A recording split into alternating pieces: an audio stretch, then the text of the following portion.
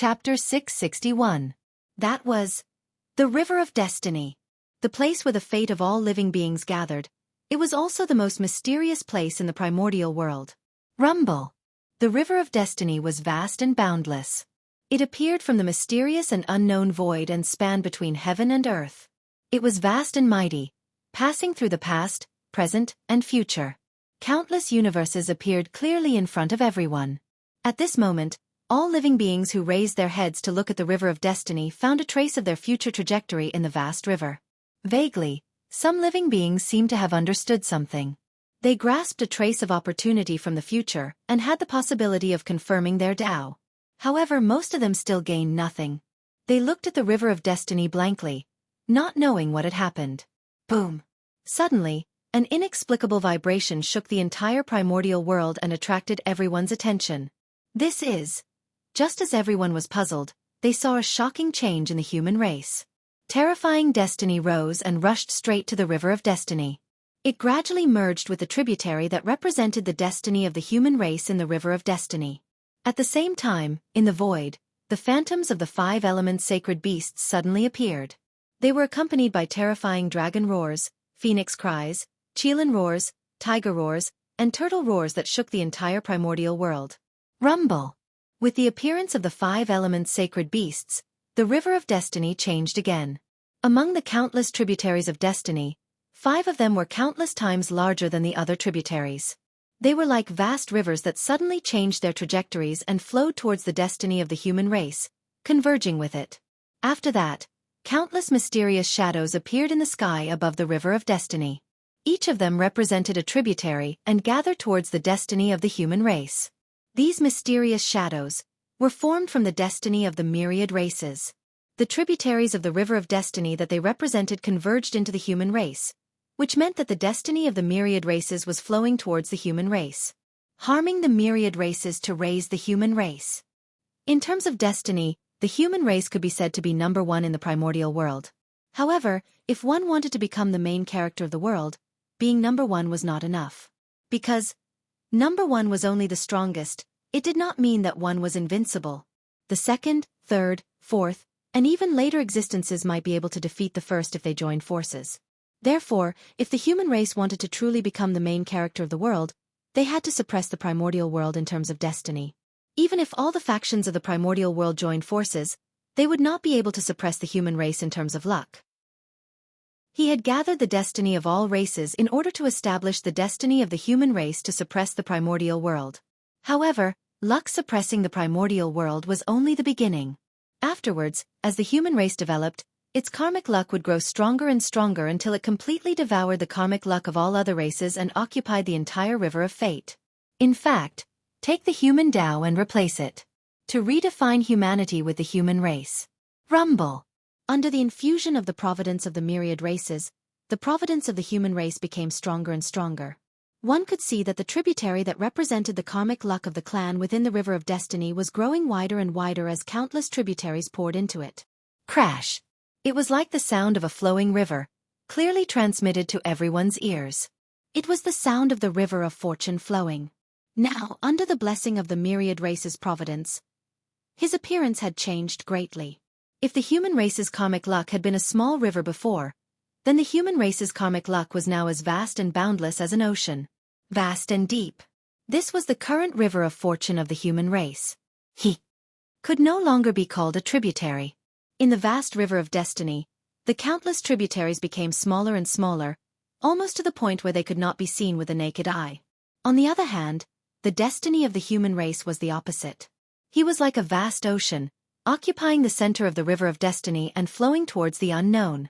The river was so vast that it almost occupied more than half of the River of Destiny, squeezing the living space of the other tributaries of destiny. And in the process of flowing, some smaller tributaries of the River of Destiny began to slowly merge into it under the summoning of an inexplicable force, becoming a part of the River of Destiny of the human race. Boom! The River of Destiny was so vast that it could be said to be boundless, and the destiny of the human race could occupy half of it. From this, it could be seen that the destiny of the human race had far surpassed that of the Magi and demon race at their peak. Even the celestial sect of wonders could not be compared to it. And this was the protagonist of heaven and earth. Not only was he number one, but he also used the power of a single race to monopolize more than half of the primordial world's destiny, completely eliminating the possibility of others surpassing him. Otherwise, he could not be called the protagonist of heaven and earth. The protagonist of heaven and earth. He was the protagonist of the primordial world, his glory illuminating the entire primordial world, and he was unparalleled. If his glory was overshadowed by others, how could he still be called the protagonist? Boom! Just as the destiny of the human race reached its peak, suddenly, a supreme pressure spread out from the river of destiny. The strength of that power caused the entire primordial world to tremble. Then, a resplendent Tao light erupted, even more dazzling than the sun, illuminating the boundless universe and countless spacetime. That was Xianxia, the symbol of the human race's destiny. He appeared, rose slowly from the river of destiny. His glory was so resplendent. Even the sun and moon could not compare. Boom, boom, boom. The moment Xianxia appeared, the destiny of the human race suddenly began to shake violently, and released a mysterious power that spread throughout the entire human race in an instant. And under the influence of this power, all kinds of mysterious insights arose in the hearts of many human experts. At this moment, their understanding of the great Tao had deepened, and they had a deep understanding of things that they did not understand before. Their realms were increasing. Almost as if they were blessed, all the human experts chose to break through at this moment. Boom, boom, boom! Powerful auras rose from the human race and brazenly collided with the river of destiny, causing it to shake non-stop. Then, specks of light that looked like stars rose from the river of fate and disappeared into the void. This was someone was proving the Tao, transcending from the river of destiny. Boom! Dozens of powerful auras rose from the human territory, vast and mighty, filling the entire primordial world. That powerful pressure made all living beings feel reverence from the bottom of their hearts. Jianghu. Someone in the human race had become a Jianghu. And it was not just one, but a total of 36. At the moment when the human race became the protagonist of the world, under the surge of destiny, it actually gave birth to a total of 36 Jianghu for the human race. 36 Jianghu. Although it was far from being comparable to the magi and demons at their peak, it was indeed the number one in the primordial world. There was no other race with such a foundation. Moreover, the 36 Jianghu were only the beginning. Under the infusion of the human race's destiny, even more human experts fell into Tao enlightenment. It would not be long before more Jianghu were born in the human race. At the very least, it would not be much less than before. And this was under the restrictions of the world. If the heavenly Tao was willing to let go of the restrictions, just the infusion of destiny just now would be able to give birth to no less than 100 Jianghu for the human race. But unfortunately, the world had changed. The cultivation environment of the ancient times was no longer there. The current primordial world had completely become the postnatal era. The laws of heaven and earth seemed to be covered with a layer of gauze, becoming hazy and difficult to comprehend. It was more than 100 times more difficult than in the ancient times. In addition to the other restrictions, if the living beings wanted to become Jianghu, it could be said to be thousands or tens of thousands of times more difficult than ancient cultivators. It could even be said that if the living beings wanted to become Jianghu, the difficulty was exactly the same as the difficulty of the ancient cultivators to become quasi-saints. From this it could be seen the difficulty of the living beings to attain the Tao. In other words, it was almost impossible for the living beings to attain the realm of Jianghu through normal means. This was a restriction of the heavenly Tao on all living beings. There were too many Jianghu in the primordial world, but the world did not need so many Jianghu. Therefore, the heavenly Tao placed a restriction on the world, increasing the difficulty of attaining the Tao.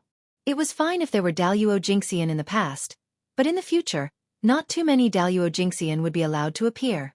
This could be considered a punishment of the heavenly Tao for cultivators. The reason why cultivators were getting worse with each generation was not only because the cultivation environment was getting worse, but also because the heavenly Tao was deliberately restricting them. Even under such circumstances, the destiny of the human race could still give birth to 36 Jianghu for the human race. It could be seen how powerful the destiny of the human race was. And the strength of the destiny of the human race was not only shown under the Jianghu, there were more Tai Jingxian and golden immortals breaking through.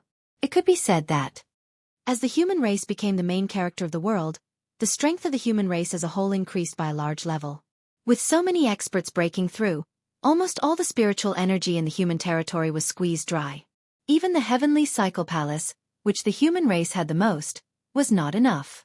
If the human race's destiny was not strong enough to directly draw innate spiritual energy from the heavenly realm, the spiritual energy in the human territory would not be enough to support the breakthrough of so many experts. After this, the only shortcoming of the human race has been completely fixed. In the heavenly court, the South Pole Emperor quietly watched the changes of the human race, his heart filled with joy. The sudden change really brought him a huge surprise. One had to know that although the human race was strong in the past, it was obviously abnormal. There were many low-level cultivators, and they could be said to be the most powerful in the primordial world. Excluding Feng Zichen, there were also the 3 sovereigns and 5 emperors, these 8 supreme experts. However, there were really too few middle-level and high-level cultivators. Daluo Jingxian was only in his 30s, obviously not worthy of the identity of the main character of the world. However, under the infusion of destiny, the strength of the human race suddenly increased to a level that was enough to match the identity of the main character of the world. In Feng Zichen's eyes, the strength of the human race was still far from being comparable to the shamans and demons at their peak. However, in the current primordial world it was enough. They deserved to be number 1. Even if the 4 great sage orthodoxies attacked together, they were far from being a match for the human race. It could be said that under the infusion of destiny, the changes of the human race in this short period of time were comparable to the changes of the human race's normal development for tens of millions of years. This change. Who would it be? Who would be unhappy? Not to mention Feng Zichen. The human race's destiny skyrocketed, and even the 3 sovereigns and 5 emperors who were cultivating in the Fire Cloud Cave received some benefits, and their strength increased to varying degrees. Even Nuwa, who was far away in the chaos outside the heavens, was also affected, and her strength suddenly increased by a large margin. However, for them, the improvement of their strength was secondary. The main thing was that with the improvement of their destiny, their understanding of the Tao had become deeper. Especially for Fuxi, the improvement of his destiny was even more significant. With the blessing of the human race's destiny, he, who already had a deep foundation, truly saw the possibility of attaining the Tao. It was estimated that it would not be long before he could take that crucial step and cultivate into the primordial Daluo Jingxian. This kind of power was not the power brought by the quasi-saint karmic rank, but the power that truly belonged to him. The primordial Daluo Jingxian. The karmic rank only brought him the power comparable to the primordial Daluo Jingxian, but it did not deprive him of the possibility of continuing to improve. The two did not conflict. On the contrary, the two complemented each other. Karmic rank was the authority of the primordial world. Having a karmic rank. It was like the authorities were giving you a cheat. With the blessing of the karmic rank, the cultivation speed would be faster. Similarly, the stronger one was, the more perfect the power brought by the karmic rank could be. It was true that the power of the karmic rank was very strong, but this did not mean that the person with the karmic rank was weak. In other words, even the current 6 sages, even if they had suddenly lost their sage karmic rank, they were still the supreme masters who suppressed the primordial world. This was because they had already cultivated into the realm of the primordial Daluo Jingxian with the blessing of the sage karmic rank. The 6th heaven of the sage was the 6th heaven of the primordial chaos. In terms of the essence of the realm, there was no difference between the two. The only difference was that the former could control the power of the way of heaven, while the latter could not. As the supreme masters of the human race, the 3 sovereigns, 5 emperors, and Nuwa had all benefited. In terms of contribution to the human race, Feng Zichen, who was also the North Star Emperor, would naturally benefit more than them. Boom! On the North Star. An invisible force descended with a loud rumble. It ignored all the restrictions and formations and directly blasted on the light cocoon formed by the North Star Emperor in the North Star Palace. The North Star Emperor, who was at the critical moment of transformation and was only half a step away, directly took the last step with the help of this force and completed the final transformation. Bang! There was a shocking explosion, and the light cocoon formed by the North Star Emperor shattered and turned into light spots that filled the sky and disappeared.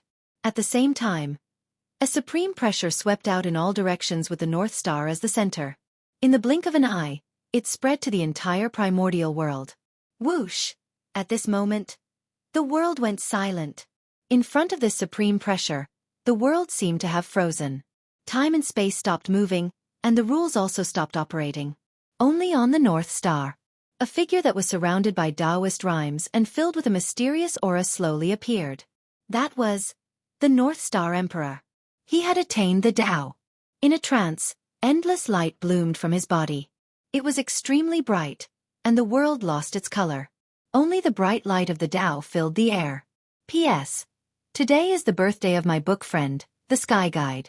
I would like to say to him, Happy birthday. I hope he can see it.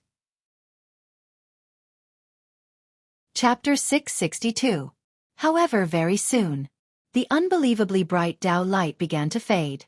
Like flowing water, the Tao light that shrouded the entire eldritch universe vanished in the blink of an eye and gathered behind the North Star Emperor. After a series of distortions, the bright Tao light gradually dimmed, and endless mysterious runes appeared.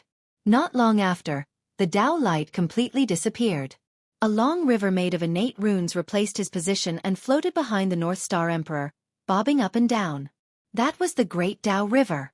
It was formed by the North Star Emperor's Great Tao and was more than 3,000 miles long. It represented the North Star Emperor's third heaven of primordial chaos. That's right, it was the third heaven. With the help of the postnatal providence, the North Star Emperor's position, and the human race's providence, the North Star Emperor broke through to the third heaven of primordial chaos. That was the benefit of having a comic rank. It was fine if he did not break through, but once he did, he would break through to the next realm. Ordinary people could not be envious. Rumble. The Great Tao River was vast and mighty. It was only 3,000 miles long, but it gave people a feeling that it was incomparably huge. It was like a bridge of heaven and earth that pierced through the entire world and emanated endless majesty. Splash. Suddenly, the Great Tao River moved. Endless innate runes flowed like flowing water and made splashing sounds, breaking the peace of heaven and earth. Then, as if something was broken, heaven and earth resumed its flow.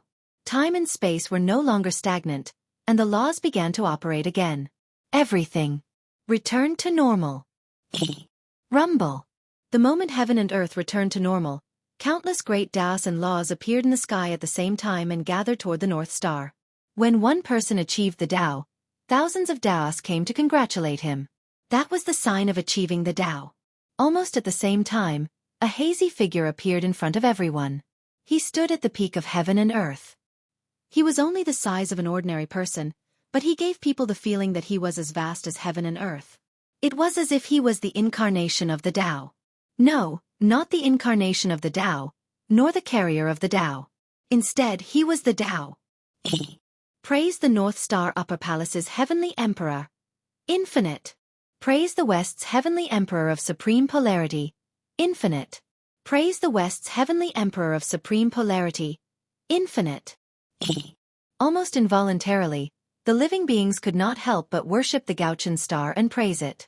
After that, not long after all the living beings bowed, the phenomenon of flowers falling from the sky and golden lotuses surging from the ground suddenly appeared in the heavens and the earth, and boundless auspicious aura suffused the air.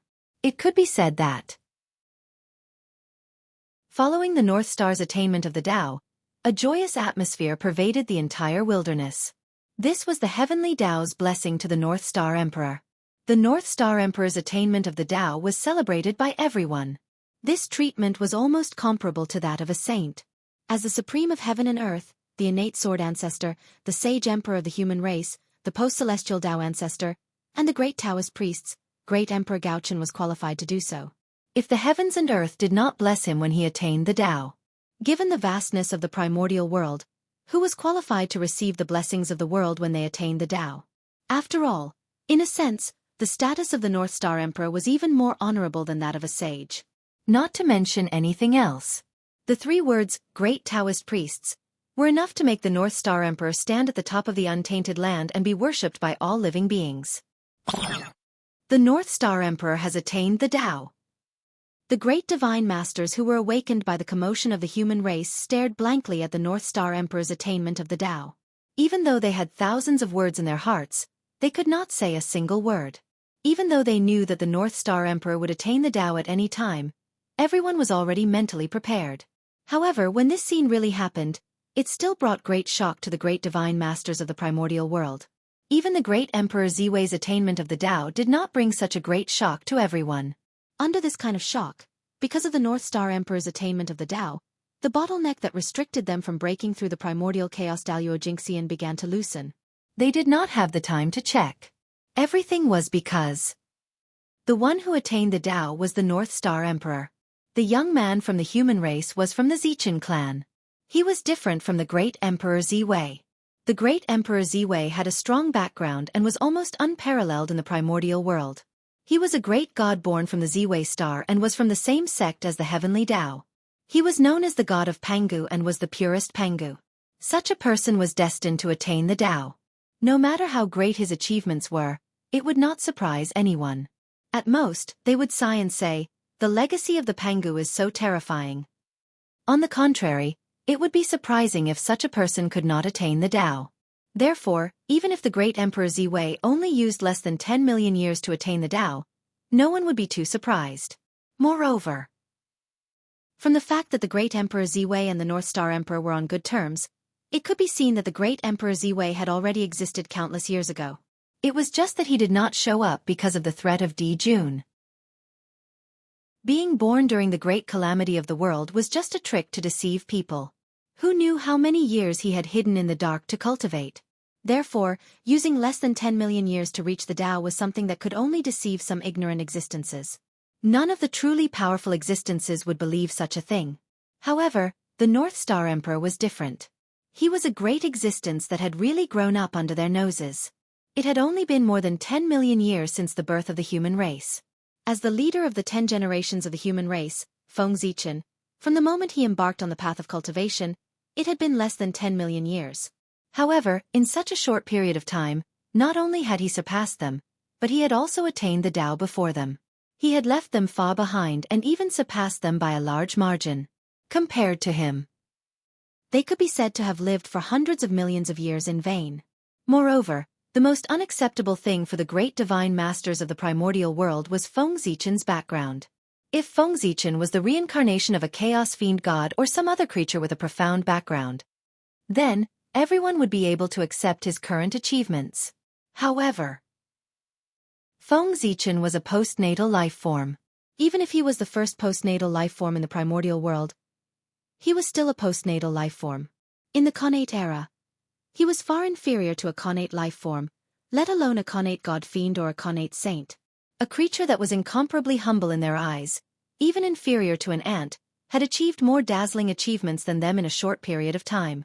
In front of Feng Zichen, the great divine masters, who had always thought that they were not weaker than others, felt that they were inferior to him for the first time.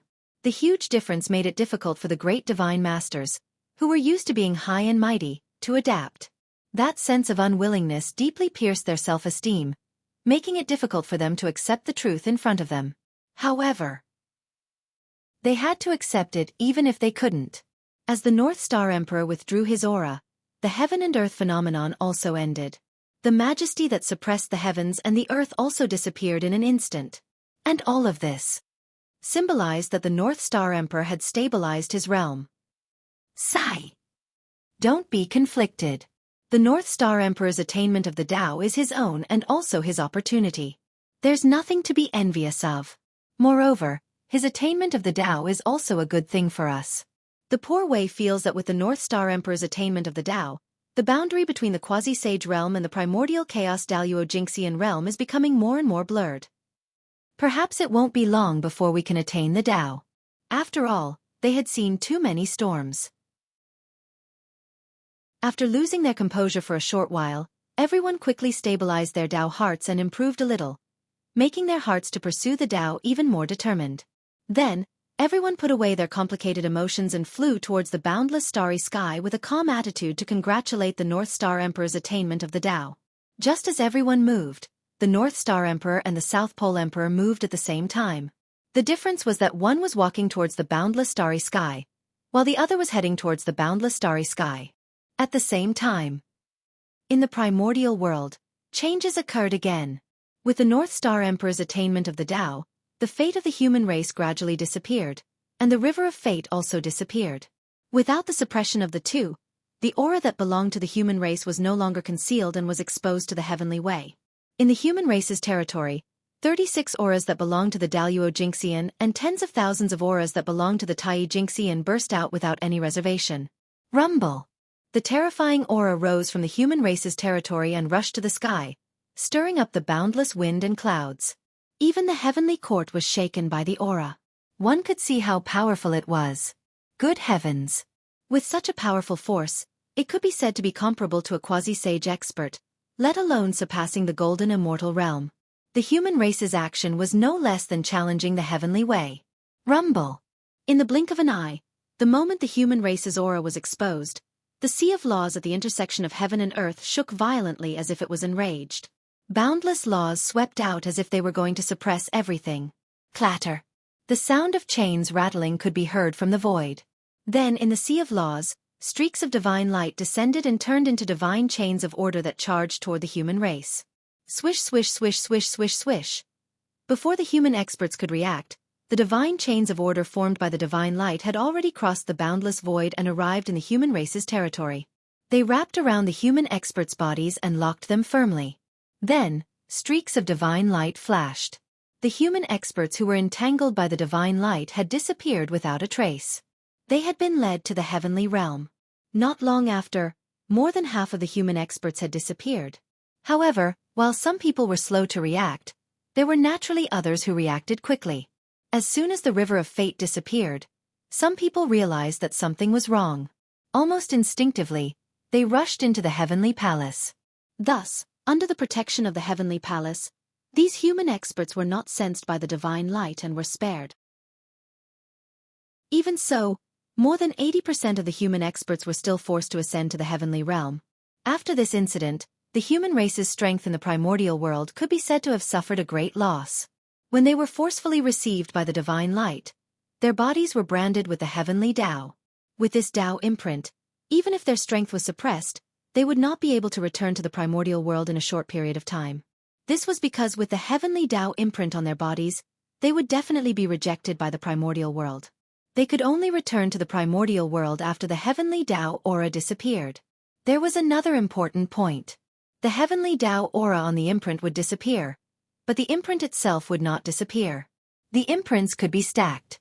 The more imprints one had, the harder it would be to get close to the primordial world. At the same time, when the imprints accumulated to a certain number, it would attract a heavenly tribulation or even a heavenly punishment. This was a method used by the heavenly Tao to counter cultivators. It was to prevent cultivators from frequently exposing their strength in the primordial world. If they wanted to erupt once and leave, they could come back later. That was impossible.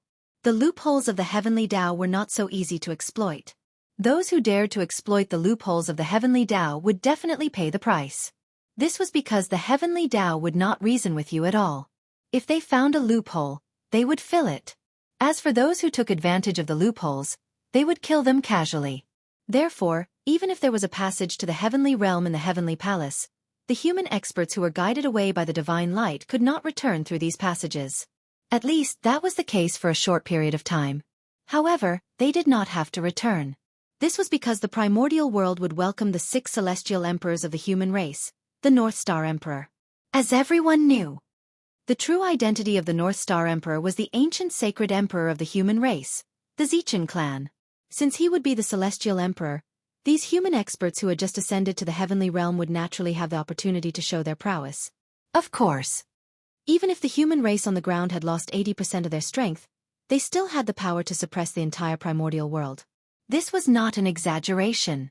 The current human race was more than 10 times stronger than before. It was not an exaggeration to say that it was 100 times or 1,000 times stronger. With such strength, even if they had lost 80% of their strength, they were still stronger than before. Since that was the case, it did not make sense that the weak human race in the past could suppress the primordial world, but now the stronger human race could not do so. Good. Very good. The current human race finally has a trace of the shadow of the primordial world's great race. In the chaos outside the heavens, Feng Zichen sensed the changes in the human race, and he could not help but feel happy. Of course, he dared to show such a performance because he was not afraid that the 3 pure ones and the others would discover his relationship with the human race. That was because the North Star Emperor had achieved the Tao. As a good friend of the North Star Emperor, he would naturally be very happy to see his good friend achieve the Tao. On this point, no one could find fault with it. Unlike Feng Zichen's joy, the three Pure Ones' faces were completely dark. As for Zhuan Ti and the other two, they were watching from the side. This time, the human race had prospered. Because of the connate ferocious beasts, the chaos of the demon sect, and the disaster of the chaos fiend god, most of the three Pure Ones' plans had failed. Especially the heavenly lord of primordial beginning. It could be said that he had suffered a great loss. No, it should be said that he had lost everything. Although the Grand Pure One and the Grand Master of Heaven had suffered some losses, they had each obtained the position of the Imperial Preceptor. As for the Heavenly Lord of Primordial Beginning, not only did they not get anything, but they also lost a lot. Back in the Purple Cloud Palace, everyone had already agreed to give the position of the Imperial Preceptor to the three sections. Chapter 663. As for why it was 3 sects and not 4? That was naturally because everyone followed the usual practice and excluded the Western sect. The matter in the East. How could he allow the Western barbarians to interfere? After the 3 sects obtained the position of the teacher of the 3 emperors, the Grand Pure One personally descended to the mortal world to teach the emperor of the human race, Fuxi. Although the identity of the emperor was noble, the Grand Pure One was the heavenly Tao saint. He was the spokesperson of the heavenly Tao in the primordial world. With such a status, he was definitely qualified to become the Sky Emperor's master. After Heavenly Emperor Fuxi, it was Earthly Emperor Xianxia. However, at that moment, in order to protect the primordial world, all the saints had left the primordial world and headed to the chaos outside the heavens. Since the prime of Tong Tian was not around, Xianqing took the Earthly Emperor as his disciple. Although the Earthly Sovereign's status was much higher than Xianqing's, the Earthly Sovereign's status was much higher. Moreover, Xianqing was far from being comparable to the Grand Pure One. But in the end, the Earthly Sovereign was also a human. On the other hand, Xianqing was the immortal master of the human race. He was the teacher of all the immortals of the human race and was worshipped by the entire human race. Therefore, as long as the Emperor of Earth was still a human, he would have to call Xianqing teacher. With this identity, Xianqing was naturally qualified to be the teacher of the Earthly Sovereign. Ren School had the Grand Pure One and Jie School had the 9 Heavens Immortal Venerables. However, Chan School had nothing. Although the 12 Golden Immortals all had extraordinary backgrounds, their achievements were extremely limited. He hadn't even touched the threshold of Daluo Jingxian, let alone become the teacher of Ren Huang. Furthermore, due to Fuxi and Xianxia's exceedingly outstanding performance, the position of the Ren Huang changed. He went from the ruler of a race to the ruler of all races. Therefore, the Ren Huang became even more honorable. In that case, with the cultivation of the 12 golden immortals of the Chan school who were not as strong as Daluo Jingxian, how could they be qualified to be the human emperor's teacher? Wasn't he afraid of being devoured by the qi of heaven and earth and falling into the cycle of reincarnation? He knew that he was not qualified. Even if the disciples of Chan school were unwilling, they had no choice but to change. He changed his plan from becoming the teacher of the human emperor to helping the human emperor unify the primordial world. In this way, although the merit points obtained would be less, at least he would not return empty-handed. After all, no matter what, this was an opportunity that the 3 pristine ones fought so hard for. They cannot waste it. If he could get a little more, he would get a little more. Unfortunately, the 12 golden immortals of Chan school had a good idea, but they had overestimated their strength. In the battle between Shen Yuan and Qi Yu, not only did they not gain any benefits, but they were also caught in the tribulation. If Taoist Randeng had not taken action in time, they would have died in the tribulation and turned into ashes. After a great battle, not only did he not reap any benefits, he almost lost his disciple. How could the primordial Lord of Heaven not be angry? And this was not what angered him the most. What infuriated him the most was that because of the tribulation aura, the disciples of the Chan school had to go through the tribulation in the future to erase the tribulation aura on their bodies. Otherwise, he would have to go through the cycle of reincarnation. It was already good enough that the Heavenly Lord of Primordial Beginning did not fly into a rage on the spot when such a great opportunity was ruined. In short, the matter of the Imperial Tuta. The primeval Lord of Heaven had suffered a great loss. After the 3 sovereigns were the 5 emperors. Since the 3 imperial tutors belonged to the 3 pure ones, then the imperial tutors of the 5 emperors belonged to them as well. However, the 3 sovereigns were too strong. With the strength of the 3 of them, they stirred up the boundless momentum and forcefully raised the position of the human emperor, causing the position of the 5 emperors to change. Once they succeeded to the throne, they would be the master of all races. With such an identity, the remaining disciples of the 3 sects were not qualified to be their teachers. If they forced it, they would only end up being devoured by luck. Just like that, the 3 pure ones' plan for the human race was broken in an unexpected way. The failure of the imperial tutors' plan undoubtedly had a huge impact on the 3 pure ones, because this caused their subsequent plans for the human race to be unable to be carried out. The reason why the 3 pure ones valued the position of the imperial tutor so much was not because of the merit. How much merit was there? How could it move the 3 pure ones, who had the merit of opening the heavens? What really moved them was the destiny of the human race. After grasping the position of the imperial tutor, they could use this as a foundation to slowly erode the destiny of the human race. Without the position of the imperial tutor, the 3 pure ones would lose a method to erode the destiny of the human race. In this way, how could their faces not turn black? As for receiving Xianxia, no matter how high the destiny of the human race was, it would have nothing to do with them. No, it was not completely unrelated. After all, there was an irreconcilable blood feud between the two. If the destiny of the human race was too strong, it would not be a good thing for receiving Xianxia. In the future, he still needed to find an opportunity to weaken the strength of the human race. Otherwise, if the human race was too strong, they would attack the Western sect instead. In the chaos outside the sky, unlike the 3 pure ones' gloomy expressions, the joy on Yua's face was almost undisguised. She was too happy. No matter how much she fantasized, she would never have thought that the postnatal race that was created to achieve the Tao. Today, she had achieved something that even the magi and demons had not done at their peak and become the main character of the primordial world. That was the main character of the world, a powerful race that controlled half of the destiny of the primordial world. Although the destiny of the human race was not completely controlled by Nuwa, as the creator of the human race, as long as the human race was not destroyed, she would always control a portion of the destiny of the human race. This was a unique benefit of the creator of the human race. Others could not envy it. This portion of destiny was between 10% and 20%. The remaining destiny of the human race was more complicated. Because of the immortal Tao, the celestial sect of wonders controlled 20% to 30% of the destiny of the human race. The immortal Tao was the foundation of the celestial sect of wonders. Later on, it expanded into the Tao of alchemy, the Tao of refining, and several other cultivation paths. As long as there were people in the human race who cultivated these great Taos, a portion of the destiny of the human race would definitely flow into the celestial sect of wonders. This was something that could not be helped. To be honest, the reason why the celestial sect of wonders could dominate the primordial world was that the immortal Tao had become the mainstream of the primordial world's cultivation. The immortal Tao was the foundation of the celestial sect of wonders. In a sense, anyone who cultivated the immortal Tao was a member of the celestial sect of wonders. The power of the celestial sect of wonders could be seen from this. The destiny of the human race that belonged to the celestial sect of wonders was not unique to the 3 pure ones, but shared by the disciples of the celestial sect of wonders. However, the 3 pure ones made up the majority, about 90% of them.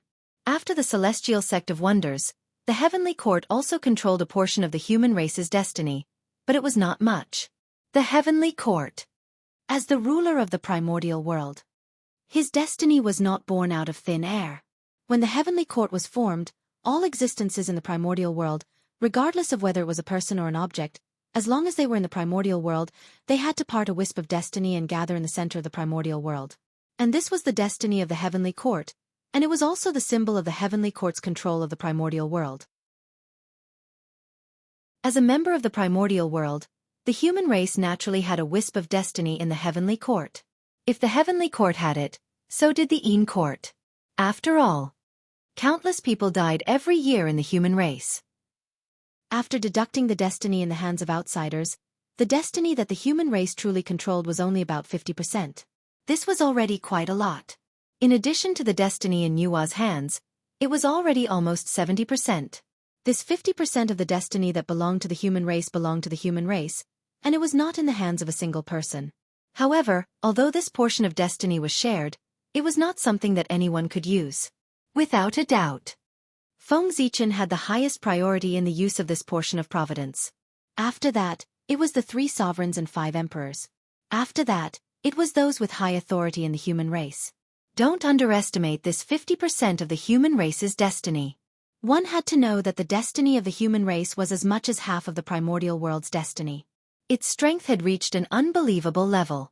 Even a saint would not dare to say that he could contend with it. Even if it was only 50%, if it could be completely concentrated on a single person, it could create an existence that was comparable to a saint out of thin air. However, it was a pity that unless it was a last resort, the destiny of the human race would not all gather on a single person. After all, the destiny of the human race was not all on a single person. 50% of the destiny is not much, but it is not little either. However, for the human race it is already the bottom line. It can't be less. If it is less than 50%, the human race will be in danger of losing its dominance. In the chaos outside the sky, Feng Zichen thought to himself. The human race only controlled 50% of the destiny. This was an extremely dangerous signal for him. One had to know that destiny was not unchanging. If someone controlled more than 50% of the destiny of the human race, then if this person wanted to do something to the human race, Feng Zichen would not be able to stop him at all. Therefore, 50% of the destiny was Feng Zichen's bottom line. However, this was far from enough. He still needed more. Only when more of the destiny of the human race was in the hands of the human race could the human race truly control their own destiny and not become someone else's puppet. 50% of the destiny of the human race outside, other than the 10% of the destiny of the Nuwa that could not be changed, the rest of the destiny was Feng Zichen's goal. Destiny was not unchanging. External factors had a great impact on it. If the immortal path's influence in the human race was weak, then correspondingly, the destiny of the human race that it controlled would be reduced. At present, Feng Zichen's primary goal was to suppress the immortal path and weaken the influence of the 3 pure ones on the human race. And on this point, the North Star Emperor was already planning. Looking from the chaos outside the sky back to the primitive land. At this moment, with Emperor Shun's abdication, everyone elected you as the leader of the human race to rule the primitive land. However, due to the end of the Emperor's destiny of the human race, you was only respected as King Yu, not Emperor Yu. However, even though the Emperor's destiny of the human race had ended, the Emperor's aura of the human race did not weaken at all. It still existed in the form of a 9-clawed divine dragon, hovering above the ancestral land of the human race, emitting endless majesty that deterred all races. Perhaps, with the support of such a strong Emperor's aura, it would produce an Emperor's purple aura for the human race. It was not impossible for King Yu to take another step forward and become one of the 9 great emperors of the human race. What a strong Emperor's aura! Perhaps, this is where Yu's opportunity lies. With this, he can take another step forward and become a great emperor. If this is really the case, the destiny of the human race will definitely be stronger. In the heaven, the North Star Emperor could not help but exclaim when he saw the scene in the ancestral land of the human race. Such a strong emperor's aura could be said to be the foundation of becoming an emperor. As long as the human race could develop steadily in the coming days without any major issues, the matter of you becoming the Mother King Human King was basically set in stone. However, things would obviously not go so smoothly. That was because Heaven's Way had decided for the human race to prosper and there were only 8 great emperors, the 3 sovereigns and 5 emperors. The extra one was obviously not within Heaven's Way's plan. This was going against Heaven's Way. There would definitely be countless tribulations accompanying it to cut off the possibility of the 9th great emperor appearing in the human race. The peace in the primitive land would not be maintained for long. That was because Heaven's Way had not noticed the signs of King Yu becoming an emperor. Therefore, the primitive land could continue to maintain its peace. However, once Heaven's Way noticed that something was wrong, endless tribulations would definitely follow and descend upon the primitive land to destroy King Yu's foundation of becoming an emperor. Heaven's Way. Then let's have a fight and see whose methods are better. Emperor Gaochen thought silently as he thought about the possible tribulations in the future. He had already expected the tribulations that King Yu would face when he became an emperor. After all, the birth of a great emperor was never simple. The birth of every great emperor would be accompanied by endless blood and fire. Feng Zichen was not afraid of going against heaven's way. That was because he was very familiar with going against heaven's way. After all, he had done it many times. That's right, the current North Star Emperor was already a heavenly emperor. Not long after he attained Tao, the great emperor of the South Pole gave him the position of heavenly emperor. Emperor Yu's matter is not urgent. The most important thing now is the immortal Tao. After putting Yu's matter aside, Gaochen could not help but feel a headache when he thought about the immortal Tao in the primitive land and the decline of the Tao of God Fiends. As the postnatal era completely descended, what Feng Zichen was worried about finally happened. The Tao of God Fiends gradually declined, and the immortal Tao that was suppressed by it gradually recovered. Regarding this, Feng Zichen was also helpless. The cultivation of the Tao of God Fiends really consumed too many resources. The current environment could not support the cultivation of this Tao at all. There was no possibility of taking another step forward. Who would be foolish enough to persist?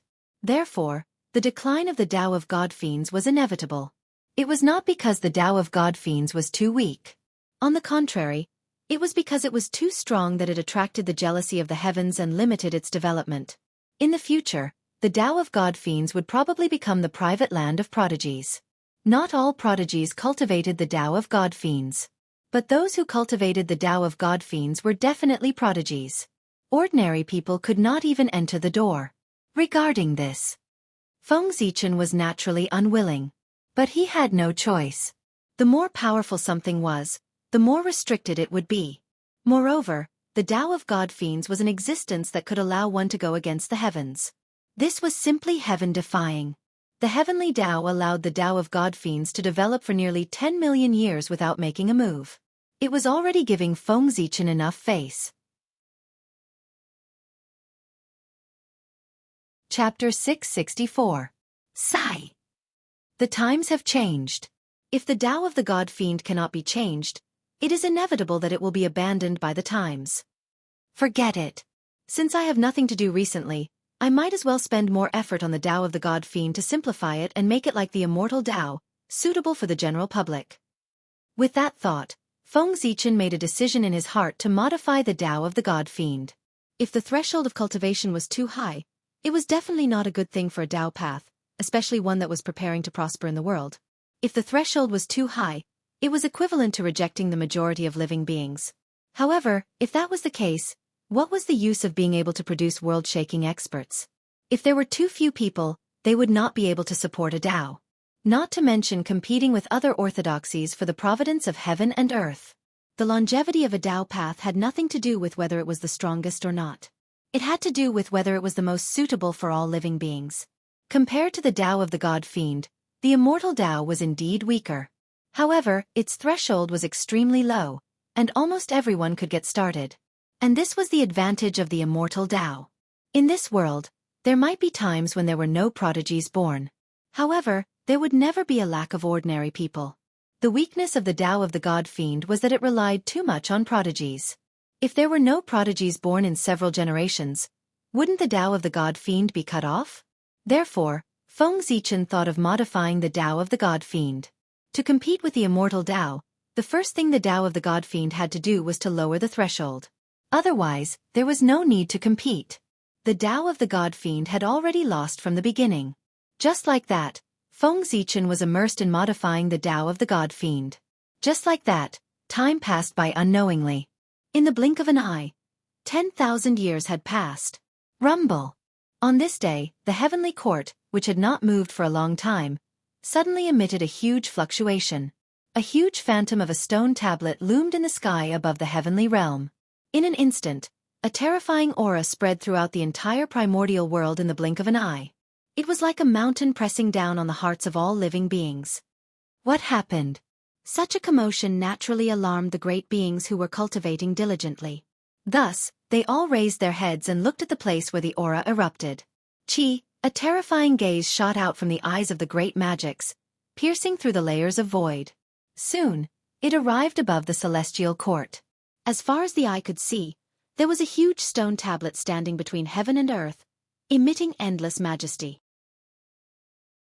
The body of the stone tablet was engraved with mysterious runes, as though they recorded the most noble truth of the world. Endless Taoist rhymes swirled around them, making them look exceptionally mysterious. When facing such a profound stone tablet, if an ordinary person were to take a single glance at it, the person would probably be unable to help but be immersed in it and disregard everything to comprehend the grand Tao profundities within it. However, the great masters from the celestial sect of wonders were different.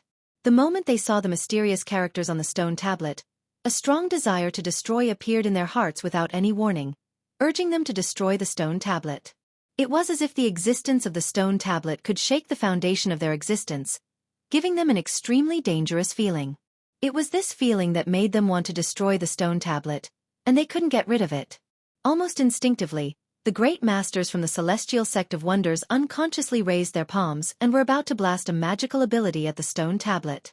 However, at this moment, a loud roar suddenly sounded between heaven and earth. It was like thunder exploding in everyone's ears, waking them up. Then, endless golden light descended from the sky and surged crazily toward the stone tablet. That was the golden light of merit. What is the origin of that stone tablet? Why did the poor Wei have the idea of destroying it just by looking at it? At this moment, the great masters of the celestial sect of wonders who had regained their senses looked at the stone tablet with bewilderment. They had no idea why such a situation had happened. If these great masters were only panicking, then the one in the purple cloud palace was already so shocked that he was speechless. The moment the stone tablet appeared, Tao ancestor Hong Jun, who was comprehending the heavenly Tao in the purple cloud palace, suddenly felt a wave of palpitations and directly withdrew from his enlightenment.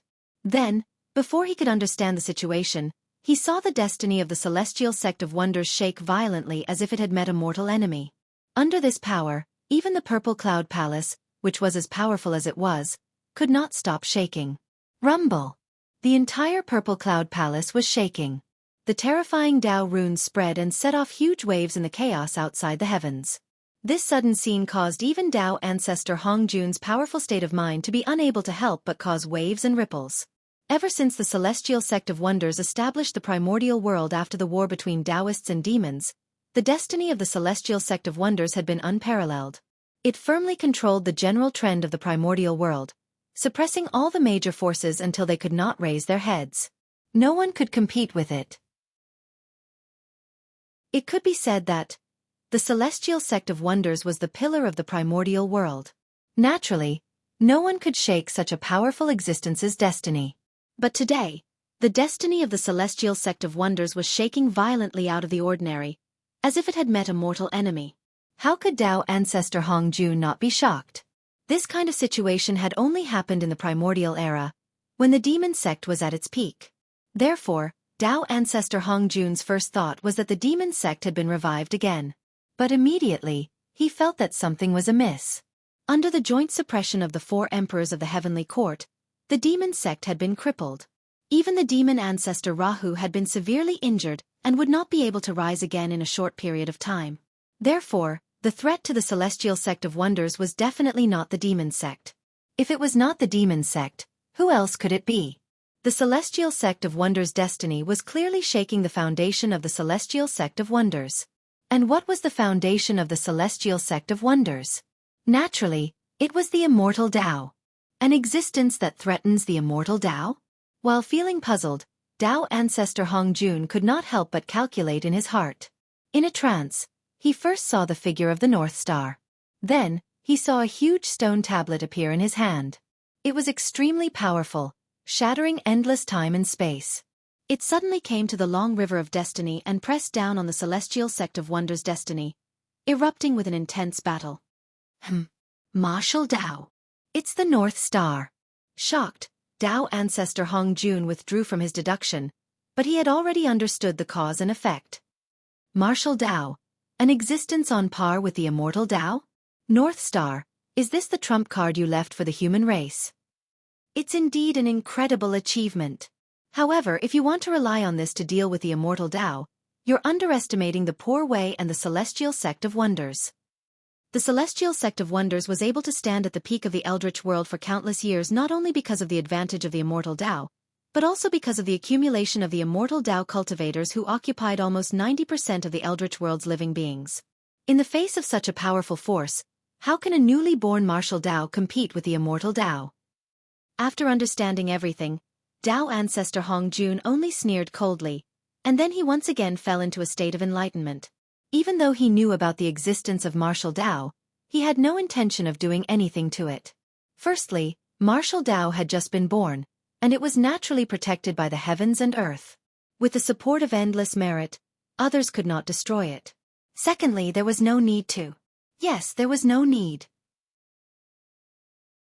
Just as Dao ancestor Hongjun had said earlier, martial Dao had just been born and did not have the capital to compete with the immortal Dao.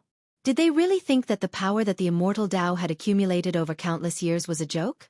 It could be said that, as time passed, the immortal Dao had long penetrated into every corner of the world and became an indelible part of it. In the Eldritch world, almost 90% of the living beings had chosen to cultivate the immortal Dao. This power, just thinking about it, was terrifying. Back then, the reason why the demonic Dao could compete with the immortal Dao was only because everyone was on the same starting line. And now, the celestial sect of wonders had long reached the end, but the martial Dao had just started from the beginning. With such a huge gap, how could the two compete?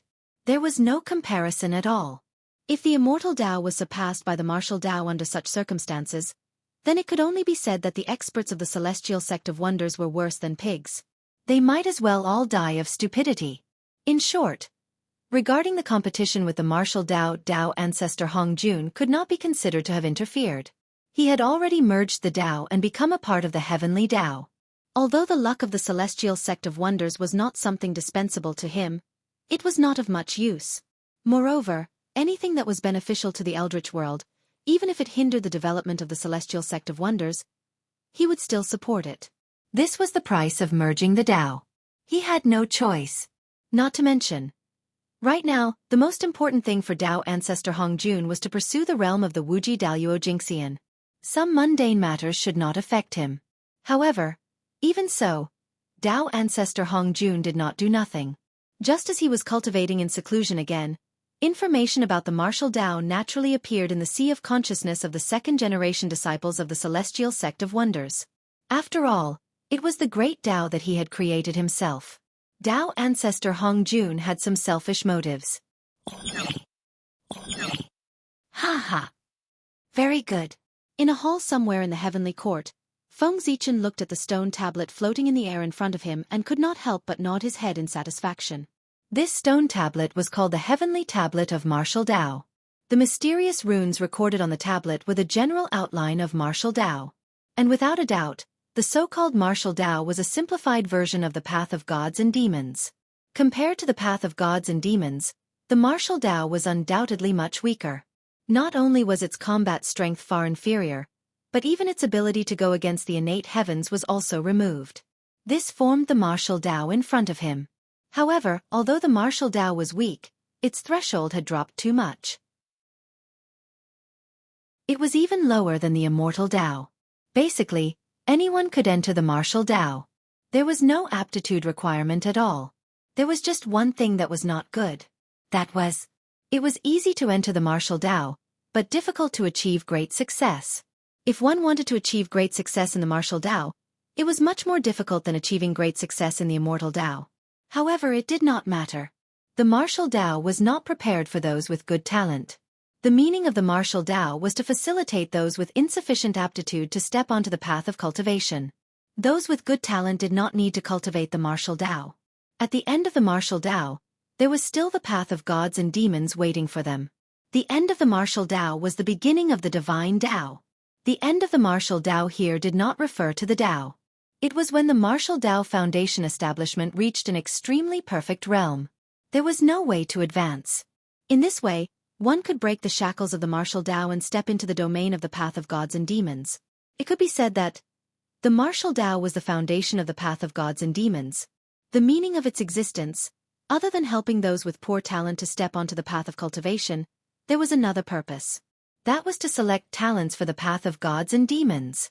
Only those with the most outstanding performance when the martial Dao foundation establishment could step onto the path of gods and demons. Although the path of gods and demons and the martial Dao were two different great Daos, in fact they were the same great Dao. The difference was, one walked the elite path, the other walked the popular path. The path of gods and demons was Feng Zichen's painstaking effort. How could he give up so easily? Naturally, he had to think of a way to preserve it completely. Even if there was the martial Tao, he could not cut off the inheritance of the path of gods and demons. Therefore, he had just thought of this way to have the best of both worlds.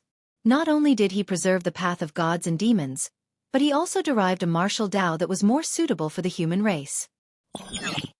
The heavenly steel of martial Tao, go! In the heavenly court, Feng Zichen raised his arm slightly and pointed out. Immediately, the heavenly steel of martial Tao shook. A wave of martial Tao true will soared into the sky and pierced through the 33 heavens. Then, the heavenly steel of martial Tao broke through the void of the heavenly realm and directly passed through the sea of laws. With an incomparable aura, it crashed into the human race's ancestral temple. Rumble! At this moment, the destiny of the human race shook. Almost at the same time, the cultivation method of the martial path appeared in the minds of all the human race cultivators. In just an instant, martial Tao spread throughout the entire human race. The heavenly steel of martial Tao. It could be said that it was Feng Zichen's proud work. It was an object that preached the Tao, a divine ability, and a magic treasure. It was said that it was an object that preached the Tao because it recorded the truth of the martial Tao. It was said that it was a divine ability because in order to carry the truth of the martial Tao, Feng Zichen had changed the supreme divine ability that he had created from comprehending Mount Buzhou, the Mount Buzhou seal, and used its immortal divine power to transform into the main body of the heavenly steel of martial Tao. It could be said that, a heavenly steel of martial Tao, it was equivalent to a small Mount Buzhou. And it was Mount Buzhou that carried the true will of martial Tao. Its power could be imagined. As for calling it a magic treasure, it was because at the moment of the birth of the martial Tao, boundless merit fell from the heavens and all fell into the heavenly steel of martial Tao. Even Feng Zichen's portion was injected into it. For this, with the help of merit, the heavenly steel of martial Tao was able to turn into reality. It became a top-notch postnatal merit supreme treasure. Moreover, the limit of the heavenly steel of martial Tao was not limited to this. As an object that preached the Tao, the heavenly steel of martial Tao carried the martial Tao. For this reason, it would definitely be worshipped by the human race in the future. In this way, the heavenly steel of martial Tao would not lack incense and willpower in the future. Unlike humans, magic treasures did not have spiritual intelligence, so they did not have to worry about the hidden dangers in the incense and willpower. Therefore, with the support of the incense and willpower, even if the heavenly steel of martial Tao could not transform into a primordial treasure, however, its power would also become stronger and stronger. Sooner or later, it would reach the level of a primordial treasure. In that case, the human race would have another primordial treasure. And these would be the human race's capital to fight against the celestial sect of wonders in the future. After the birth of martial Tao, the luck of the human race has increased a lot. However, none of this is important. What's important is that with the birth of martial Tao, the human race will have the capital to fight against the immortal path. We won't become the puppets of the celestial sect of wonders. Looking at the changes in the human race, Feng Zichen's face revealed an unfathomable expression. Of course, he could also think of what Tao ancestor Hongjun could think of. But what he thought was even further than Tao ancestor Hongjun. The times were always changing. Therefore, in the primordial world, there was no cultivation path that could guarantee that they could always adapt to the times and not be abandoned by the times because they were backward. Therefore, even if it was as strong as the immortal path, there would be a day when it would be abandoned by the times. And at that time it would be the opportunity for the martial Tao. Chapter 665. If Feng Zichen remembered correctly, in the near future, due to the further deterioration of the world's environment, the immortal path that everyone could cultivate would gradually become unsuitable for everyone. There would always be a portion of people who could not enter because of their poor aptitude. And this group of people would increase as time passed. This kind of situation was inevitable in the development of the era. Even the powerful immortal path could not avoid it. But martial arts would not. The extremely low threshold made it almost impossible for martial arts to be affected by the external environment. Unless the world completely entered an era of no return. Otherwise, even in the age of chaos, martial arts would still have room to survive. And this was an advantage that the immortal path did not have, and also the hope of martial arts surpassing the immortal path. Martial arts had a lot of potential. Of course. All of this was Feng Zichen's imagination. The changes in the future were just a possibility for martial arts to surpass the immortal path, but whether or not it could really achieve this would depend on Feng Zichen's methods. After all, the Xian sect was not to be trifled with. They would not watch martial arts surpass the immortal path. Moreover, the world's environment could not continue to be bad. This was because with the formation of the god Pangu, the primeval world had the possibility of taking a step closer. In theory, the innate spirit qi should be getting denser and denser. The current situation in the primeval world was the result of the deliberate suppression of the heavenly Tao. However, there was a limit to everything. Even the powerful heavenly Tao could not always suppress the primeval world. When it reached the limit, the harder it was suppressed now, the stronger it would rebound in the future. Perhaps, it would return to the ancient primeval age in one fell swoop, or even surpass it.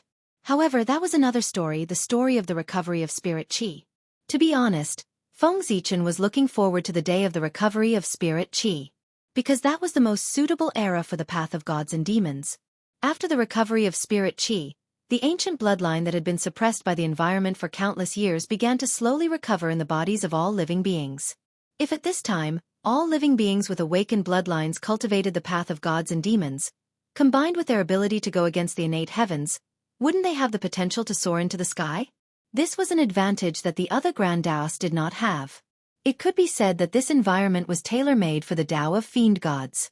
With the momentum in his body, his god-fiend Tao soared, suppressing all other great Daos. Therefore, Feng Zichen was looking forward to that day. Of course, this was all in the future. It was also a backup plan that Feng Zichen had deliberately left behind. If in the future, martial arts really lost to the immortal path, then the rise of the Tao of gods and demons would be Feng Zichen's last resort to deal with the immortal path. However, according to his original intention, he still did not think that the martial path would lose to the immortal path. Martial arts. A future enemy of the immortal Tao.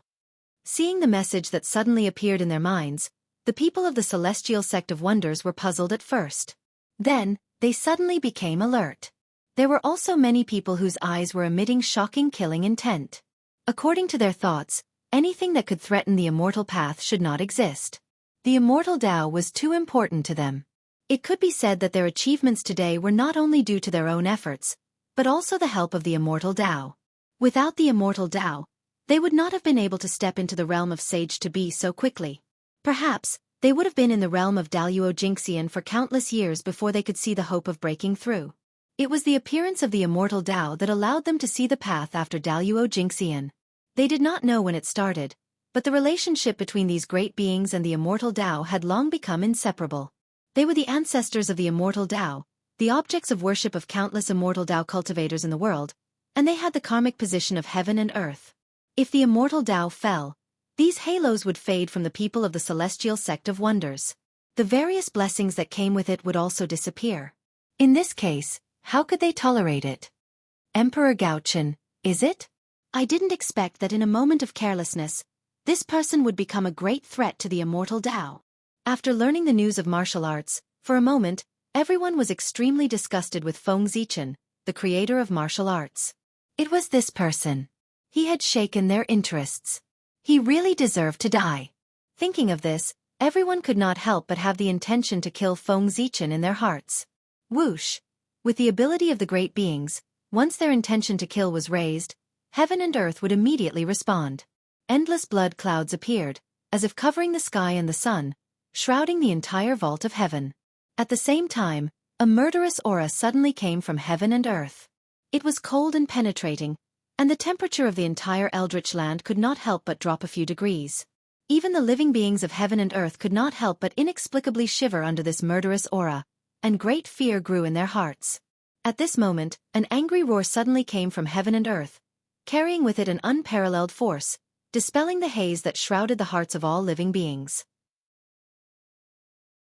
Impudent. An impudent voice came from above the celestial court, containing the fury of thunder, like the roar of the Tao, exploded in the eldritch land, and in one fell swoop, extinguishing the murderous aura of the great beings of the celestial sect of wonders. This was Feng Zichen's voice. The murderous aura of the great beings of the celestial sect of wonders could be felt by all living beings of heaven and earth, let alone Feng Zichen. It could be said that the crowd did not hide their murderous aura at all, and with an extremely arrogant attitude, they went straight to the celestial court. This was simply a provocation, and it showed that the crowd did not put Feng Zichen in their eyes at all. How could Feng Zichen tolerate such an arrogant attitude of the other party? Not to mention, he had just reached the realm of the primordial chaos Daluo Jingxian, and was looking for an opportunity to establish his power, but now someone had taken the initiative to come to his door. Almost without hesitation, he directly roared, with the unparalleled power of the primordial chaos, wanting to teach everyone a lesson. Humph! After the roar, everyone only felt that the dragon's roar was endless in their ears, oppressing their minds, and could not help but let out a muffled groan. Ha! You want to kill me with such ability? It's simply an ant trying to shake a tree, overestimating your own strength. In the celestial court, Feng Zichen seemed to have noticed everyone's performance and could not help but mock them. This was a ruthless slap to the other party's face. As for keeping the peace, that was impossible. Ever since the birth of martial arts, no matter what kind of relationship he had with the celestial sect of wonders, he had now become a great enemy that would not rest until one of them was dead. The celestial sect of wonders. They absolutely could not tolerate him. Since that was the case, why should they show mercy? Naturally, they would seize the opportunity to humiliate the other party to death. Gao Chenyu. When everyone heard that, they were really embarrassed and angry. They were embarrassed because what the other party said was the truth. He was the primordial chaos Daluo Jingxian, and his strength was far beyond theirs. Moreover, he was the current celestial emperor. If they really fought, they would definitely not be a match for him. They were angry because the other party's words were too unpleasant. It was really infuriating. Gao Chen, you've gone too far. Just as everyone was unable to get out of the embarrassing situation, a bolt of divine lightning suddenly flew from the chaos outside the heavens and blasted fiercely toward the celestial court. Tai Ching divine lightning. Feng Zichen's pupils constricted slightly, but he recognized the origin of the divine lightning in front of him. It was the supreme divine lightning of the celestial sect of wonders, the Tai Ching divine lightning. The Grand Pure Saint had made his move. That made sense. As the eldest senior brother of the celestial sect of wonders, and also the acting sect master, how could he not make a move when such a big thing happened to the celestial sect of wonders? If he really sat and watched the group of celestial sect of wonders being wantonly humiliated by Feng Zichen without doing anything, then it could be said that the celestial sect of wonders' reputation had been completely lost. How dare you, Grand Pure Saint? How dare you attack the celestial court? Even if you're a saint, you'll have to pay the price. The moment he saw the Tai Ching divine lightning, Feng Zichen's heart did not feel any fear. There was only endless anger in his heart. No matter what the Grand Pure Saint's reason was, if he dared to blast the Tai Ching divine lightning towards the celestial court, then he must pay the price. Because, what was trampled on was not only Feng Zichen's dignity, but also the dignity of the entire celestial court. There was no dignity. How could the celestial court command the eldritch world? If Feng Zichen retreated at this moment, then the celestial court would have to bow down to the saints from now on. Absolutely not. The celestial court was the orthodox of the eldritch world, and also the most powerful force in the eldritch world. Kill. Divine steel of martial arts, suppress it for me. Furious, Feng Zichen activated the Mount Buzhou mark in his body. Combining the power of martial arts, it transformed into a gigantic steel that crashed towards the Tai Ching divine lightning. Martial arts supreme skill. Divine steel of martial arts. In an instant, the image of an ancient steel appeared from the void, exuding an enormous aura that could suppress all things, holding the Tai Ching divine lightning in place. The true meaning of martial arts in the divine steel of martial arts came from Mount Buzhou. If the Tai Ching divine lightning was in its peak state, it might be able to resist a little. However, crossing the endless chaos had already consumed too much of the Tai Ching divine lightning's power. As such, the current Tai Ching divine lightning was no match for the divine steel of martial arts. Boom! The divine steel of martial arts shook, and the image of Mount Buzhou appeared vaguely, exuding a monstrous aura that suppressed the surrounding space. One could see that the Tai Ching divine lightning was unable to resist this power as it kept shrinking. In the blink of an eye, it turned into a lightning pearl and fell into the celestial court. Boom! After that attack, the remaining power of the divine steel of martial arts did not dissipate. It broke through the endless void and charged towards the chaos beyond the heavens. Humph! Daoist Tai Ching, When you return from the chaos beyond the heavens, we will settle this karma. The North Star Emperor put away the lightning pearl formed by the Tai Ching divine lightning and snorted coldly. He did not charge towards the chaos beyond the heavens. At this critical moment for the human race, it was not appropriate for him to leave the eldritch world. Otherwise, he would not let today's matter go so easily. However, the Grand Pure One's attack this time had formed a huge karma with the celestial court. Whether it was the four heavenly deities or Hao Tian, they would have to fight with him in the future to settle this karma.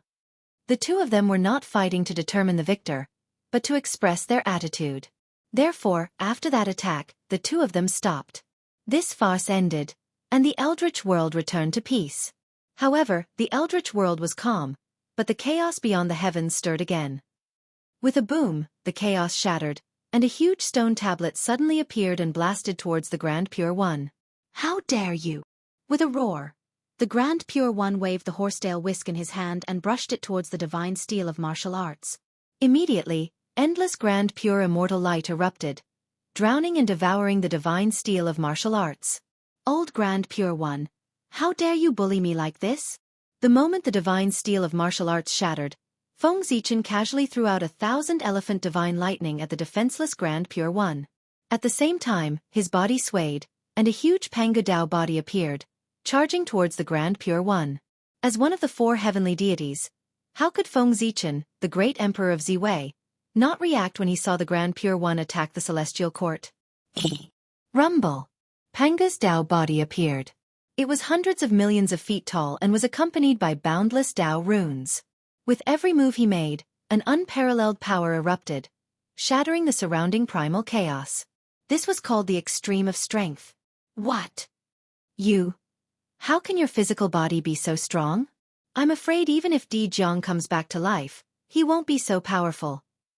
The appearance of Panga's Dao body, Feng Zichen version, for the first time brought a huge impact to the Grand Pure One. The vast and violent aura made his eyelids twitch, and he felt a sense of oppression. Oh no! This beast is too powerful. I can't fight it. The moment Feng Zichen pounced, the Grand Pure One did not hesitate to activate the Connate Cardinal Treasure, the Taiji painting, and evolve the Yin and Yang Qi to protect himself. Feng Zichen was unfazed by this and continued to throw a punch. He wanted to use the power of the Taiji painting to verify the power of his physical body. After the baptism of the Great Tao, his physical body had undergone a shocking transformation. His strength had reached an unbelievable level. Strong, unimaginably strong. Although his Dharma powers and soul were also very strong, they were much weaker in front of his physical body. It could be said that Feng Zichen's physical body was his strongest technique at the moment. He could shatter the Tao with his bare hands. The power of a single attack could shatter the world. Boom! When Feng Zichen punched out, even the powerful Tai Chi diagram could not help but creak under the pressure. Then the Yin and Yang Qi that it had evolved shattered, revealing the Grand Pure One inside. Oh no! In his field of vision, a fist kept enlarging. The Grand Pure One did not have time to be shocked. He hurriedly took out the Heaven-Earth Mystic Yellow Merit Pagoda and placed it above his head. Wisps of Heaven and Earth Mystic Yellow Qi hung down to block Feng Zichen's punch. With a bang, Feng Zichen's punch collided with the Heaven-Earth Mystic Yellow Pagoda. Although it did not break through its defense, it sent him flying. Very good. In the distance, the Grand Pure One stood up in a slightly sorry state. His face was no longer as calm as before. There was only endless anger. Fellow Taoist Ziwei, let the poor Wei experience your supreme method of suppressing the primordial world. As soon as he finished speaking, the Grand Pure One had the Heaven-Earth Mystic Yellow Pagoda above his head. He held the Connate Cardinal Treasure, the Taiji painting, and charged towards Feng Zichen with a murderous expression. All right. I've long wanted to experience the methods of the leader of the saints. With a thought, Feng Zichen faced him with his bare hands. He could not use the Hongmeng Daozhong. The Zhouxing painting was no match for the Taiji painting. Since that was the case, he would use his physical body to resist the Taiji painting. Anyway, with the strength of his physical body, it was no weaker than a middle-grade Connate Cardinal Treasure. Boom! As soon as they fought, the disadvantage of Feng Zichen's insufficient realm was highlighted. He was almost suppressed by the Grand Pure One. However, the Grand Pure One could not hurt him.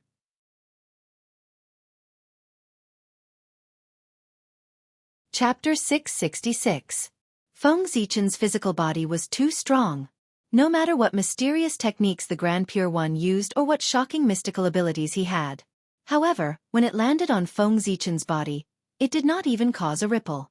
It had no effect at all. That was to say, the Tai Chi diagram, as the ultimate treasure of creation, was so powerful that it could block Feng Zichen's increasingly crazy attacks and even cause him harm. However, how astonishing was the recovery ability of Pangu's Dao body. Feng Zichen had just been injured by the Taiji painting, but in the blink of an eye, his injuries would recover at an extremely fast speed as the qi and blood in his body flowed crazily. It was because of the amazing recovery ability of Pangu's Dao body that Feng Zichen could fight with the Grand Pure One, who was at the 6th heaven of primordial chaos, with the power of the 3rd heaven of primordial chaos. In fact, he slowly reversed the situation. After realizing that the Taiji painting could not cause fatal damage to him, Feng Zichen gave up on defense and launched the most ferocious attack on the Grand Pure One. It could be said that every move was a life-and-death attack. Under such a desperate attack, Feng Zichen gradually turned the situation around. From being suppressed by the Grand Pure One previously, he was completely suppressing the Grand Pure One. Boom! Boom! Boom! After fighting with the Chaos Fiend God for countless years in the spiritual world, Feng Zichen's mystical abilities had long been polished to an extremely high realm. It could be said that it had gone deep into his bones and turned his mystical abilities into instincts. Every punch, every kick, even a strand of hair and a gaze were all incomparably powerful mystical abilities. With a thought, it was an explosion of energy waves that could destroy the world. Under Feng Zichen's attack, the chaos outside the sky boiled as if it could not withstand the power and was about to collapse. Even someone as strong as the Grand Pure One, who was known as the #1 saint, was forced to retreat. Even the heaven-earth mystic Yellow Pagoda, which was known to have the best defense in the postnatal realm, was dimmed. Clearly, it had been severely injured. At that moment, the Grand Pure One looked like a lone boat in the storm under Feng Zichen's attack. He was in danger of capsizing at any time. But in reality, that was not the case. Although Feng Zichen had suppressed the Grand Pure One the entire time and seemed to have the upper hand, he knew his own situation very well. This situation could not be maintained for long. Completely abandoning defense and turning it into the strongest offensive, this move of his had, of course, temporarily gained the upper hand. However, doing so would consume a lot of energy, and he wouldn't be able to maintain it for long. Furthermore, as a heaven-opening cardinal treasure, the Tai Chi diagram was far more mysterious than other connate cardinal treasures. Even among chaos spiritual treasures, it was one of the best. Not to mention anything else, just the 10% merit of creation in the heaven-splitting treasure was enough to make them stand at the top of all the treasures in the untainted land. What kind of concept was 10% of the merit of creation? The 3 pure ones became the saints of heaven because they each had 10% of the merit of creation. Each of the 3 heaven-opening cardinal treasures had 10% of the merit of creation. That was their invincible foundation in the primordial world. Facing such a powerful treasure, no matter how strong Feng Zichen's body was, it was only comparable to a middle-grade connate cardinal treasure. How long could he last under the attack of the Tai Chi diagram? It could be said that the current situation where Feng Zichen had the upper hand was just an illusion that he had risked his life to maintain. Once his strength was exhausted or his body reached its limit and he could not continue to resist the Tai Chi diagram, that would be the beginning of his defeat. Feng Zichen knew that, and so did the Grand Pure One. Therefore, in the face of Feng Zichen's crazy attacks, the Grand Pure One did not choose to resist them head-on. Instead, he chose to defend. With his realm that surpassed Feng Zichen's 3rd firmament, it was enough for him to calmly block Feng Zichen's attacks. He was not very calm either. At the very least, he looked quite pathetic, but he did not suffer any injuries. Defense was the best way to deal with Feng Zichen at this moment. If he used the Tai Chi diagram to exhaust his qi and blood, wouldn't he be at his mercy when his qi and blood were exhausted? However, how could Feng Zichen let the Grand Pure One have his way? After fighting for so long, Feng Zichen was certain that unless he revealed his strength at the 5th firmament of primordial chaos, he would definitely not be a match for the Grand Pure One. However, it was not a life-and-death battle now. It was just a battle of emotions. It was not worth him revealing his trump card in advance. With that thought in mind, Feng Zichen decided to call a truce. He was not playing anymore. The moment he thought of it, Feng Zichen retreated and distanced himself from the Grand Pure One. Is this the strength of the leader of the saints? I've finally experienced it today. It's a little disappointing. After dispersing Pangu's Dao body, Feng Zichen said to the Grand Pure One in an extremely disappointed tone. That expression, that posture. It was as if the words "that's all there is to it" were plastered on his face. You! Hearing that, even with the Grand Pure One's mental state, he could not help but be furious. What did he mean by so? He was clearly not his match, but he still acted as if he had taken advantage of him. That attitude was really infuriating. If you're really strong enough, why don't you continue fighting? Didn't you see that the situation was not good and retreat in time? If they continued fighting, the Grand Pure One was definitely confident that he could suppress Feng Zichen. Unfortunately, at the critical moment, Feng Zichen retreated. That made the Grand Pure One very angry. Moreover, Feng Zichen had grasped the timing of his retreat very well. It happened to be the moment when he was exhausted and the Grand Pure One was about to counterattack. He was filled with anger and was about to counterattack so that he could vent his anger. However, at that moment, the other party retreated. He retreated. Faced with such a situation, the Grand Pure One felt that there was nowhere to vent his anger. He could not help but feel aggrieved. Especially, once Feng Zichen left, to create a false impression for others. When the Grand Pure One faced Great Emperor Ziwei, he could not resist at all. He could only be beaten passively. Thinking of that, the Grand Pure One felt even more aggrieved. The Grand Pure One was furious. It had been a long time since he had the intention to kill Feng Zichen. Humph. You can fight whenever you want and stop whenever you want. How can there be such a good thing in the world? Fellow Taoist Ziwei, the poor Wei has yet to enjoy the battle just now. Why don't we have another battle? Although he said that, the Grand Pure One did not give Feng Zichen any room to refuse. As he spoke, he had already raised the Taiji painting and attacked Feng Zichen. Rumble! The Grand Pure One attacked with hatred and almost used all his strength. In his hands, the power of the Taiji painting was completely restored. The yin and yang qi was vast and mighty, splitting heaven and earth and creating the two elements. Then, a resplendent golden bridge appeared. It was incomparably huge, like the Tao mark in the middle of the Taiji painting.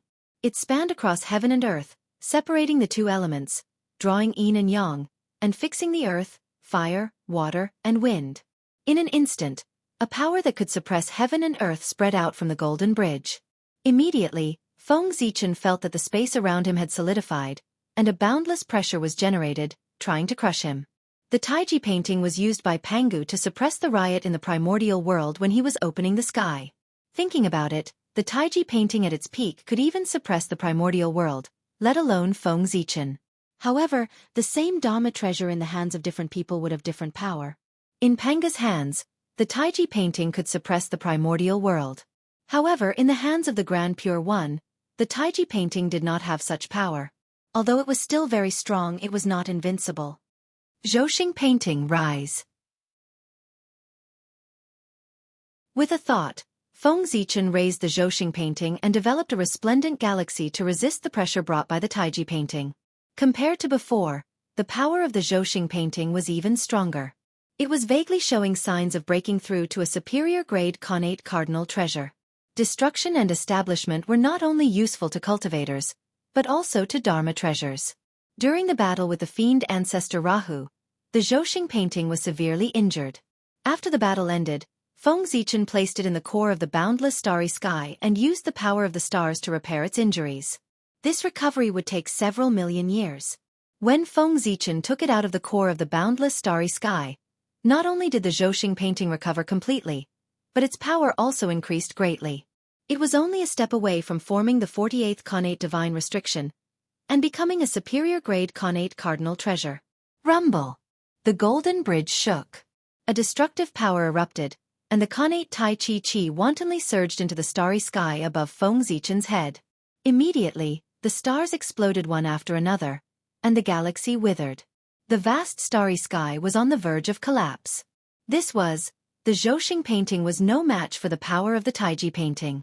Not to mention that the Zhouxing painting was not a superior grade connate cardinal treasure, Even if it was, it would not be a match for the Taiji painting. After all, although the Taiji painting was called a connate cardinal treasure, its power far exceeded this level. Rumble!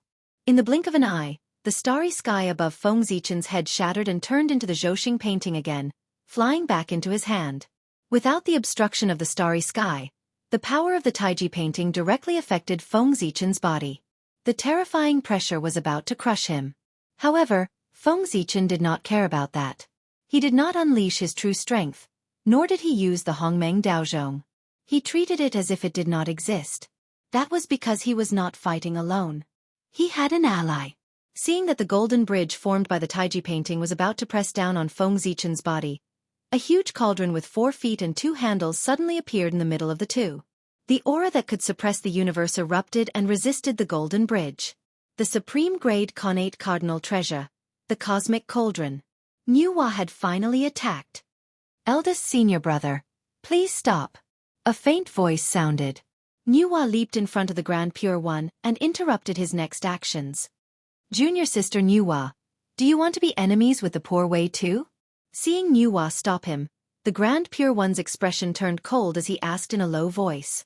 As he spoke, the Heavenly Lord of Primordial Beginning and the Grand Master of Heaven also moved.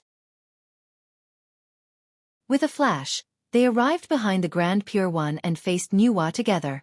The 3 Pure Ones were indeed the 3 Pure Ones. Even though they did not attack, just standing together gave people endless pressure. The chaos was destroyed silently. In the blink of an eye, thousands of kilometers of chaos turned into nothingness. Everything showed the power of the 3 Pure Ones. It's not that the Poor Way wants to be enemies with senior brother, but the Heavenly Tao doesn't allow it. Not to mention that the Chaos Fiend Celestial is eyeing the primordial world covetously and can invade at any time. Let's talk about the two of you. One is the Heavenly Tao Saint, and the other is the Paragon of Heaven and Earth. What would happen if you fought with your life and death here because of a momentary dispute? Nuwa shook her head and said in a low voice. However, her words were clearly not convincing. Hee. The Grand Pure One only sneered at that. He continued to activate the Taiji painting and charged towards Feng Zichen. A mere Nuwa. How could she shake his decision? Although she had expected it, the Grand Pure One really did not give her face. Nuwa was still so angry that her face turned pale. She immediately raised the cauldron of heaven and earth and collided with the Taiji painting. However, the moment she attacked, the Heavenly Lord of Primordial Beginning and the Grand Master of Heaven also attacked. Panga's banner and the immortal vanquishing array appeared at the same time. They tore through the chaos and collided with the cauldron of heaven and earth, sending it flying far away. Being surrounded by the two of them, Nuwa was shocked and furious. She did not waste any time and directly revealed the Dharma idol of the human-headed snake god and charged towards the two of them. With Nuwa's strength, she was no match for one of them, let alone two of them. However, the two of them did not dare to attack her. In order to make up for the lack of heaven, Nuwa had destroyed her Tao body, causing her strength to regress. In order to compensate her, the Heavenly Tao used the Qi of heaven and earth to reconstruct her Tao body. Although the body of heaven and earth merit was not as powerful as her previous Tao body, it was clearly more mysterious. At the very least, no one dared to hurt her. If anyone dared to damage the Tao body refined by the heaven and earth merit, they would definitely attract negative karma. Although the saints were not afraid of negative karma, their disciples were. If the negative karma could not hurt the saints, it would descend on their disciples. It could be said that if the Heavenly Lord of Primordial Beginning and the Grand Master of Heaven dared to attack Nuwa, they would not only lose their mystical abilities, but also the future of their disciples. Was it worth it to use the future of their disciples in exchange for Nuwa's injury? It was definitely not worth it. Nuwa was immortal and indestructible. If she was injured, it would be a loss of face. However, if the future of their disciples was gone, it would really be gone. The Grand Master of Heaven and the Heavenly Lord of Primordial Beginning were both smart people. Naturally, they knew how to choose. Therefore, after seeing Nuwa rush over, the two of them did not dare to make a move. They only used their methods to trap Nuwa so that she could not save Feng Zichen. Senior brothers, do you really want to make things difficult for the Poor Way? Trapped by the two of them, Nuwa said unhappily. Junior sister Nuwa, it's not that the Poor Way wants to be your enemy.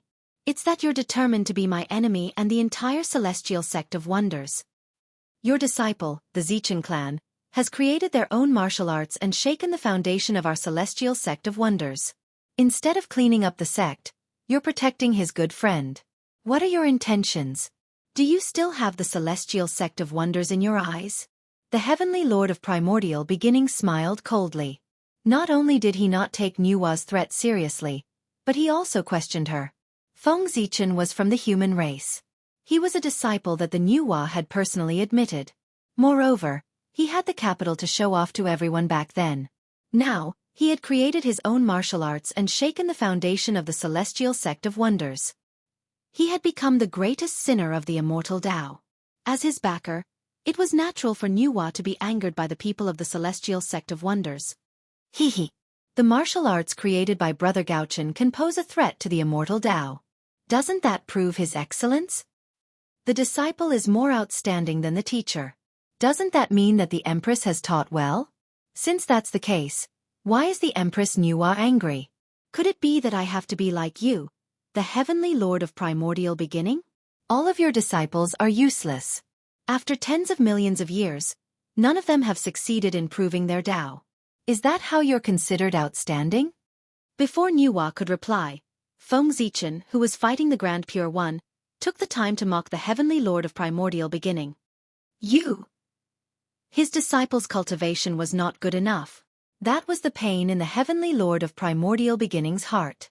That was because his disciple could not prove his Tao. It was not that he was not outstanding enough, but that he had implicated him.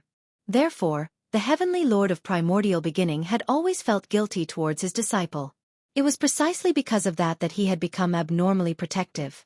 He wanted to use such a method to compensate his disciple. But now, Feng Xichen used that to mock him. How could the heavenly lord of primordial beginning tolerate that? He exploded on the spot. Bastard, you're courting death. Grabbing the Pango banner, the heavenly lord of primordial beginning slashed fiercely at Feng Xichen. Rumble! Streaks of chaotic sword chi burst out, carrying traces of the heavenly god's murderous aura. They shattered the chaos and emitted a mighty force that could split the world. Back then, when the Pango axe shattered, Pango used the Pango banner to shatter the chaos and continue to split the world. Although the three heaven-splitting treasures were all the strongest Dharma treasures of the primordial world, their focus was different. The Taiji painting was a suppression treasure, the Pango axe was a killing treasure, and the Chaos Bell combined the advantages of the two. It could attack and withdraw. For this reason, among the three heaven-splitting treasures, the Pango banner had the strongest killing power. It could even be said that in the primordial world, the Pango banner was the #1 killing treasure. In front of him was the Taiji painting, and behind him was the Pango banner. Facing the #1 suppression treasure and the #1 killing treasure of the primordial world at the same time, no matter how confident Feng Xichen was, he did not dare to say that he could block the attacks of the two. But he still did not panic. Because he still had a trump card. Seeing the Taiji painting and the Pango banner charging over, Feng Xichen actually put away the Zhouxing painting, as if he had given up resisting. Just when everyone was puzzled, Feng Xichen shouted calmly, "Don't worry. Tao Ancestor, are you still not going to make a move?" As soon as he finished speaking, the world fell silent in an instant. Then, a sigh was heard. Then, an unparalleled force erupted and brushed past everyone's bodies. Next the world spun. When Feng Xichen came back to his senses, he found that he was no longer in the chaos outside the heavens, but in the purple cloud palace. Turning his head to look, he saw that the 6 sages had all appeared here. Obviously, the Tao Ancestor had used a supreme method to teleport them from the chaos outside the heavens to this place. Hiss! Thinking of this, Feng Xichen could not help but suck in a breath of cold air. Too powerful. The Tao Ancestor had probably reached the realm of the Wuji Daluo Jingxian. Otherwise, he would not have captured them so easily. One had to know that. When the Tao Ancestor made a move, they did not even notice it, let alone resist. If the difference in strength was not too great, such a situation would not have happened.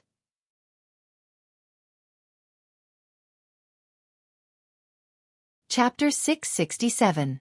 However, it was not like Feng Xichen had never seen a perfected primordial chaos existence. Back then, demon ancestor Luo Ho was at this realm. However, he definitely could not reach this level. If not, how could they have defeated demon ancestor Luo Ho back then? Since that was the case, then Dao ancestor Hongjuan's realm was self-evident. He must have surpassed the primordial chaos realm and reached the level of Wuji Daluo Jingxian. It was just that he did not know which level he had reached. However, even if it was the lowest level, the power it possessed was far from what the current Feng Zichen could contend with. Just now, he had been captured by Dao ancestor Hongjun without any resistance. This was enough to prove this point. While feeling shocked, Feng Zichen could not help but look around to observe the performance of the other saints. However, what he saw in front of him were calm faces. However, the unconcealable shock in their eyes showed that they were not as calm as they appeared. Obviously, the strength displayed by Dao ancestor Hongjun had deeply shocked them. That was also true.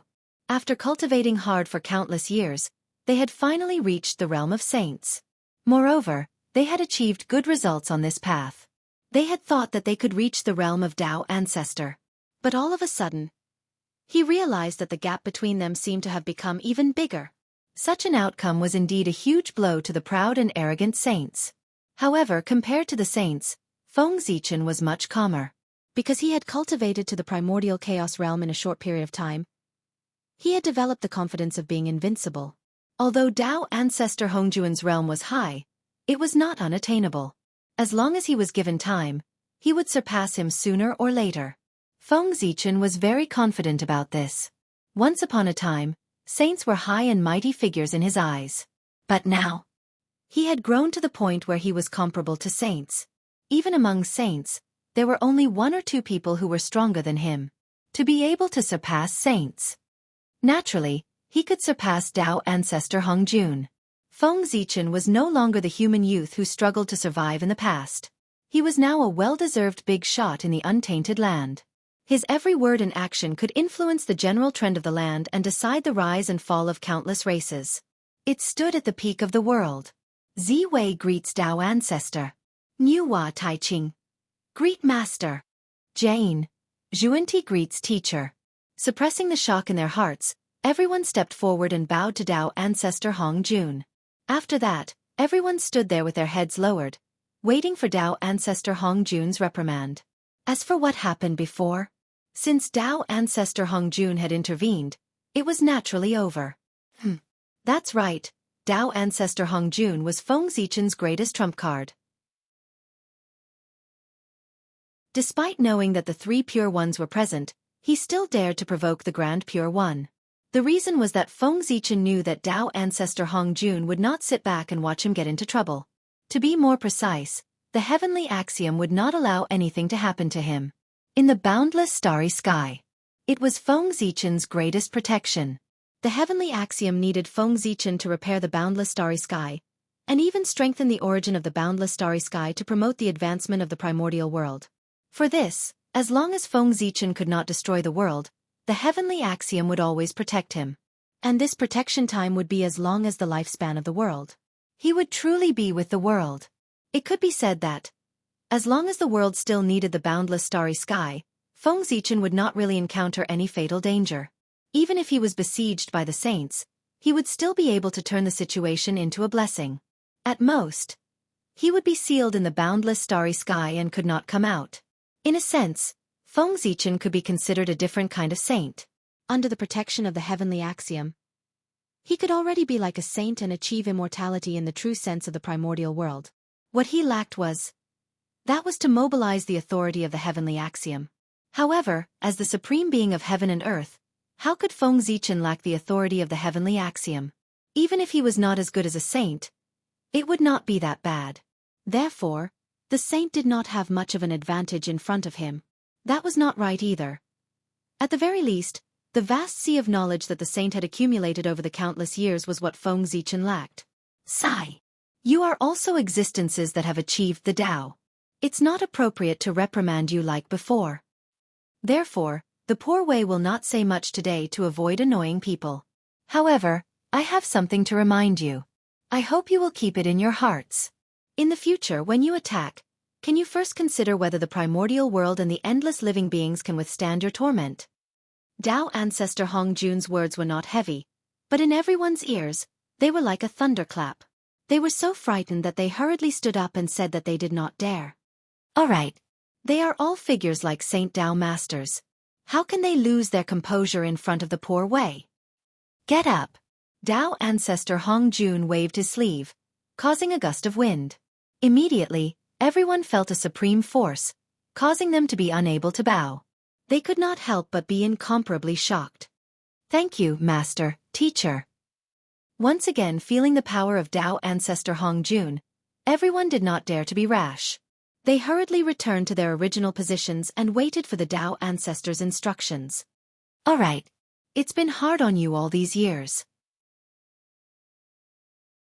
Since all of you are here, and the poor Wei has recently made a breakthrough in her cultivation, I'll tell you about the path after primordial chaos.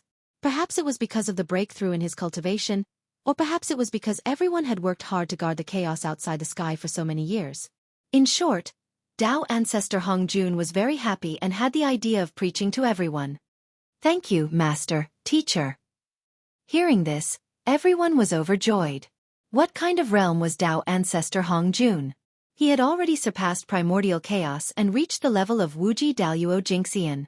For such an expert to preach to them and elaborate on the cultivation path of the primordial chaos realm, it could be said to be a shocking opportunity. If they could comprehend something from it, it would save them a lot of detours and a lot of time.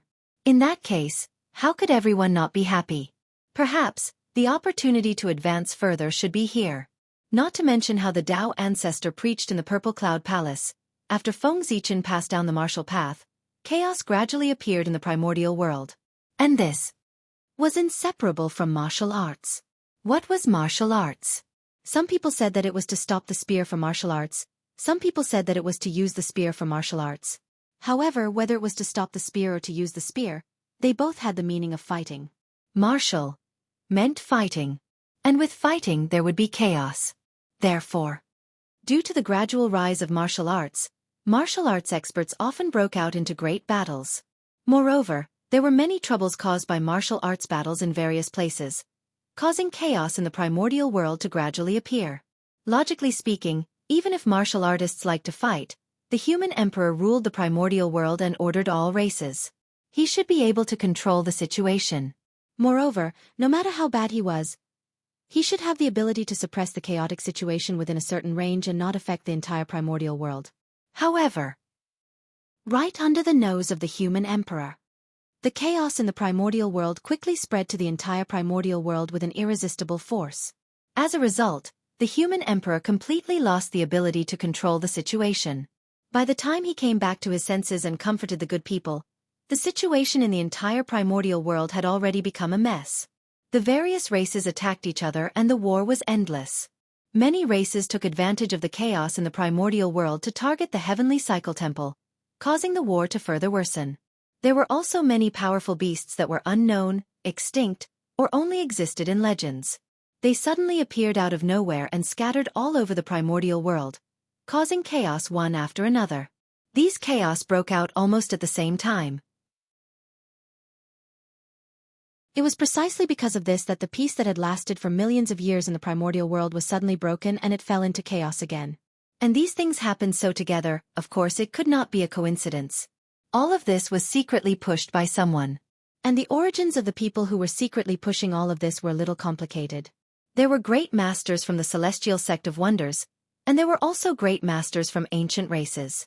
In short, ever since the human race became the protagonist of the world, there were too many people who were jealous of the human race. There were too many people who wanted to take a share of the human race's destiny. If the human race had been developing steadily, they might not have been able to do anything to the human race.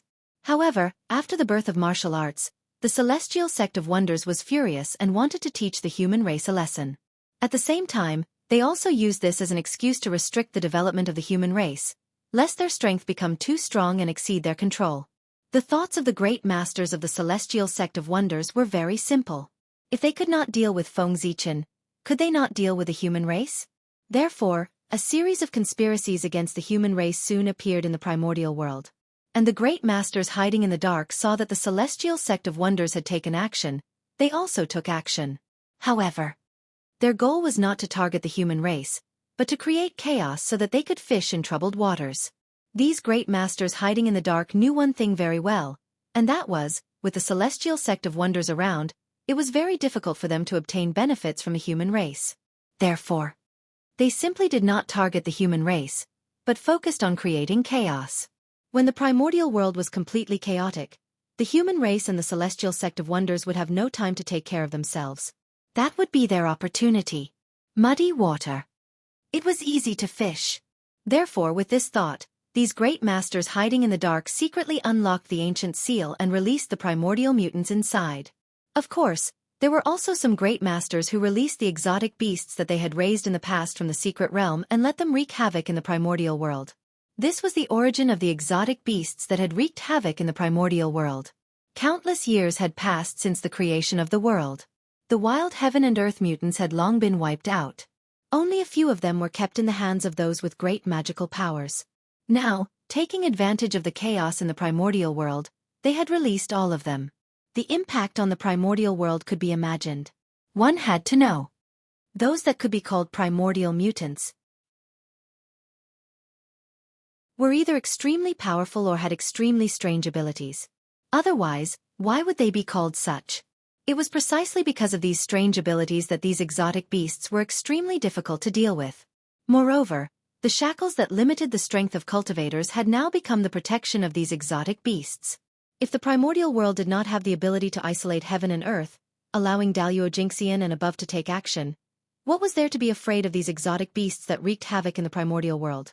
No matter how many came, they could be killed with a flick of their fingers. However, it was precisely because of the ability to isolate heaven and earth that all existences above the gold immortal realm could not take action. The primordial exotic beasts might not be strong, but their innate magical abilities were absolutely strange. With only the cultivation of a gold immortal, how difficult would it be to suppress and kill them? If one was not careful, one might even be killed by them instead. Moreover, these exotic beasts were not the most terrifying. They were just scabies. Although they were a little troublesome, they could still be solved with some time. The truly troublesome ones were the heaven and earth mutants that had walked out of the ancient seal. The fact that the ancient seniors had sealed them instead of killing them was enough to show how troublesome they were. If they could kill them, they would have done so long ago. They would not have spent too much effort to seal them and leave behind a huge hidden danger in the future. The reason why they did not kill them was very simple. It was because the seniors could not kill them, so they had no choice but to seal them. When it came to the origin of the heaven and earth mutants, they were also extraordinary existences. At the beginning of the world, when all living things were born, the primordial world was far from as perfect as it was today. There were all kinds of flaws in the operation of the rules of heaven and earth. It was because of the existence of these flaws that those heaven and earth mutants were born. They were formed from the flaws of heaven and earth. Therefore, their abilities were unpredictable and impossible to guard against. Moreover, because they were related to heaven and earth, they could be said to be immortal and indestructible existences. They had no realm and could not cultivate, but they could obtain power by breaking the rules. The more rules the heaven and earth mutants destroyed, the more terrifying their power would be. The strongest existence among them could even be compared to a quasi-saint. Their existence was the bug of the primordial world. It was simply unsolvable. In the primordial era, these heaven and earth mutants wantonly broke the rules and finally angered the strongest of the primordial world at that time. They were jointly besieged by the innate saints and innate ferocious beasts. In the face of such powerful two sides, the heaven and earth mutants were naturally no match for them and were beaten back. However, they had the ability to be immortal and indestructible. No matter how the innate ferocious beasts and innate saints tried their best, they could not kill them. In desperation, these ancient era experts could only seal them to prevent them from continuing to break the rules of the primordial world.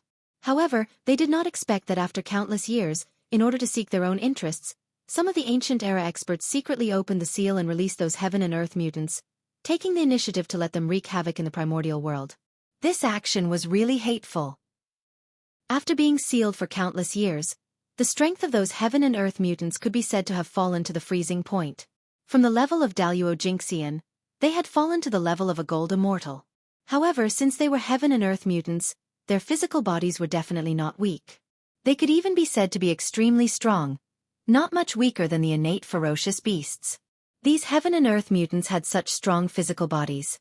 even if their strength had fallen, they were still not something that those gold immortal cultivators could resist.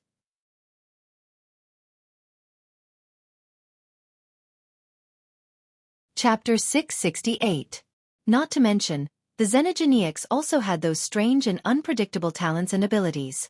Therefore, with these mutants around, it was hard for the Eldritch world to not be in chaos. Damned Xian sect. Damned immortal path. At this moment, in the human emperor palace, the current human emperor of the human race, Si Wenming, Yu the Great, looked at the void in front of him with an ugly expression, cursing at the Xian sect. This was because his surroundings were covered in divine chains of order. They firmly trapped him within the emperor's palace, causing him to be unable to take a single step out of here. Without a doubt, this was the Xian sect's method. Although the divine chains of order did not have the slightest bit of immortal Tao aura, the heavenly energy on the divine chains exposed their origins. It was this heavenly energy that could trap the human emperor, Si Wenming, who was comparable to a great perfection quasi-saint, in the human emperor palace, unable to move. In the Eldritch world, other than the Xian sect's immortal path, which other force could control such powerful heavenly energy? The answer was none. The end of the immortal path was the heavenly path. The original intent of the immortal path was a description of the heavenly path. With the strength of the human race's fate, only the Xian sect could restrict the human emperor's movements. One had to know that the most terrifying thing about the Xian sect was not their long fate, but the fact that they had the largest number of great mediums in the Eldritch world. It could even be said that the Xian sect alone could represent all the forces in the Eldritch world. In front of this force, the human race, as the main character of the world, could not fight against it. Therefore, once the Xian sect took action, the human race fell into a passive position. Restricting the human emperor's freedom was the first step of the Xian sect against the human race. With the support of the human race's fate, the human emperor could unleash strength comparable to a great perfection quasi-saint in the Eldritch world. A great perfection quasi-saint was the top existence even in the heaven realm and Daluo sky, where experts were everywhere. Needless to say, a great perfection golden immortal was the pinnacle of the Eldritch world.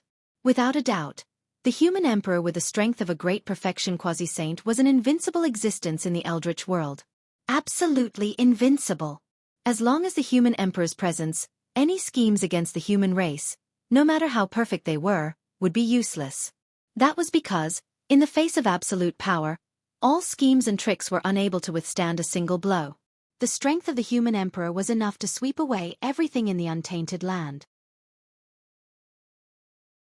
Therefore, the great masters of the Celestial Sect of Wonders, who were well aware of this, used the fortune of the Celestial Sect of Wonders to restrict the freedom of the human emperor as soon as they decided to deal with the human race.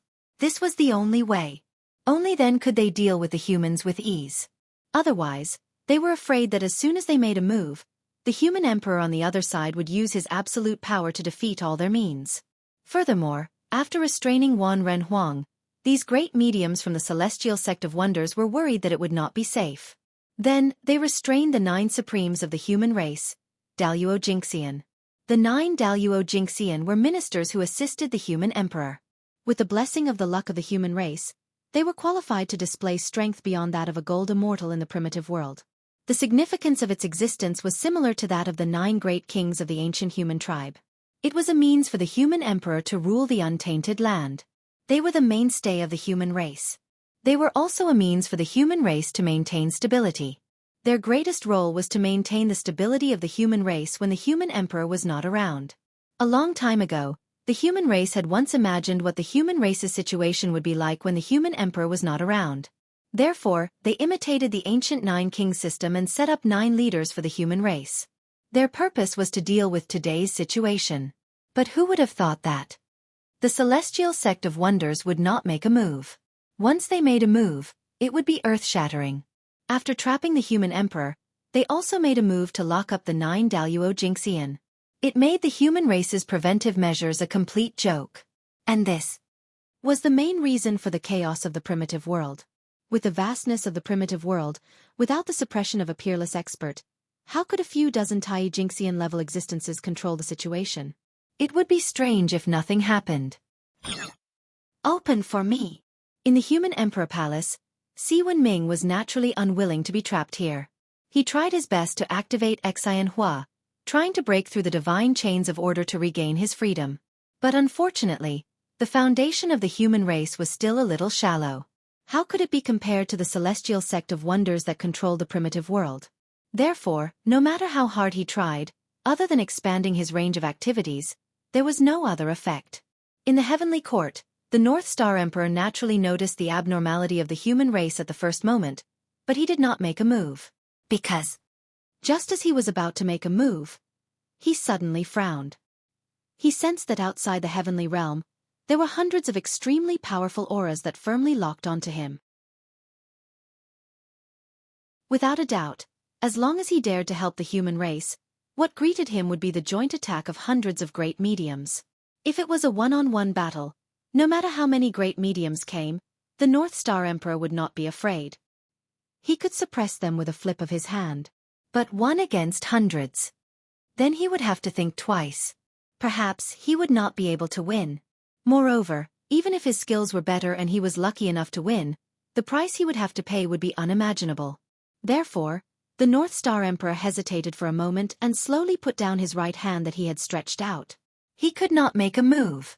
Of course, if he could not make a move, then the hundreds of great mediums outside who were monitoring him could not make a move either. According to this calculation, if he were to drag out 100, he would not be at a disadvantage. It could even be said that he had made a profit. Good fellow. Hundreds of great mediums. The celestial sect of wonders is really willing to spend money. Sighing secretly, the North Star Emperor shook his head and said, he really did not expect the celestial sect of wonders to mobilize such a large force to deal with him. This really made people feel overwhelmed by favor from their superiors. In order to deal with me, fellow Taoists, you have really put in a lot of effort. It must not have been easy to gather so many fellow Taoists. The North Star Emperor calmed his mind and said in a clear voice. In his perception, the origins of the great divine masters who surrounded him outside were extremely complicated. Not only were there people from the celestial sect of wonders, but there were also many unfamiliar auras. The ancient Taoist charm that was inadvertently revealed made one's heart palpitate. Strong. Absolutely ridiculously strong.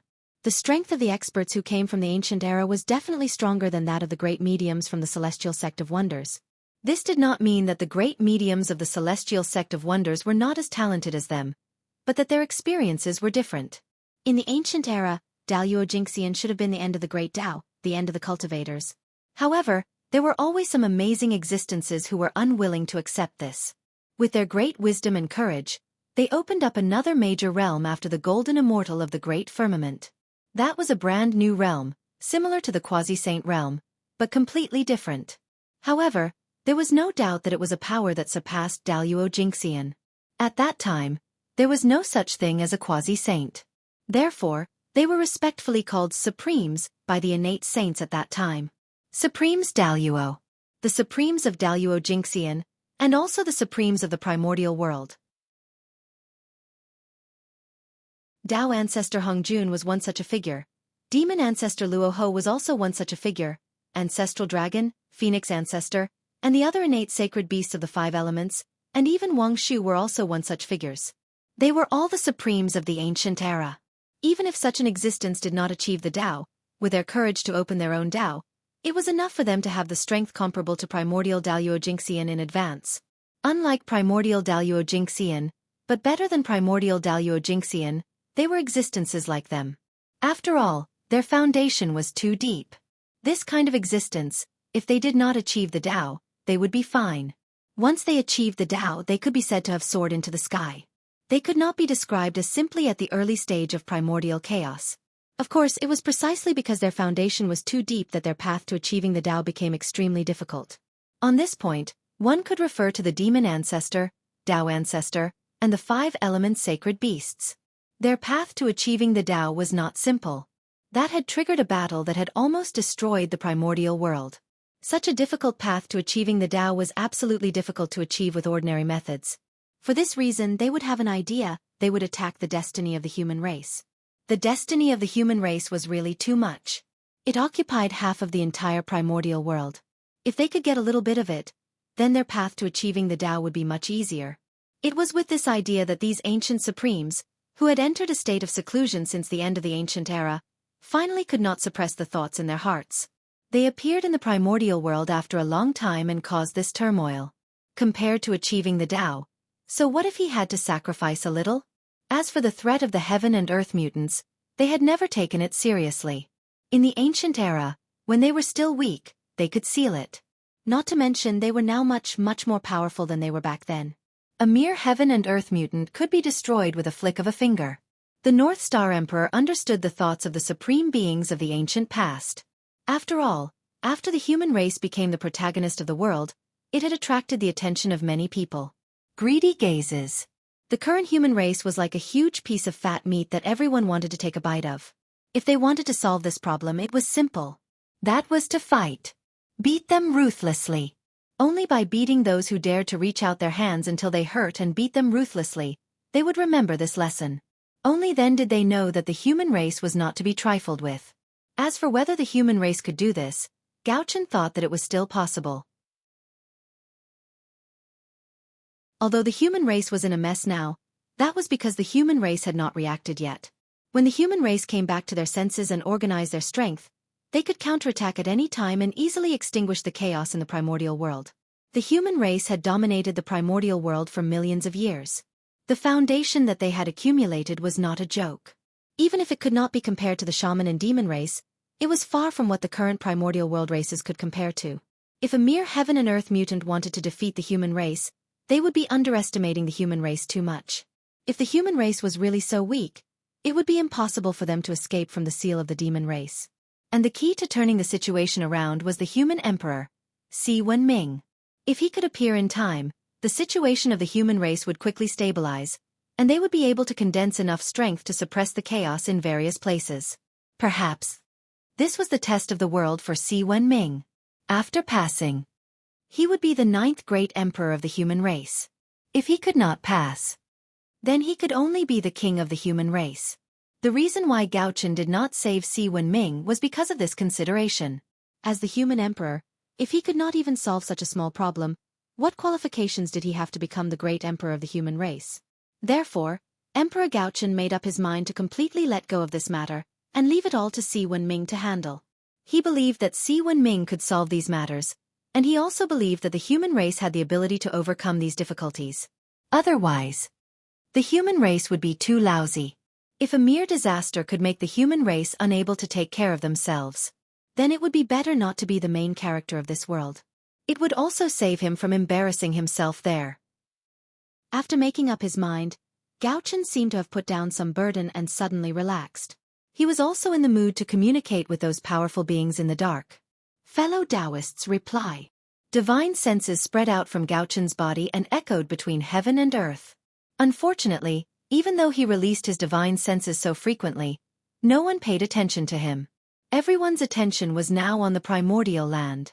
They wished that they could directly divide the destiny of the human race. How could they have the time to pay attention to Gao Chen? Moreover, Gao Chen's mouth was so vicious. If they easily talked to him, they might be ridiculed by him. Therefore, everyone pretended to be deaf and mute, pretending that they did not hear Gao Chen's words. At this moment, his gaze turned back to the human race. In the human emperor palace, Si Wenming, who had used all his methods but still could not break the divine chains of order, could not help but reveal a hint of ruthlessness in his eyes. The human race must not be in chaos. Therefore, he had to go out. Even if he had to pay a price, he had to rush out. With this realization in his heart, Si Wenming did not hesitate to burn his origin to obtain a huge amount of power. Break for me! Unparalleled power surged out from Si Wenming's body. However, his target was not the divine chains of order in front of him, but the soul in his body. Boom! With a deafening boom, Si Wenming's body was blasted apart. At the same time, the destiny of the human race was also shaking non-stop. Waves of violent power surged out and entangled with the divine chains of order in the human emperor palace. Under this violent power, the divine chains of order that Si Wenming could not do anything about finally showed signs of collapsing. Bang bang bang. Amidst the shocking explosion, the divine chains of order that trapped Si Wenming broke one after another. However, at that moment, as if sensing the changes in the human emperor's palace, an extremely mysterious power surged out from the void and supported the divine chains of order. Suppress. It was a light word, but it carried an unparalleled power. The instant that voice rang out, the divine sequence chains that were originally in a state of collapse suddenly recovered their original state. Furthermore, they became even more powerful. Whoosh! As the divine chains of order swayed, an unparalleled power surged and suppressed the violent destiny of the human race once again. Si Wenming. He was also trapped again. However, unlike before, Si Wenming, who was suppressed again, had extremely empty eyes without the slightest bit of spirit.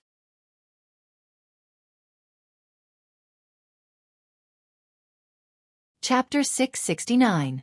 This was the sign of his soul leaving his body.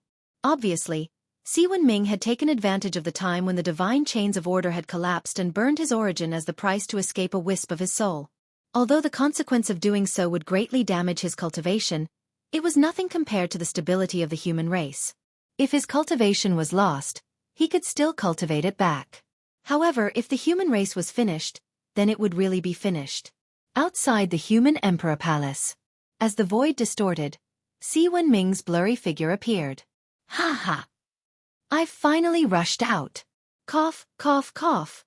Looking at the human emperor palace behind him, Si Wenming could not help but smile. However, before he could be happy for long, his laughter was replaced by a violent cough. What was even more worrying was that as the cough sounded, Si Wenming's blurry figure became even more blurry. It was faintly discernible and showed signs of disappearing.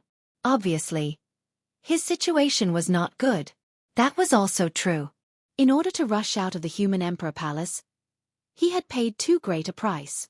Not to mention that his origin had been burned to ashes. Even his physical body had been severely injured. Moreover, when he rushed out of the human emperor palace, his soul had been weakened layer by the divine chains of order and was already extremely weak. If not for the fact that he had been the human emperor for hundreds of thousands of years and had already condensed half of the imperial purple chi in his body, he would have been reduced to ashes by the divine chains of order. At this moment, I'm really too weak. Not to mention ruling the human race, I can't even walk in front of everyone. I'm afraid that before I can see everyone, my soul will not be able to hold on and will collapse on its own. Therefore, the most important thing now is to recover some of my strength and condense a physical body again. This way, I can appear in front of everyone. With a plan in mind, Si Wenming did not hesitate. He immediately summoned the last of his strength and escaped into the imperial ancestral temple near the human emperor palace. He had been careless. If he had known that the celestial sect of wonders would attack him, he would not have stayed in the human emperor palace. Instead, he would have chosen to stay in the imperial ancestral temple of the human race. After all, compared to the human emperor palace, the imperial ancestral temple was the most important place of the human race. Even if the human emperor palace was related to the two galactic cosmic light arrays of the primordial world and the human race, its status was far from being comparable to the imperial ancestral temple. The imperial ancestral temple. That was the place where humans worshipped their ancestors. All the martyrs of the humankind since the birth of the humankind were enshrined in it. This was where the faith of the human race lay, and where their legacies lay. It contained the indestructible spirit of the human race, the spirit of man conquering nature. The fire was extinguished continuously. As long as the human race was not exterminated, then the imperial ancestral temple will exist forever. The great powers from the celestial sect of wonders could seal the human emperor's palace, but they definitely could not seal the human race's ancestral temple. After countless years of worship by the human race, the imperial ancestral temple no longer carried the power of the human race, but also the power of the human race. The spirit of the human race was that man could conquer the heavens. Without a doubt, this was looking down on the heaven Tao. How could man win against the heavens? It was only right that divine abilities were no match for the heavens. Any existence that dared to defy the heavens had completely disappeared from the world. All of this had been proven by history. But even so, the human race still dared to shout the slogan "Man can conquer the heavens." Of course, this was not because the human race was stubborn, but because the human race had something to rely on. This reliance was the human Tao. As a postnatal race created by Nuwa to make up for the lack of the human Tao, the human race had an advantage that the other races did not, and that was that they were closer to the human Tao. It was precisely because of this advantage that some of the activities of the human race could repeatedly resonate with the human Tao. It was also because of this that the human race could stand out from the encirclement of the connate life forms as postnatal life forms. It was undeniable that postnatal life forms were inferior to connate life forms in every aspect. After all, they were favored by the heavens. If the human race did not have any outstanding advantages, how could they defeat the connate life forms?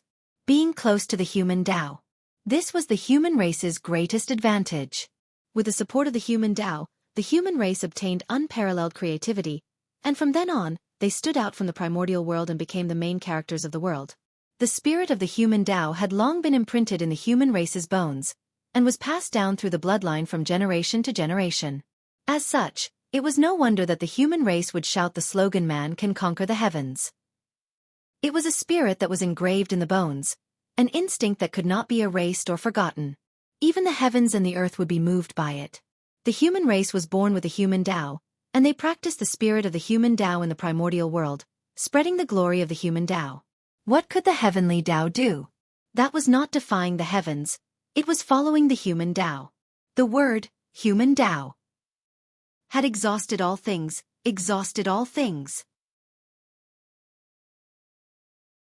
With the human Tao as their backing, the heavenly Tao could not do anything to the human race. It could only allow that person's spirit to conquer the heavens to be passed down through the generations of the human race. Think about it. Even the heavenly Tao could not do anything to the imperial ancestral temple. What ability did the celestial sect of wonders have to touch the imperial ancestral temple? Not to mention, Nuwa, Fengzichen, and the statues of the 3 sovereigns and 5 emperors were also enjoying the offerings of the human race in the imperial ancestral temple. It was likely that as soon as the celestial sect of wonders made a move, Nuwa and Fengzichen would immediately sense it and stop all of this from happening. Therefore, the imperial ancestral temple was the safest place for the human race. If Si-Wen Ming hid in the imperial ancestral temple, then unless Tao ancestor Hong Jun personally took action or the 3 pure ones personally descended, the celestial sect of wonders would not be able to touch him in the slightest. However, the human emperor living in the imperial ancestral temple was just talk. Of course, it was impossible to really do it. In the end, the imperial ancestral temple was also a place to worship the ancestors. It was fine for a short period of time, but if the human emperor lived here all the time, what would it be like? Time was like flowing water. In the blink of an eye, 1,000 years had passed. The situation in the untainted land had become even worse. However, at this moment, the human emperor Si-Wen Ming finally walked out of the imperial ancestral temple. Sigh. In the end, the time is too short. My strength has only recovered a little, and my physical body has not been able to revert to the body of an innate god fiend. However, time does not wait for me now. I can't care so much. Si-Wen Ming, who walked out of the imperial ancestral temple, looked at his new body and could not help but sigh in disappointment. However, in 1,000 years, even if he did his best, how much cultivation could he recover?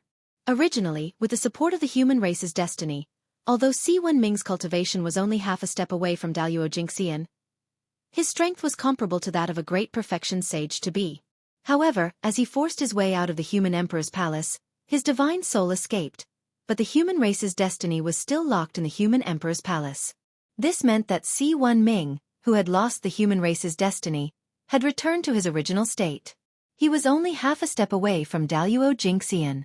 If that was the case, it was fine.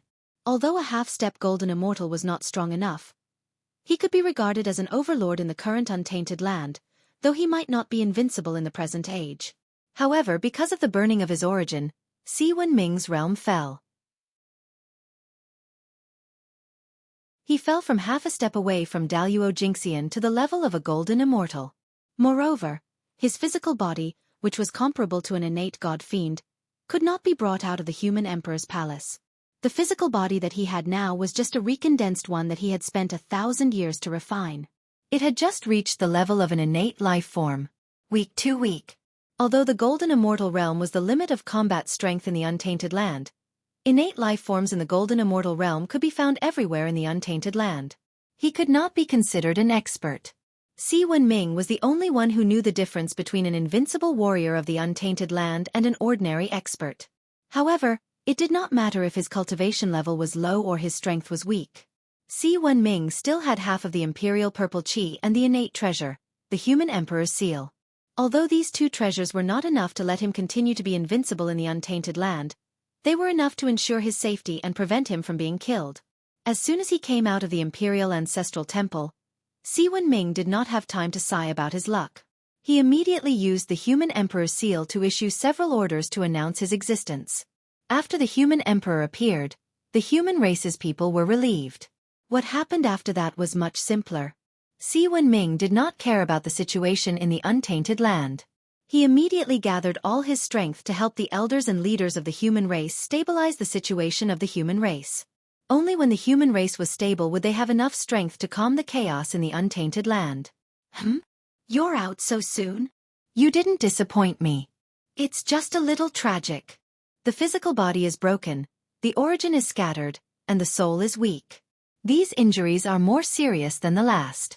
It's not easy to recover. In the heavenly court, after seeing that the situation of the human race was gradually stabilizing, the North Star Emperor already knew that Si Wenming had broken out of the seal. He could not help but smile.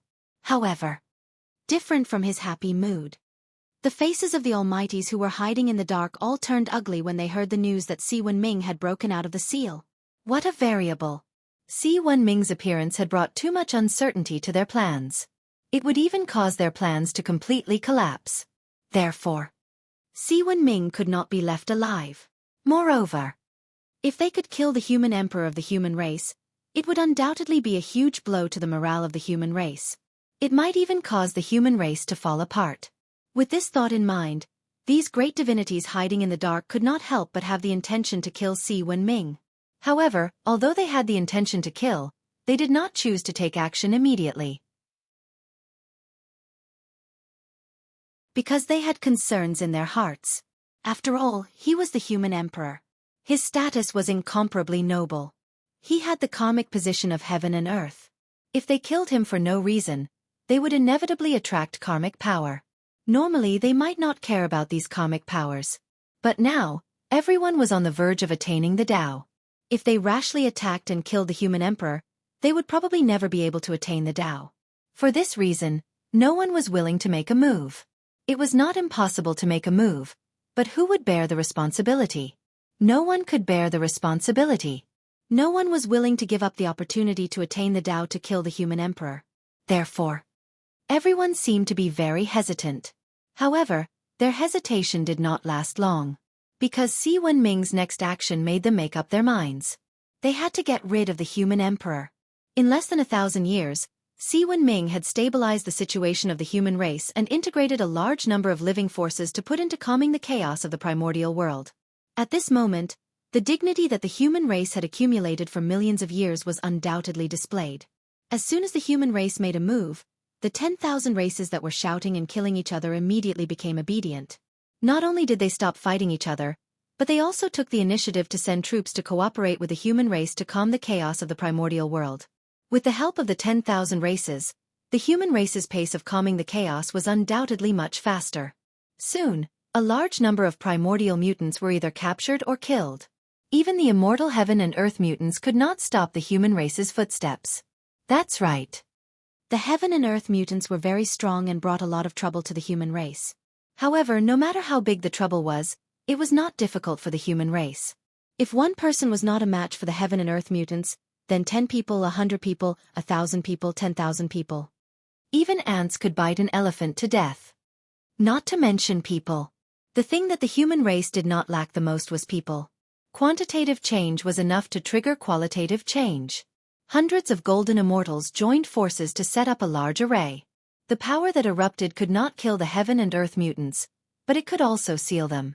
Even if it was only a temporary seal, as long as the primordial world was stabilized and Si Wenming's power returned, he would be able to suppress them with a flip of his hand.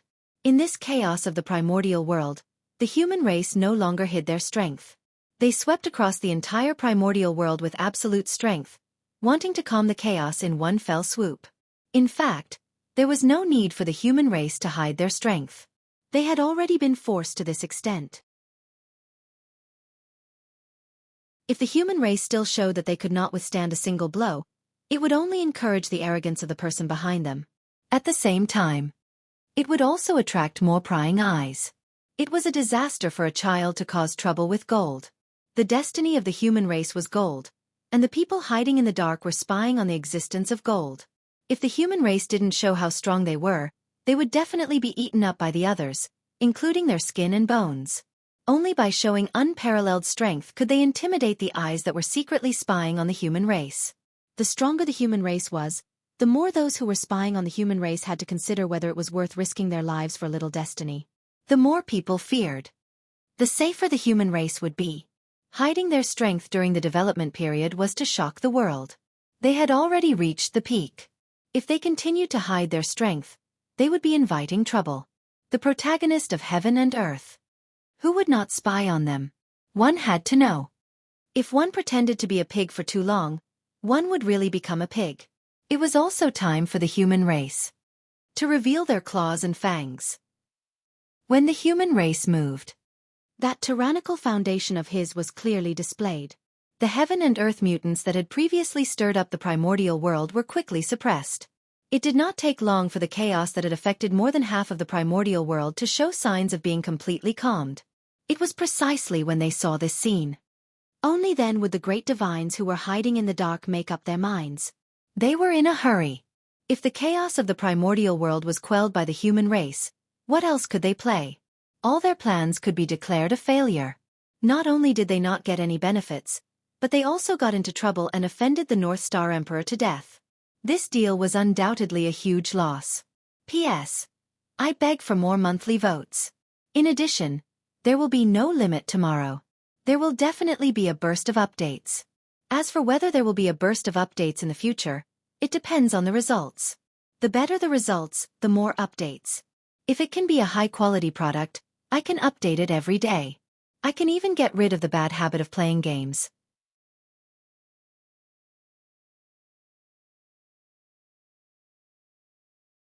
Chapter 670. Great practitioners were all shrewd people. They would never engage in a losing business. Now they were about to lose money, and they had to pay a price that was enough to hurt them. Say, would they allow this to happen? Of course not. In order to target the human race, they had already invested too much. Once they failed, the loss would definitely be unimaginable. In fact, the price they had to pay would exceed the limit they could bear. Therefore, the great divines hiding in the dark would never allow this plan to fail. If the human emperor hindered their plan, then they would make the human emperor disappear. As soon as this thought came to mind, everyone had the intention to kill. Therefore, they tacitly looked around. Of course, it was impossible for one person to do such a big thing as killing the human emperor. The best thing was for everyone to do it together. In this way, even if the karma came with everyone sharing it, their pressure would be reduced a lot. Perhaps, after everyone shared the pressure, the consequences of killing the human emperor would not be a big deal. The consequences of killing the human emperor would be great, but they had the advantage in numbers. Each of them would bear a share of the responsibility. Perhaps this matter would be fooled.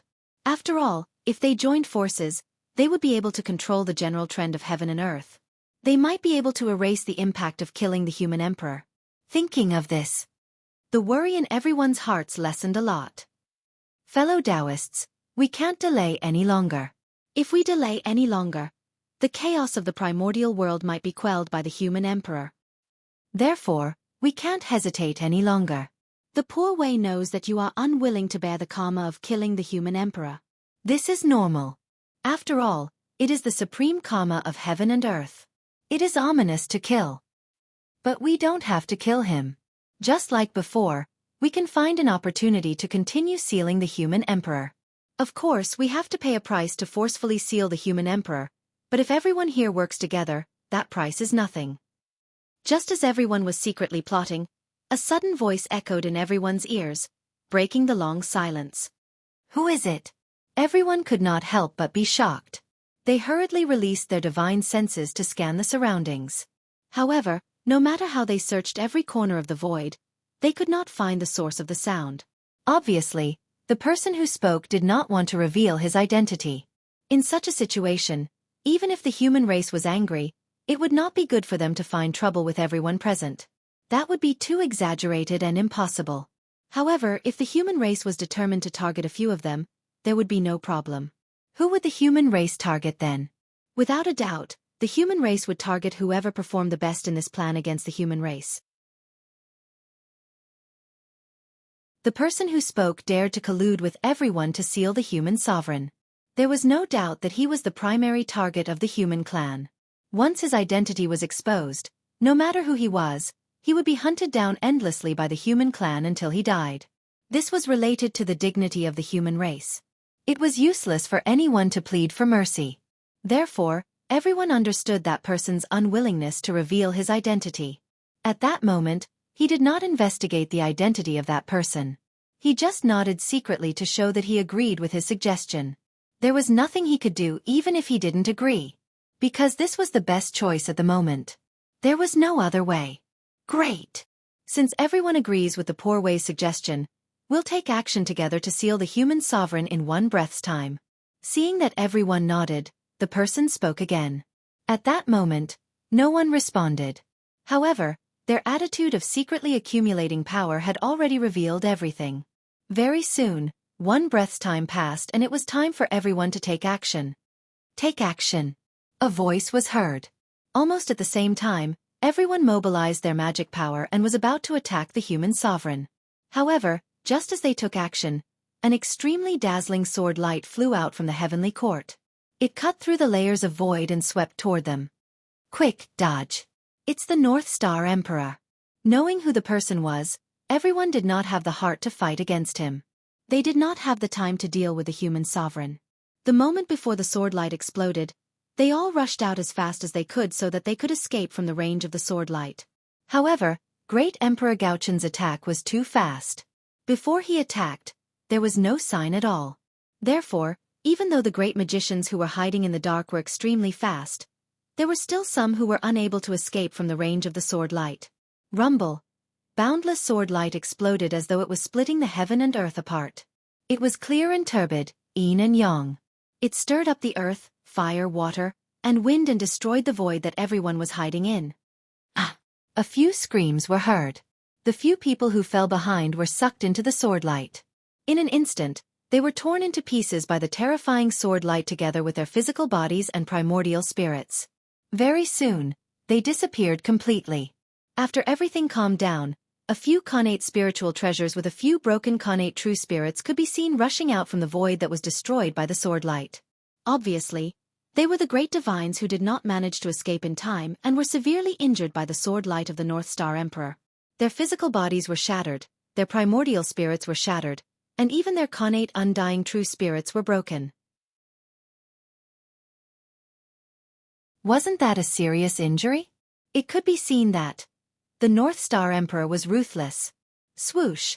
A few powerful great mediums saw the innate spiritual treasures dashing out and protected them without hesitation. They wanted to prevent the North Star Emperor from continuing to attack and killing them. No matter what, they were in an alliance to fight against the North Star Emperor. If they were to allow the severely injured people to be killed by the North Star Emperor, everyone would be in danger. The alliance that was not considered reliable to begin with would only exist in name. Before the enemy was dealt with, the alliance would only exist in name. Then, when the North Star Emperor came, how were they going to defend against him? Therefore, no matter what, they had to protect the alliance. Even if it was just for show, they had to maintain the stability of the alliance to prevent the North Star Emperor from finding an opportunity to destroy them one by one. Protecting the injured allies was the first step, and it was also a necessary step. Sigh. In the heavenly court, the North Star Emperor who saw the scene couldn't help but sigh. He took back the thought of continuing to attack. Everyone reacted quickly and did not give him a second chance to attack. Otherwise, he might have the chance to kill a few great divines. However, the chances of that happening were not high. Those who could reach this stage would have some trump cards in their hands. How could they die so easily? One had to know that this was the primordial world with an incomparably deep foundation.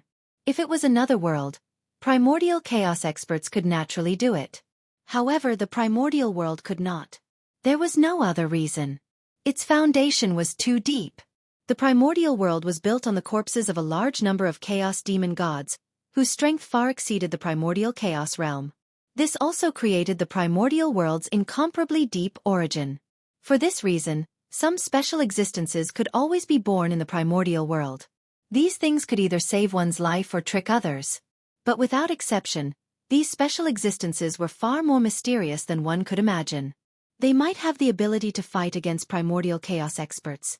In short, with the strength of the primordial world, it was not strange for anything to be born. Therefore, as long as it was not a one-on-one situation. Even if the North Star Emperor was in existence on the level of primordial chaos Daluo Jingxian, he did not dare to say that he had the confidence to completely kill several great divines. They all hid too well. No matter how narcissistic the North Star Emperor was, he did not dare to guarantee that he was the only actor in the primordial world. Who knew? There might be others who acted better than him. If he was accidentally acted by others, it would be awkward. In particular, the North Star Emperor was certain that among the many great divines in the primordial world, there were definitely more than one saint. Perhaps, among the group of great divines in front of him, there might be a saint. Therefore, the North Star Emperor did not dare to go too far. If he accidentally forced the other party into a corner and fought to the death with him, he would be in big trouble. The means of a saint might not be weaker than him. They were figures who had existed since the creation of the world, who knew how many treasures they had in their hands. Since they had already opened up their identities, they must have prepared a lot of good things for them.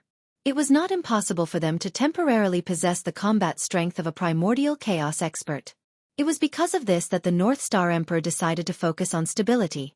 In the end, it was still because the human race was too weak. If the human race had 4 or 5 primordial chaos Daluo Jingxian, the North Star Emperor would not care about the identity of a saint. He would have long pushed them over. Fellow Taoists, don't you think it's too much? When the human emperor of our race was sealed, I did not make a move to save him. But now that the human emperor of our race has just broken the seal, you are in a hurry to make a move on him. Your table manners are really unsightly. After putting away the Xichen sword, the North Star Emperor mocked everyone. Your Majesty, you must be joking. The poor Wei and the others have no intention of making a move on the human emperor. They just want to help the human emperor when they see that the primordial world is in chaos. One of them laughed dryly and went forward to explain. Hee. Help. I think it's more of a hindrance. It seems that the primordial world is not chaotic enough. Are you planning to add more fuel to the fire? How could the North Star Emperor believe such nonsense? He continued to mock them. It's fine if your Majesty doesn't believe me. The poor Wei and the others just won't make a move. That person saw that the North Star Emperor's words were unpleasant. After laughing a few times, he stopped talking. So, the place fell into silence again. However, under this silence, there was an invisible undercurrent surging crazily. Fellow Taoists, it's already come to this. If you still have any tricks up your sleeves, don't hide them anymore. Hurry up and use them. Otherwise, after a period of time, the human race will completely pacify the primordial world. Then, all our previous efforts will be in vain. With the North Star Emperor around, it was no longer realistic to make a move on the human emperor. Everyone could not help but feel more anxious. Time waits for no one. To be honest, these powerful existences were also very depressed. As the saying goes, every dog has its day. However, they did not expect it to change so quickly. Previously, they worked together to stop the North Star Emperor from helping the human emperor. But now, the situation was completely reversed. It was the North Star Emperor's turn to stop them from making a move on the human emperor. Wasn't this retribution coming a little too quickly? Could this be the effect of the providence of the protagonist of heaven and earth? It made it difficult for the other forces to harm the human race. However, with so many forces working together, their providence should have suppressed the human race. After all, the providence of the human race was only half of the providence of all the races in the primordial world. It was not half of the entire primordial world's providence. With so many forces working together, what they mobilized was the providence of the blessed grotto heavens and the connate Tao providence. Whether it was the quality or quantity, it suppressed the human race. Therefore, the providence of the human race should not be so prosperous at this moment. However, although they were confused, their actions were not slow. They all used their trump cards. They had already invested so much in the beginning. Now they could no longer retreat. Anyway, if they retreated this time, they would not be able to obtain the forgiveness of the human race. Then they would go all the way. What if they won? The benefits they would obtain would undoubtedly be shocking. Alright, we have to admit. These great divination masters were gambling. However, wasn't life a huge gamble? If they won the gamble, their future would be bright. If they lost the gamble, there was nothing to lose. Since that was the case, why not block it? There was no way for them to turn back. Rumble. The moment these powerful existences' backup plans were activated, orders were sent out from the various blessed grotto heavens. Immediately, dozens of Khanate races that had submitted to the human race rebelled. In the name of the human race being tyrannical, they led ice to attack the human race. At the same time, hundreds of Khanate races that had long submitted to the powerful existences rushed out from the dojos of those powerful existences and charged towards the human race. For a moment, the human race became the target of everyone in the primordial world. Even the excuse was ready-made. The human race was tyrannical, so much so that they were sinned by the heavens. They sent down the mutants of heaven and earth to cause chaos in the primordial world, disturbing the foundation of the human race's rule. For this, these Khanate races obeyed the mandate of the heavens and mobilized troops. They thought that the heavens and earth would get rid of this thief and overthrow the rule of the human race. The human race, who was suppressing the mutants of heaven and earth, was suddenly stabbed in the back by the Khanate races. They were flustered. However, the human race was strong after all. The rebellion of a few dozen Khanate races did not cause much of an impact. They could be suppressed very quickly. On the other hand, the Khanate races that walked out of the dojos of the powerful existences were somewhat difficult to deal with. Unlike the Khanate races that were still in the primordial world, the Khanate races that were in the dojos of the powerful existences were not affected by the change of the world at all. Their bloodlines did not degenerate and still maintained the purity of their Khanate bloodlines. Because of that, they were extremely powerful. Moreover, there was also an irreconcilable blood feud between these Khanate races and the human race. They would rather leave the primordial world than live under the same sky as the human race. This had already explained everything. These Khanate races were all the main forces in the Khanate alliance back then.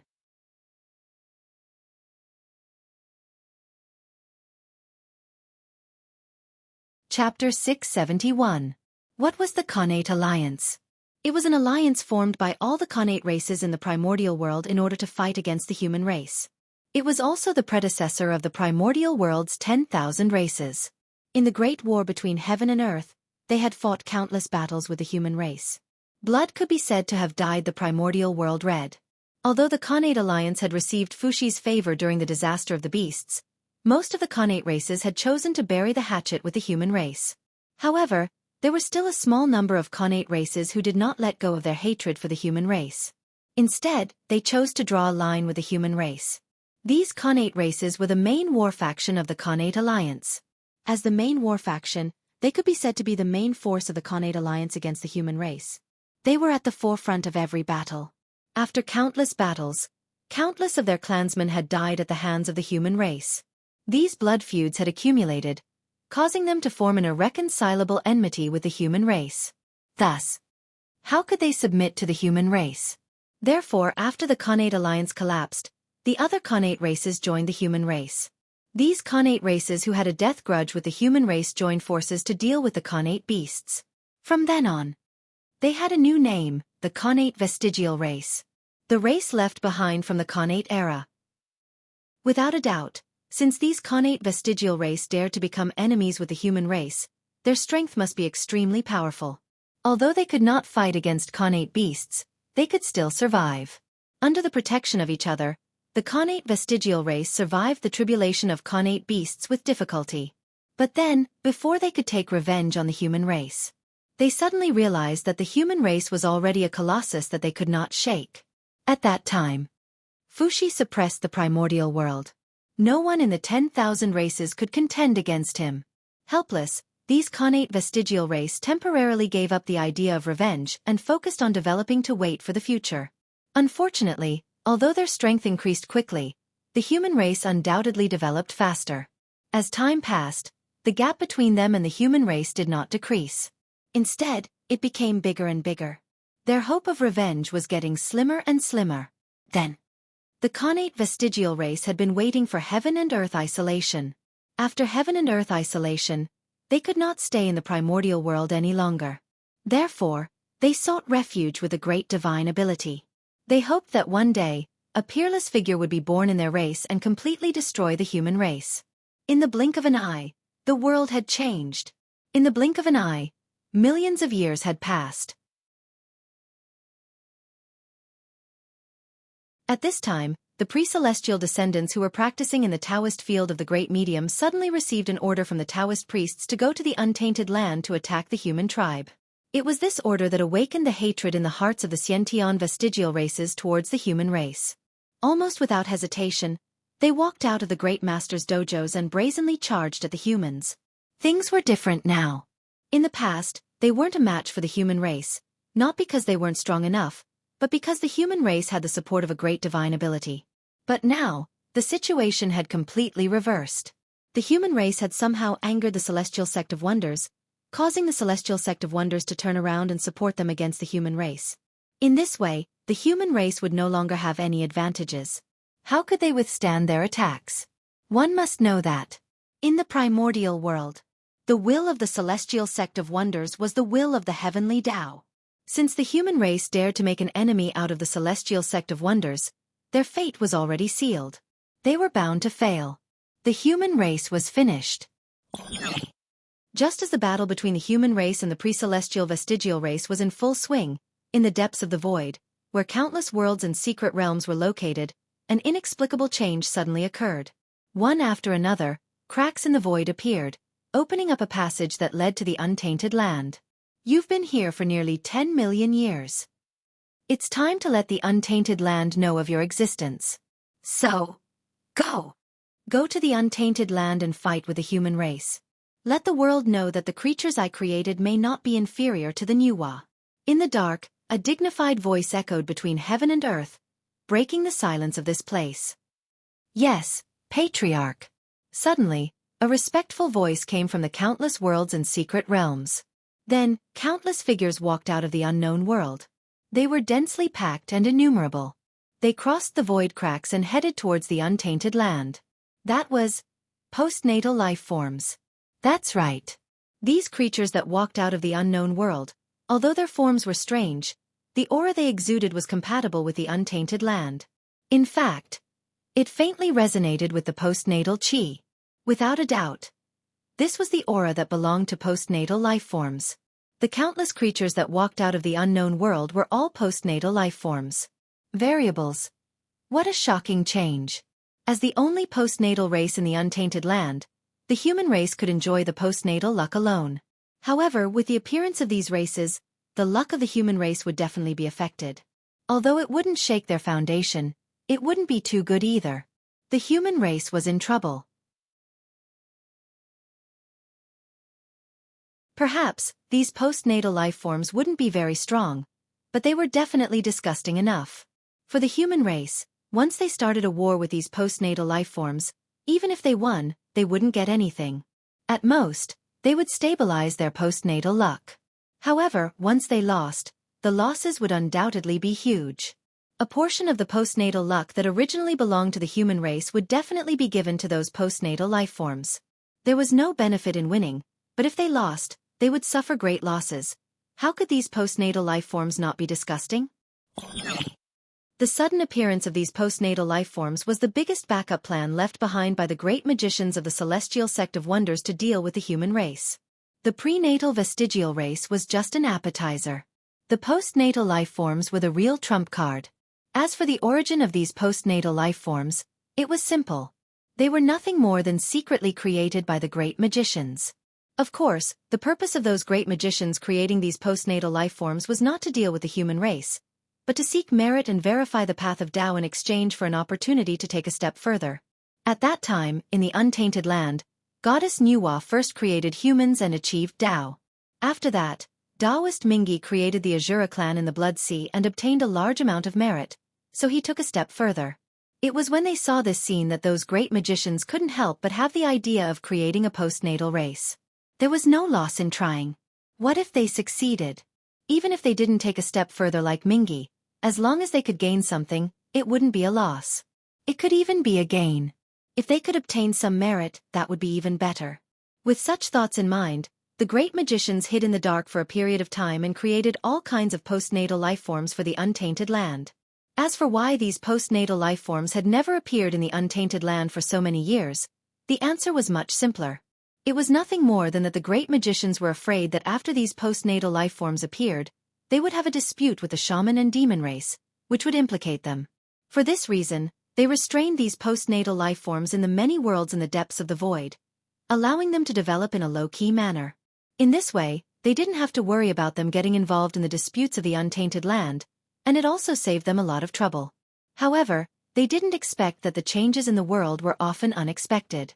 Who would have known that as time passed, the connate era gradually became the past, and the postnatal era ushered in a period of rapid development. The postnatal life forms that were almost forgotten by the great magicians gradually became the favorites of the era.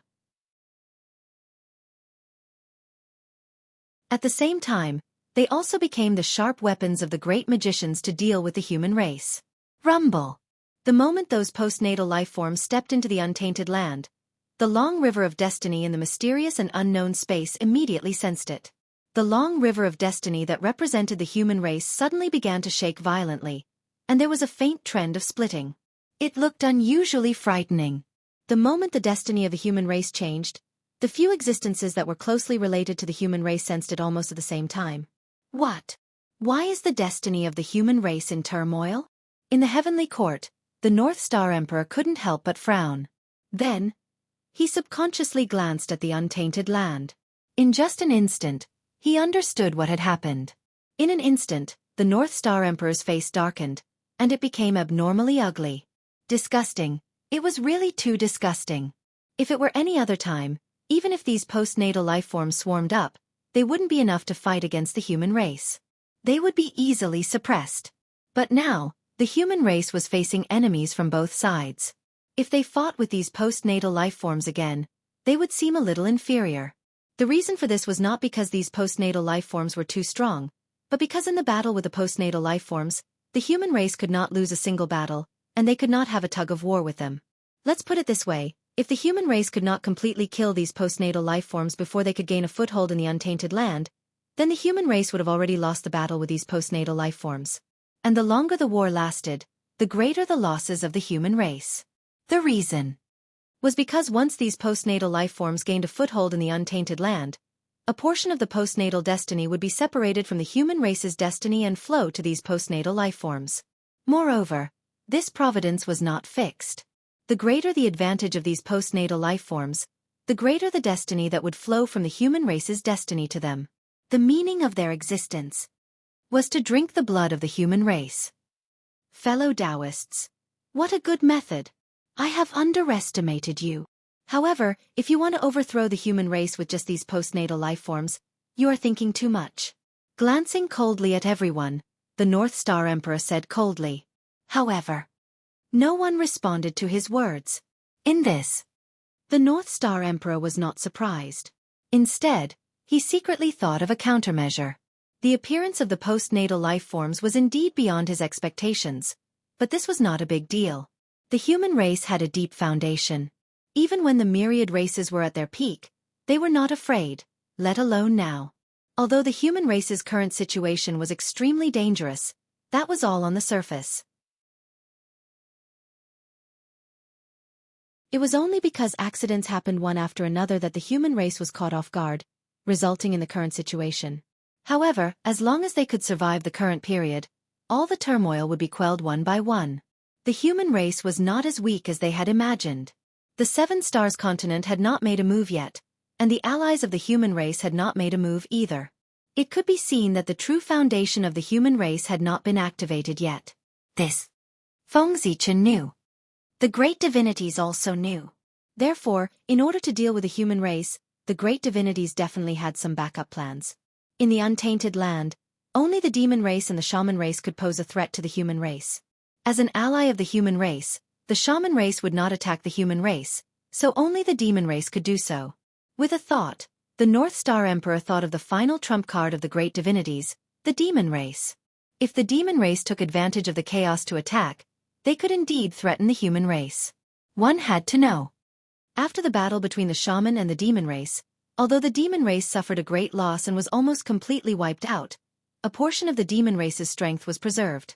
That was the North Sea demon race under Demon Master Kuan Peng. Due to his bad relationship with Di Jun, Patriarch Kuan Peng had always worked but not put in any effort in the heavenly court. For this reason, during the battle between the shaman and the demon race, only Patriarch Kuan Peng of the entire North Sea demon race fought. Moreover, at the end of the battle, this fellow ran away with He Tu and Luo Shu when he saw that the situation was not good. He had really tricked Di Jun. However, although Patriarch Kuan Peng's actions were despicable, it was precisely because of this that the North Sea demon race was able to preserve their strength and become a major force in the untainted land. Although the North Sea demon race was only a branch of the demon race, they might not be weaker than the current human race. Therefore, if the North Sea demon race attacked the human race would really be in danger. Thinking of this, Emperor Gaochen couldn't help but lower his gaze and look at the North Sea to observe the current situation of the North Sea demon race. However, before he could look at the North Sea, a loud explosion suddenly came from the heavenly realm. Bang! The moment he heard the loud explosion, Emperor Gaochen's heart skipped a beat, and he had an ominous premonition. When he looked over and saw the source of the explosion, his heart couldn't help but sink.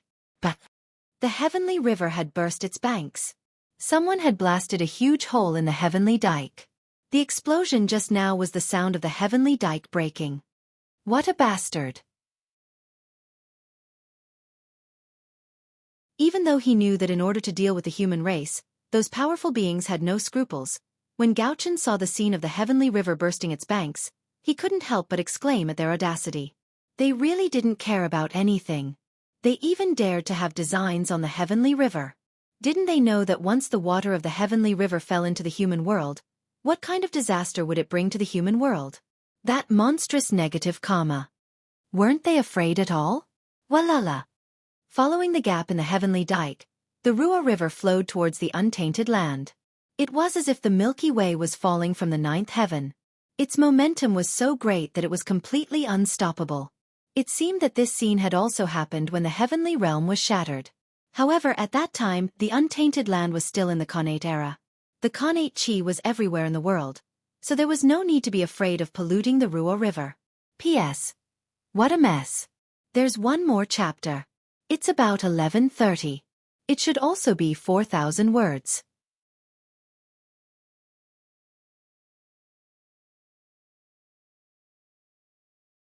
Chapter 672.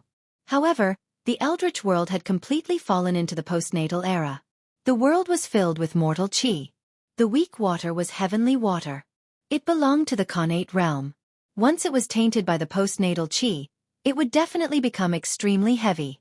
Moreover, the Khanate realm and the postnatal realm were two different concepts. In ancient times, everyone had Khanate physiques and did not dare to touch the weak water. Needless to say, most of the living beings now had postnatal physiques. Disaster.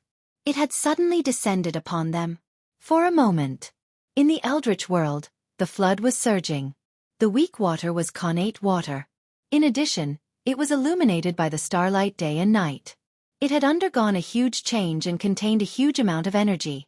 As soon as it landed on the Eldritch world, it was affected by the laws of heaven and earth and began to transform from Khanate to postnatal realm. If a drop of Khanate water completely transformed into postnatal water, it would probably be as much as a river. One could imagine what kind of disaster it would be for the people when the heavenly river flowed into the Eldritch world. Damn it! Seeing that the heavenly river was flowing into the Eldritch world, Gaochen did not care about the great divines anymore. He immediately took out the Pantheon painting and turned it into a sky screen to block the gap in the heavenly river. After that, he released his divine thought and enveloped the entire heavenly court. Gaochen stretched out his hand and grabbed at a certain palace in the heavenly court. How dare you continue to stay in the heavenly court after destroying the heavenly dike? Do you really think I don't dare to kill you? Rumble! As Gaochen pressed down with his palm, the shadows of the 5 emperors vaguely appeared. They released endless emperor aura, causing the space-time in that area to completely freeze. 5 emperors' great handprint. In the next moment, the 5 emperors' great handprint exploded with terrifying power and tore the palace into pieces. At the same time, Gaochen grabbed a slightly wretched figure out of the broken palace. Under the suppression of the 5 emperors' great handprint, that person could not even resist, let alone escape. Who sent you? Gaochen Emperor ignored that person's struggle and asked coldly. Violent killing intent surged out of his body and turned into an unparalleled chill. It froze space-time and destroyed that person's hope. The hope of survival. From the beginning to the end, Gaochen did not ask about that person's identity because there was no need to. This person was dead for sure. No matter where he came from, he had to die. Since he dared to destroy the heavenly river, he had to pay the price, and that price was death. Not only did he have to die, but even the forces behind him had to pay the price. And the reason why he wasn't dead now was because he still had a trace of value, and that was the identity of the person behind him. How could a mere Daluo Jingxian have the guts to destroy the heavenly river? It was nothing more than the support of someone even more powerful. That's right, the person who dared to destroy the heavenly river was a Daluo Jingxian. What a joke. A mere Daluo Jingxian dared to destroy the heavenly river. If a quasi-sage were to make a move, wouldn't the heavenly court be overturned? Who is it? Seeing that the person did not answer, the North Star could not help but tighten its grip on his hand. Suddenly, the person let out a shrill scream as his entire body and primordial spirit shattered together. Only a trace of the innate undying true spirit was left as it struggled desperately in the North Star's hand. Speak! Without giving the person a chance to breathe, the North Star Emperor continued to ask. Boom! As he spoke, the unique aura of the Celestial Emperor erupted from his body and crushed toward the person. The moment the Celestial Emperor's aura swept across, the person's remaining innate undying true spirit seemed to have been erased by someone, and half of it quietly disappeared. But even after suffering such a painful blow, the person still did not say a word. You're quite loyal. However, do you think I won't be able to find out who sent you? Then you and the people behind you are underestimating this humble one's methods. Seeing that he could not get anything out of the person, the North Star Emperor's heart stirred. Suddenly, the universe shook as an illusory river appeared from the void. It came majestically and drowned the remaining half of the person's innate, undying true spirit. In the next instant, space-time fragments danced and reflected the person's past. The river of space-time. The illusory river summoned by the North Star Emperor was the most mysterious and dangerous place in the primordial world, the river of space-time. With Pangu personally guarding the source of the river of space-time, no one could reverse the past and the future. Karma was the cause. However, although the past could not be changed, it was not impossible to use the river of space-time to observe everything that happened in the past. In the end, it was because Mount Buzhou was gone. It greatly reduced the danger level of the river of space-time. If it was in the past, not to mention summoning the projection of the river of space-time, even entering the river of space-time would be suppressed by Mount Buzhou. But now, there was no need to worry about such a situation happening. To be precise, it started from the time when Mount Buzhou collapsed. As long as they did not interfere with the past, everyone could freely enter the river of space-time and observe the past. Of course, it was only limited to the time after that. Everything before the end of the ancient era could not be easily checked. Because at that time, Mount Buzhou still existed. Now that there was no Mount Buzhou in the future, everyone could spy on it.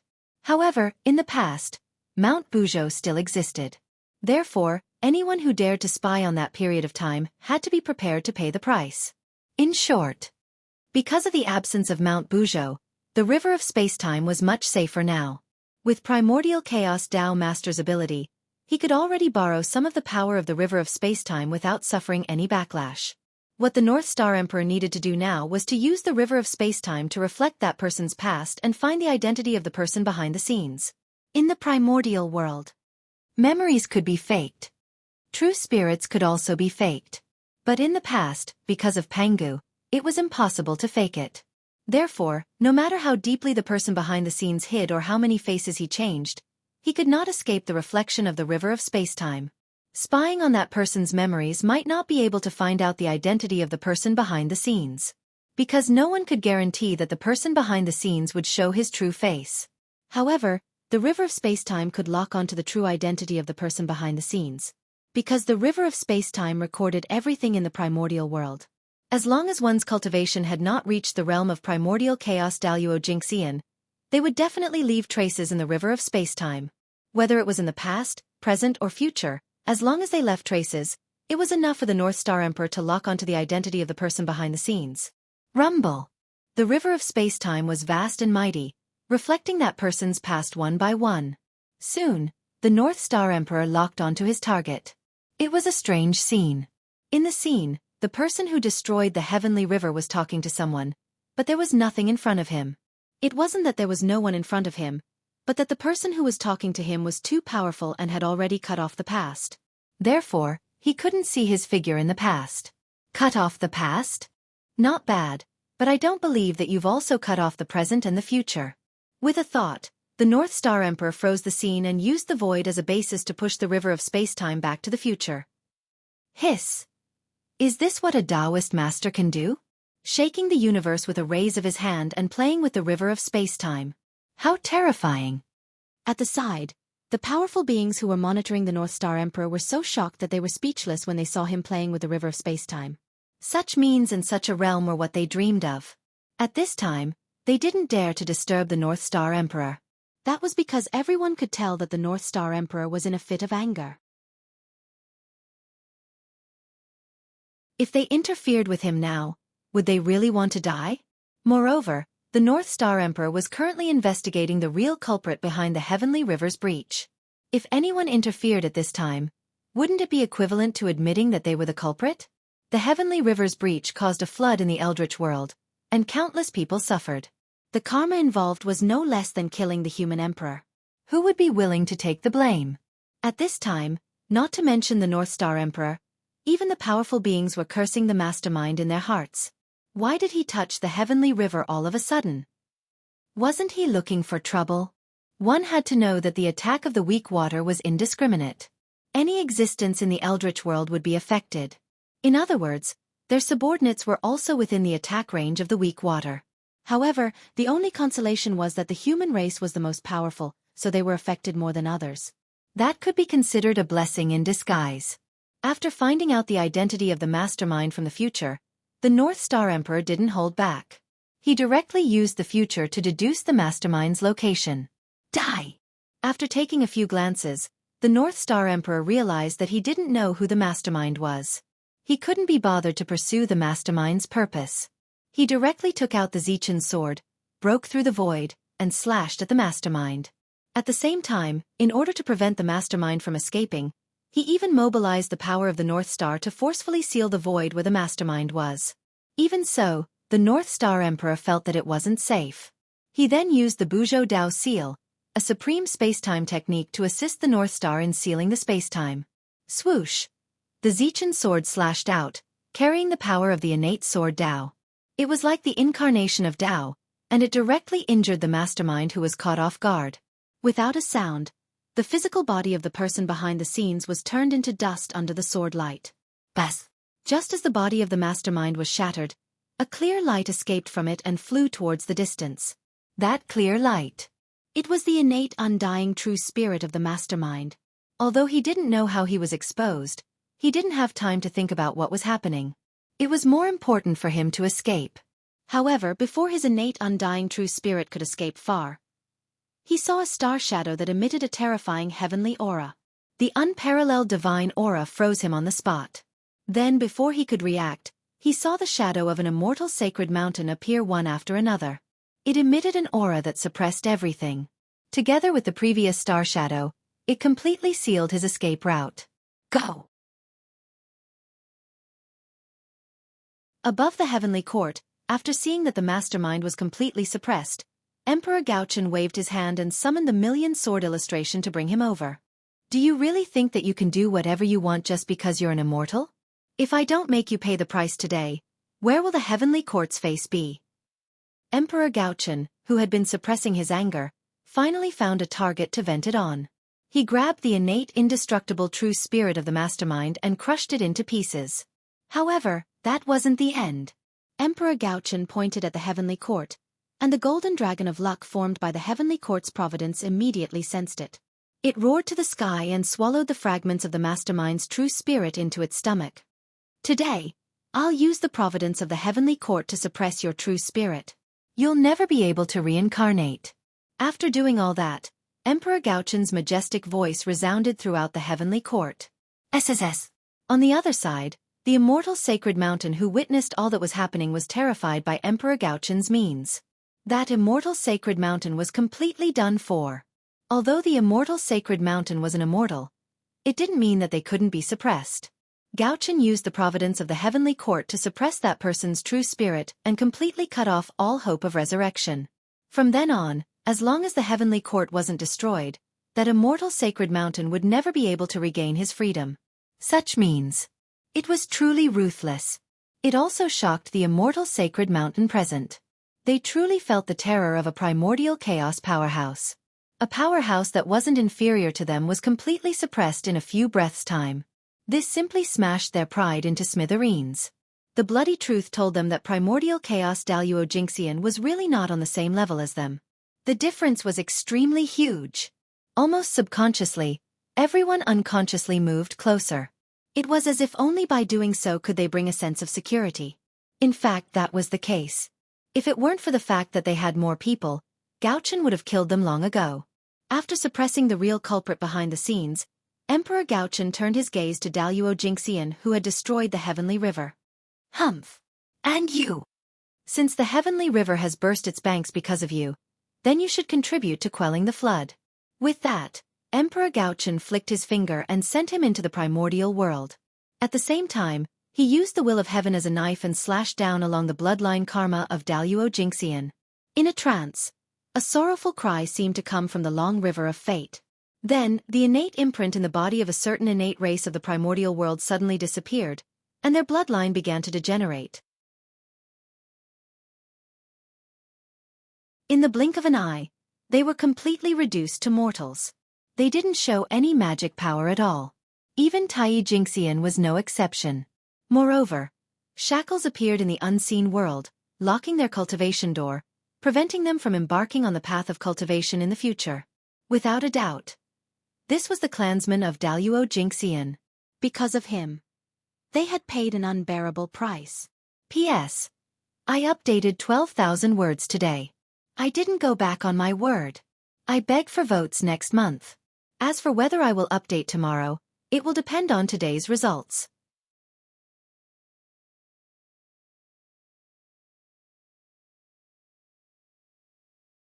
Chapter 673.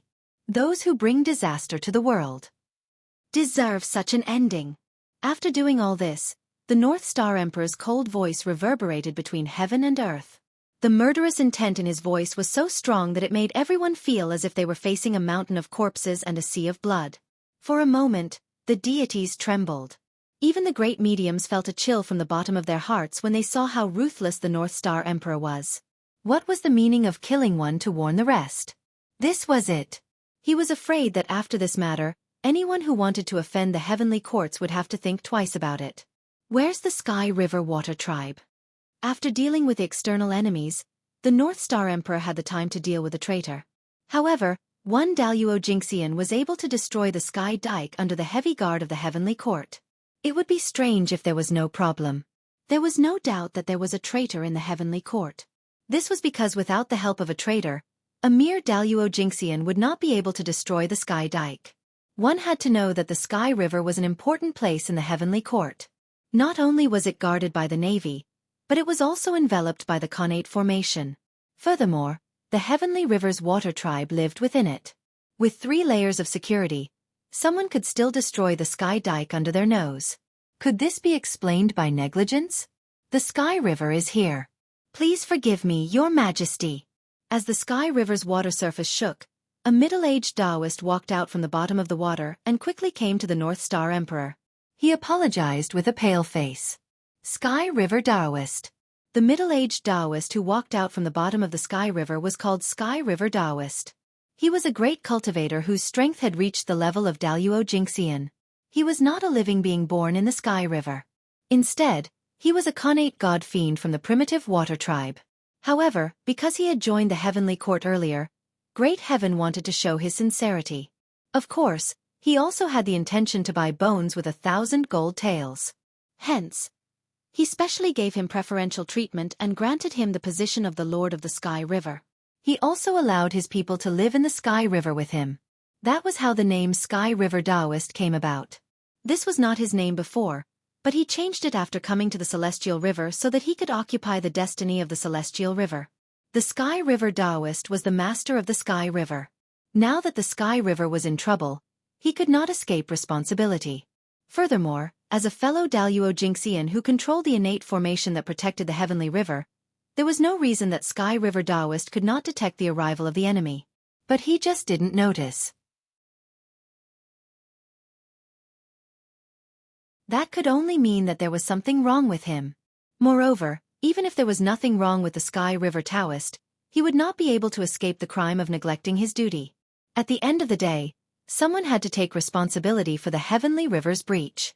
And Sky River Taoist was the best candidate.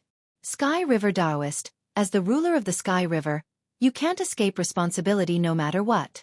Therefore, I don't care if you're a spy for a powerful expert or if you're neglecting your duties. I'm only punishing you and your clansmen to fill the heavenly dike. So, are you convinced? The North Star Emperor's light words were as heavy as an immemorial divine mountain. Each word pressed down on the Sky River Taoist's heart, causing his face to turn snow-white in an instant. Yes, your majesty. Although he was unwilling, the Sky River Taoist did not dare to resist. Your majesty, I'll take my leave. Finally, the Sky River Taoist bowed respectfully to the North Star Emperor and led his clansmen toward the gap in the Heavenly River. Rumble! The Heavenly Dike shook and swallowed the Sky River Taoist and his clansmen. In an instant, divine light bloomed and laws filled the air. It was so dazzling that people could not open their eyes. After everything calmed down, the Heavenly River had returned to its original state. As for the Sky River aquatic race, they had disappeared. They would not be able to appear in the Eldritch world for a few more eons. The North Star Emperor had suppressed the chaos in the Heavenly Court with lightning speed. The power of the North Star Emperor had shocked everyone. The world has really changed. Now any Tom, Dick, and Harry dares to cause trouble in the Heavenly Court. The North Star Emperor glanced at the great divinities and said casually. It was just that his words seemed to be directed at the great divines. As a result, the expressions of those great mediums turned ugly when they heard his words. However, before they could get angry, the North Star Emperor suddenly stood up from the Emperor's throne in the Heavenly Court and walked out. For a moment, everyone could not be bothered to get angry. They went forward to block the North Star Emperor to prevent him from leaving the Heavenly Court. Your Majesty, where are you going? Outside the southern Heavenly Gate, a great divinity asked the North Star Emperor with a smile. Now that the outcome of the battle had not been decided, how could they allow the North Star Emperor to leave the Heavenly Court? What's wrong? Do I need your permission to go anywhere? Fellow Taoists, don't you think you're meddling too much? Gao-Chen said with displeasure as he faced the crowd alone. Hearing that, everyone fell silent. They indeed had no reason to stop the North Star Emperor. However, in this world, there was no need for so many reasons. As long as they wanted to, it was enough. Therefore, the North Star Emperor must not leave the Heavenly Court. Thud. In the silence, the North Star Emperor suddenly took a step forward. At the same time, he was closer to the great divinities, almost face to face. However, none of the great divinities backed down. The atmosphere. Suddenly, he became nervous. Fellow Taoists, now that the Eldritch Wilderness is flooded, countless living beings are suffering. As the Heavenly Emperor, of course, I can't stay out of this. Now, I'm going to the Eldritch Wilderness to find a solution to the flood. Even so, you still want to stop me? Suddenly, the North Star Emperor spoke. For the first time, he explained the reason for this trip to the Heavenly Court. For a moment, everyone could not help but be stunned. They did not know what to do. The North Star Emperor left the Heavenly Court for the sake of solving the flood. If they continued to stop him, it would be disregarding the lives of the people in the world. It would be unrighteous and they would bear a huge burden of karma. Although, with their current actions, it had nothing to do with righteousness. However, this was how things were. They could do it but not say it. For this, the great divinities were in a dilemma. If they let the North Star Emperor leave the Heavenly Court just like that, wouldn't their previous efforts be in vain? Naturally, they were extremely unwilling to accept this. However, if they did not let the North Star Emperor leave, the karma that would result was not something that they could easily bear. Enough! Fellow Taoists, you are not children anymore. Why can't you tell what's important and what's urgent? Previously, I allowed you to fool around because I gave face to the Tao ancestor and didn't argue with you. However, this is not the right for you to be arrogant. If you continue to fool around like this, then don't blame me for not showing mercy. I'll drag you all to the Purple Cloud Palace and let the Tao ancestor take a good look at his disciples. Seeing that everyone was still not giving way, the North Star Emperor's expression changed and he scolded them loudly. A great divinity was compared to an ignorant child in his mouth. What kind of humiliation was this? To be honest, the damage that the North Star Emperor's words caused to them was even worse than killing them directly. After the North Star Emperor finished speaking, the eyes of those great divinities turned red. If they did not know that the gap between them was too huge, they would have long swarmed forward and torn the North Star Emperor into pieces. However, even so, the violent killing intent still surged out of their bodies and stabbed towards the North Star Emperor without any concealment. TSK. The North Star Emperor only smiled contemptuously and did not take it to heart at all. A group of losers, they were not worth his attention. Those who lost to me will never be my opponents. I'll give you time to catch up until you can't see me anymore. This was what the protagonist of a novel that Feng Zichen liked very much in his previous life had said. It was also the true portrayal of his current state of mind. These people had already been left far behind by him. As time passed, this gap would become bigger and bigger. They were no longer existences on the same level. They were not a match for the North Star Emperor now, and they would not be a match for him in the future. Since that was the case, why would they need to save face for these great divinities? Moreover, compared to death, it was obvious that humiliation would bring more harm to them. The great divinities who had lived for countless years were not afraid of death. On the contrary, death might bring them relief. The long years had worn away too many of their emotions, including the fear of death. Perhaps, the only thing that could not be wiped away by time was their firm hearts towards the Tao. Death was not worth their fear, and the only thing that could move them was probably that face. The primordial world was a place that valued face very much. For this reason, the harm brought by humiliation was even more unacceptable than killing them directly. It was with such thoughts that the North Star Emperor did his best to humiliate them. This was revenge that left a deeper impression on them than killing. Get out of the way! Ignoring the killing intent on everyone, the North Star Emperor scolded again. You? Secretly clenching their fists, everyone suppressed the killing intent in their hearts and slowly opened up a path for the North Star Emperor to pass through. The reason why these great divinities made way was not because they were afraid of the North Star Emperor, but because they were afraid of Tao ancestor Hongjun. They were frightened by the words of the North Star Emperor that he wanted to bring them to the Purple Cloud Palace to seek justice from the Tao ancestor. If this matter did not reach the Tao ancestor, the Tao ancestor would turn a blind eye to it. However, once the North Star Emperor made a fuss about this matter, the Tao ancestor would be embarrassed, and it would not be easy for him to seek revenge. Then, with their recent actions, after the Tao ancestor found out, he would definitely not let them off easily. Therefore, these great divinities could only give in. Ha ha! Just like that, the North Star Emperor swaggered out of the heavenly court. However, he did not go to the human race. Instead, he went directly to the North Sea and taught the Kunping Patriarch a lesson in the name of the Tao discussion. For this, the North Sea demon race, who were previously restless and had the intention to dominate the primordial world, instantly wilted. Not to mention the North Star Emperor, just the primordial world because of the flood, caused all the deployments of the human race to be in vain. Similarly, the innate vestigial race and the postnatal life forms were not having a good time either. At this time, no one was in the mood to attack each other. They all stopped fighting and organized their own forces to quell the flood. However, it was not so easy to quell the flood. The weak water was a highly toxic thing to the innate life forms, let alone the postnatal life forms. Basically, once a mortal came into contact with the weak water, they would be turned into white bones in less than an hour. Even a celestial immortal cultivator would have to shed a layer of skin if they fell into it. How could such a dangerous thing be so easy to quell? Therefore, in the beginning, everyone was helpless against the weak water. They could only think of a way to block it somewhere and prevent it from spreading everywhere. However, the effect of this method was not very good. That was because after the weak water came to the mortal world, it began to transform into the postnatal world, causing its volume to become larger and larger. It could not be blocked at all. For this, in less than 100 years, the weak water overflowed in the primordial world. Of course, it was not completely without good news. At the very least, after the weak water changed from the innate to the postnatal, the degree of danger was undoubtedly greatly reduced. Above the innate stage, one could basically not be affected by the weak water.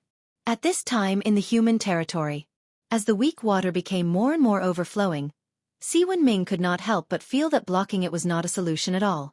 Why not lead it to the East Sea? It was at this moment that Si Wenming had a flash of inspiration and thought of a way to completely solve the weak water. That was to lead it to the East Sea. This idea could not be said to be not bold, because before this, the primordial waters were independent and not connected to the sea. Si Wenming's idea was to open up the connection between the primordial waters and the sea so that the weak water could flow from the ground to the sea. If this was done, it would be an earth-shaking change for the primordial waters. This might set off a battle between the sea gods and the sea gods. Because, once the two were connected, then they would both be water element luck. The sea area luck and the water area luck would definitely merge into one. In this way, although it would strengthen the water element luck, it would also bury a huge hidden danger. The sea had always been the territory of the dragon race, but the primordial waters were not. Although it was not as vast as the four seas, it had also given birth to many innate god fiends. Therefore, if the sea area and the water area were connected, a complete water system would be born. Then, in order to compete for the ruling rights of this complete water system, there would definitely be a world-shaking battle. They were all bosses, who would be willing to have another person controlling them. Moreover, after the sea area and the water area luck merged, how huge would the luck be? If he could obtain it, it would not be inferior to obtaining a world-shaking fortune. Who would be willing to give it up? Not to mention, if he could control the new water system, it would be equivalent to controlling the entire water vein of the primordial world, and he could become the master of the water vein of the primordial world in one fell swoop. With so many fortunes added together, how could there not be a great war? However, with the current situation of the primordial world, Si Wenming could not care so much.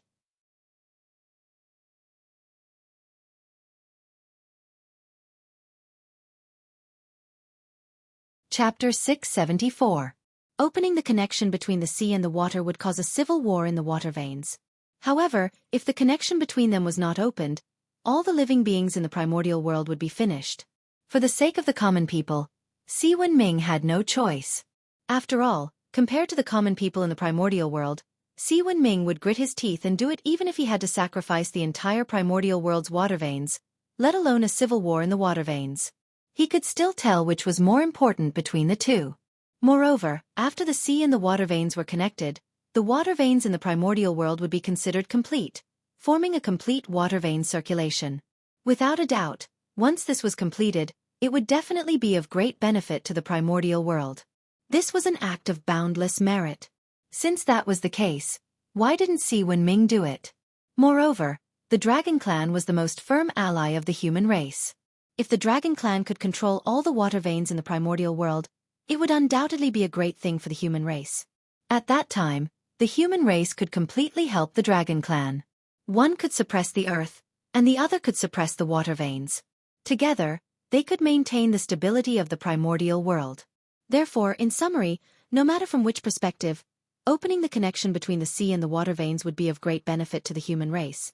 In this way, Si Wenming really could not find a reason to refuse this matter. Then, he did it. With a thought. Si Wenming already had an answer in his heart. For the human race.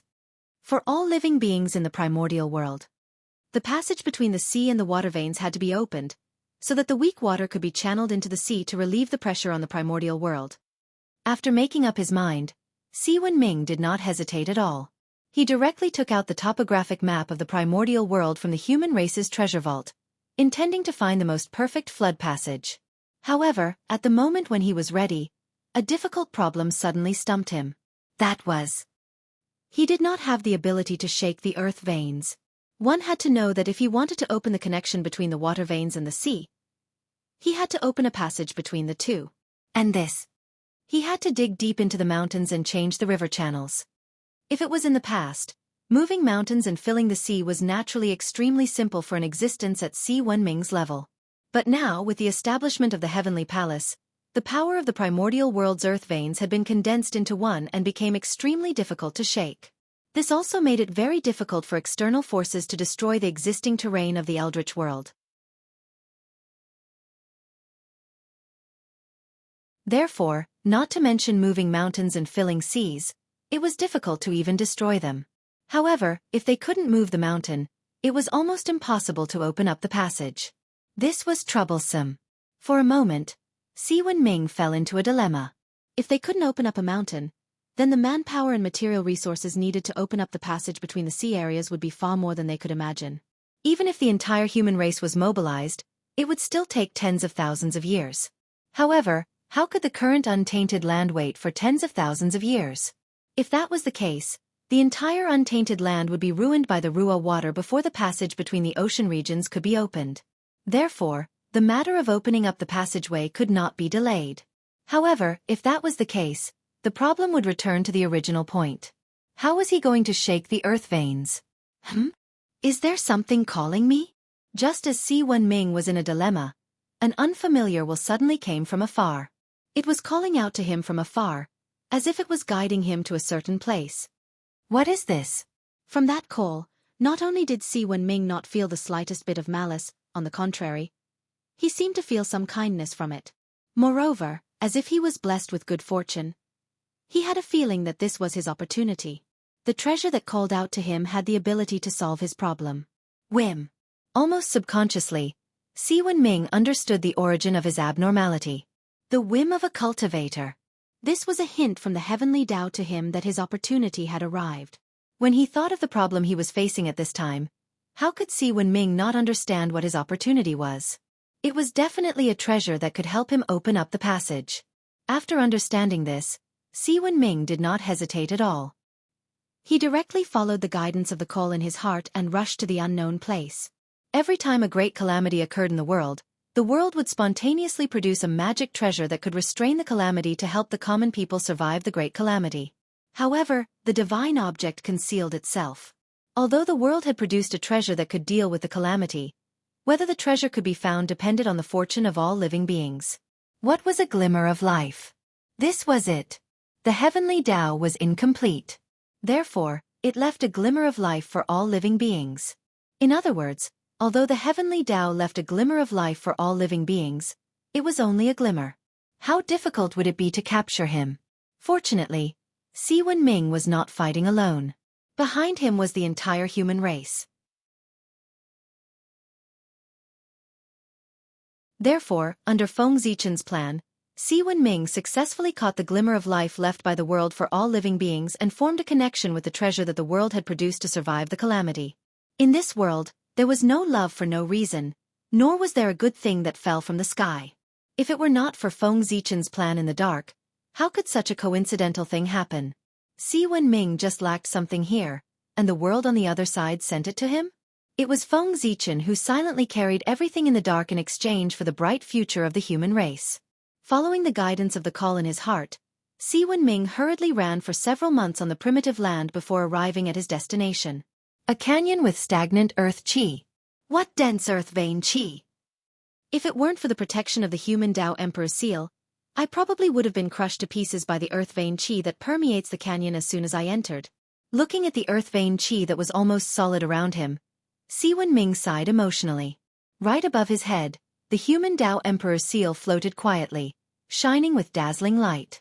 Strands of Emperor Qi hung down, completely enveloping his body and blocking the earth vein qi that drifted over. It was precisely because of the protection of the human Tao Emperor's seal that Si Wenming could make it here safely. Earth vein qi was the essence of the earth. Every strand was equivalent to a huge mountain and abnormally heavy. Countless strands of earth vein qi filled this place. It was like countless huge mountains were pressing down on him. One could imagine the pressure within. With Si Wenming's cultivation before reaching Tai Jingxian, he would probably be crushed to pieces if he touched the earth vein qi. However, the scene before him did not frighten Si Wenming. Instead, it made him more and more excited. The denser the earth vein qi here, the more extraordinary the treasure hidden here was. It was definitely a connate spirit treasure, and its level was not low. Thinking of this, how could Si Wenming not be excited? The strength of the treasure here was related to the success or failure of his plan. The stronger the treasure, the greater the possibility of his plan succeeding, and the shorter the time it would take. As he continued to go deeper, Si Wenming could not help but discover that the earth vein qi around him was even denser. For a moment, he was even more excited about the treasure hidden here. Soon, Si Wenming arrived at the end of the canyon. At this time, the earth vein qi here had completely solidified. It was frighteningly dense, and it was a mysterious yellow color, floating in mid-air. Mysterious yellow mother qi, the origin qi of heaven and earth. At the end of the canyon, what appeared in front of Si Wenming was a majestic cloud of mysterious yellow mother qi. It floated quietly in the air, emitting an astonishing creation qi around it. What a great creation! Just this cloud of mysterious yellow mother qi alone could refine a supreme-grade creation attribute postnatal spirit treasure. Not to mention, in the center of the mysterious yellow mother qi, there was also a powerful innate spirit treasure that was being nurtured. That's right. The purpose of so much mysterious yellow mother qi was to nurture an innate spirit treasure. An innate spirit treasure that could help the world survive this calamity. The so-called mysterious yellow mother qi was just a companion creature of that innate spirit treasure. This is an axe. Through the mysterious yellow mother qi, Si Wenming saw a huge axe floating inside, constantly absorbing the power of the mysterious yellow mother qi. Is this the thing that's calling me? It's a good treasure, but how should I take it out? Standing in front of the mysterious yellow mother qi, Si Wenming was in a dilemma. From the looks of it, it was obvious that it had not been fully nurtured. If he forcefully broke through the mysterious yellow mother qi and took it out, it would inevitably affect the power of this treasure, causing its power to be greatly reduced. In this case, whether the magic treasure with its power greatly reduced could still break through the earth vein would become a problem. But time waited for no one. If he continued to delay, who knew how many innocent creatures would be harmed by the weak water? It was a matter of life and death. There was no time to delay. Buzz buzz buzz. Just as Si Wenming was hesitating, the huge axe in the mysterious yellow mother qi seemed to have sensed his arrival and suddenly trembled violently.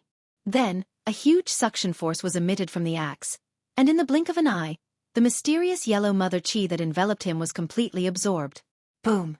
After absorbing the mysterious yellow mother qi, the axe finally completed its final transformation and was completely born, turning into a ray of divine light and falling into Si Wenming's hand. Mountain-splitting axe? Holding the axe in front of his eyes, Si Wenming looked at it with excitement. The divine axe was entirely green, covered with innate divine patterns, and on the surface of the green axe, a rough map of the wilderness was formed. On the back of the divine axe, there were 2 Dao runes written by the innate divine patterns. Mountain splitting. That was the name of this divine axe, the name that heaven and earth had set for it. Mountain splitting axe, an innate spirit treasure nurtured by the earth vein qi, had 32 innate divine restrictions, and was ranked as a top grade. Its ability was, as the name implied, it had the power to split mountains. With this axe it could easily split the earth vein. And that was what Si Wenming needed. Millions of years ago, with the establishment of the Universal Palace, the earth vein of the wilderness was rejuvenated, and innate spirit treasures and innate life forms were born. And the mountain-splitting axe was one of them. Originally, even if heaven and earth wanted to nurture a top-grade innate spirit treasure, according to normal standards, it would take at least 10 million years. A few million years would at most give birth to an embryo of an innate spirit treasure, which was not enough time for a top-grade innate spirit treasure to be fully nurtured. But even so, the mountain-splitting axe was still born. Of course, there was a problem. Hundreds of years ago, the Daluo Jingxian who destroyed the heavenly embankment and caused the heavenly river to burst its banks. Before the North Star Emperor struck him down into the wilderness, he had said, "Since the heavenly river burst its banks because of you, then make a contribution to quelling the flood." The contribution in his words was referring to the mountain-splitting axe. Normally speaking, it had only been 3 to 4 million years since the mountain-splitting axe was born, and it was not time for it to be born. If it was born by force, its power would definitely be greatly reduced. If that really happened, it would be a blessing in disguise to be able to maintain the middle grade, let alone a superior grade connate spirit treasure. But now, The wilderness could not wait for the mountain-splitting axe to be born normally. For that, the North Star Emperor had to use special means to forcefully mature it to greatly shorten its birth time. A Daluo Jinxian's origin, together with the innate brand of his innate race, was enough to do that. That's right, the Daluo Jinxian and the innate brand of his race were sent here by the North Star Emperor to become the resources for the mountain-splitting axe to be born. Since the water calamity of the wilderness was caused by him, it was his retribution to use his origin to nourish the treasure to survive the calamity. Just as it was to atone for his sins. After putting away the mountain-splitting axe, Si Wenming did not have the mood to stay here any longer. He immediately turned around and left to open his own path to save the world. However, the moment he turned around, he suddenly caught a glimpse of something from the corner of his eye. It completely attracted his attention, and he could not help but stop. This is... Walking forward, Si Wenming picked up the thing that attracted his attention and found that it was a piece of yellow mud. What a strong creation aura! Could this be the legendary 9-heaven living soil? As soon as Si Wenming's hand touched the dark yellow mud, he felt a huge amount of chi of creation gushing out of the mud and flowing into his body through his palm. In just an instant, his origin, which had been burned by forcefully breaking through the divine chains of order, showed signs of recovery. Moreover, under the influence of the power of creation, even the injuries on his divine soul were healed in the blink of an eye. Boom! As his injuries recovered, a strong aura suddenly rose from Si Wenming's body. His realm was rising steadily. Soon, he rose from the golden immortal realm to the Tai Jingxian realm. After some things had calmed down, although Si Wenming's realm had not recovered to its peak, it had reached the peak of the Tai Jingxian realm. Compared to the half-step Daluo Jinxian at his peak, it was only a little worse. Such a strong creation aura. This thing is definitely the legendary 9-heaven living soil. But why would such a treasure appear here? After calming his mind, Si Wenming's eyes could not help but burst out with a shocking light.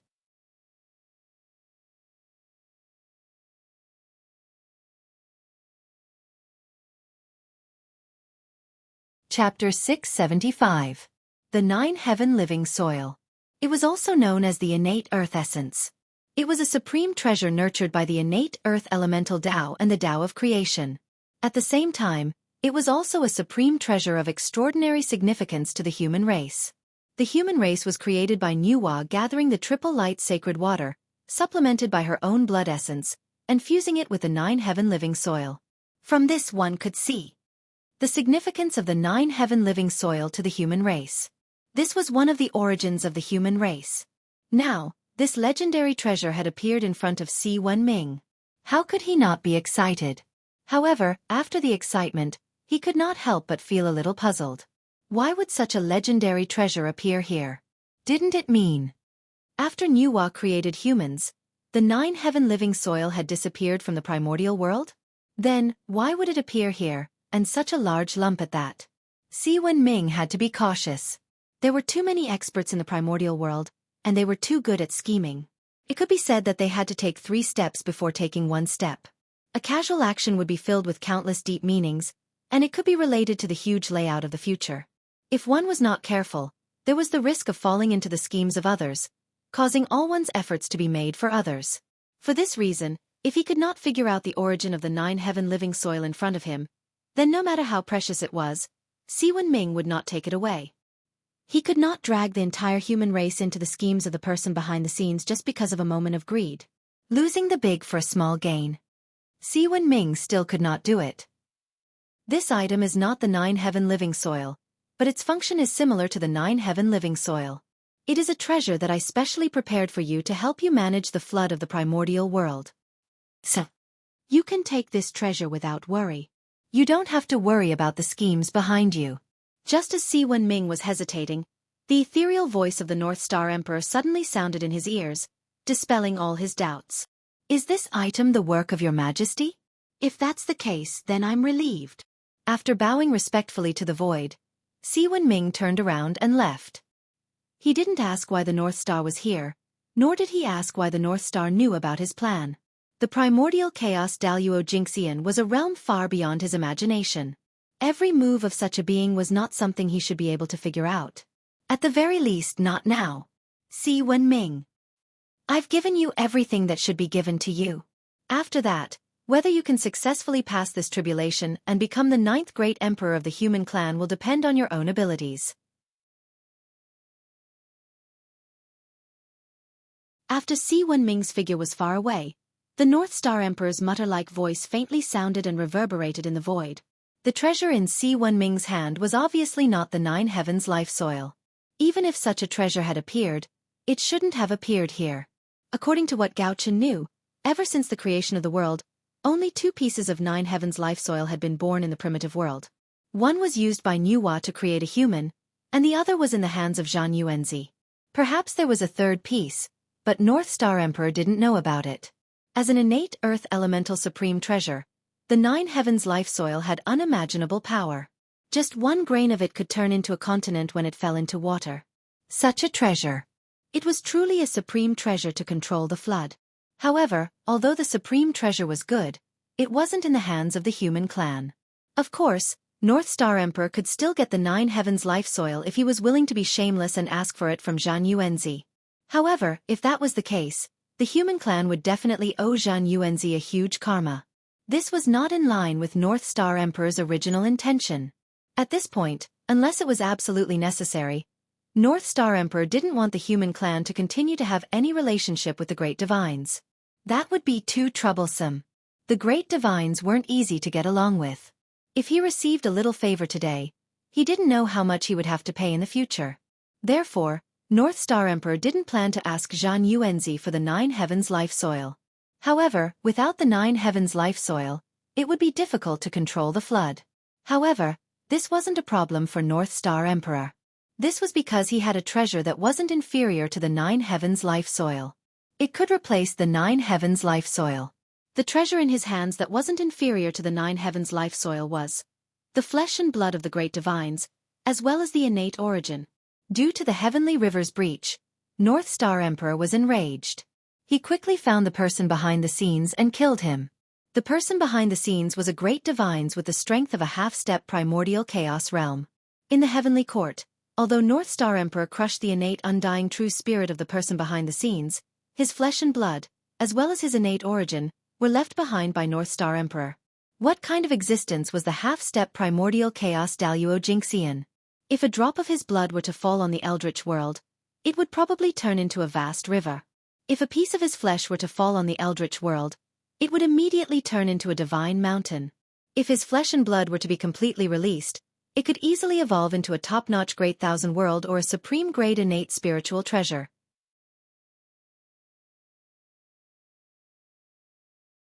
The value of such an existence had far surpassed the 9 heavens life soil. North Star Emperor wanted to use this item to replace the 9 heavens life soil. A continent formed from the flesh and blood of a half-step primordial chaos realm great divines.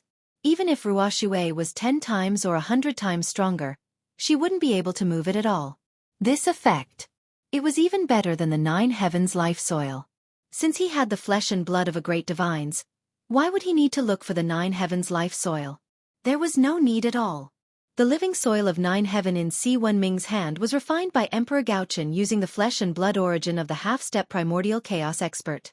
It was because of this that this item had such rich creation chi. Just the aura that it emitted had almost completely healed Si Wenming's injuries. With the strength of a great divines, they could be said to be the carrier of the great Tao. If it hadn't been refined by North Star Emperor, even if it had fallen, just the aura emitted from its body would be enough to kill Si Wenming countless times. Therefore, a trace of the aura of a great divines was an amazing creation for Tai Jingxian. After obtaining the splitting mountain axe and the flesh and blood of the great divines, Si Wenming returned to the human race and started his plan. He wanted to open up the passage between the sea and the water. In order to complete this plan in the shortest time possible, Si Wenming even sent people to the East Sea to ask for help from the dragon race experts. Because compared to him, the dragon race was undoubtedly more familiar with the primitive water. As for why the dragon race, who was born in the sea, was so familiar with the water, that could only mean that the dragon race had been eyeing the primitive water for a long time. That's right. The luck of the primordial water vein is so great. How can the dragon race not be tempted? In ancient times, as the strongest race in the primitive world, the dragon race focused all their energy on unifying the primitive world. They didn't care about the primitive water vein. When they unified the primitive world, what could they not have? Why would they care about the luck of the water vein? Of course, one of the reasons was that the beast race wouldn't allow the dragon race to touch the primitive water. After the ancient times ended, the dragon race's strength was greatly reduced and they were no longer able to compete for the primitive world. Only then did they set their eyes on the primitive water. At this time, the witch race rose. The water ancestor witch Gonggong ruled the entire primitive water in the name of Pangu's descendants. Facing such a powerful Gonggong, the dragon race, whose strength was greatly reduced, naturally couldn't fight against him.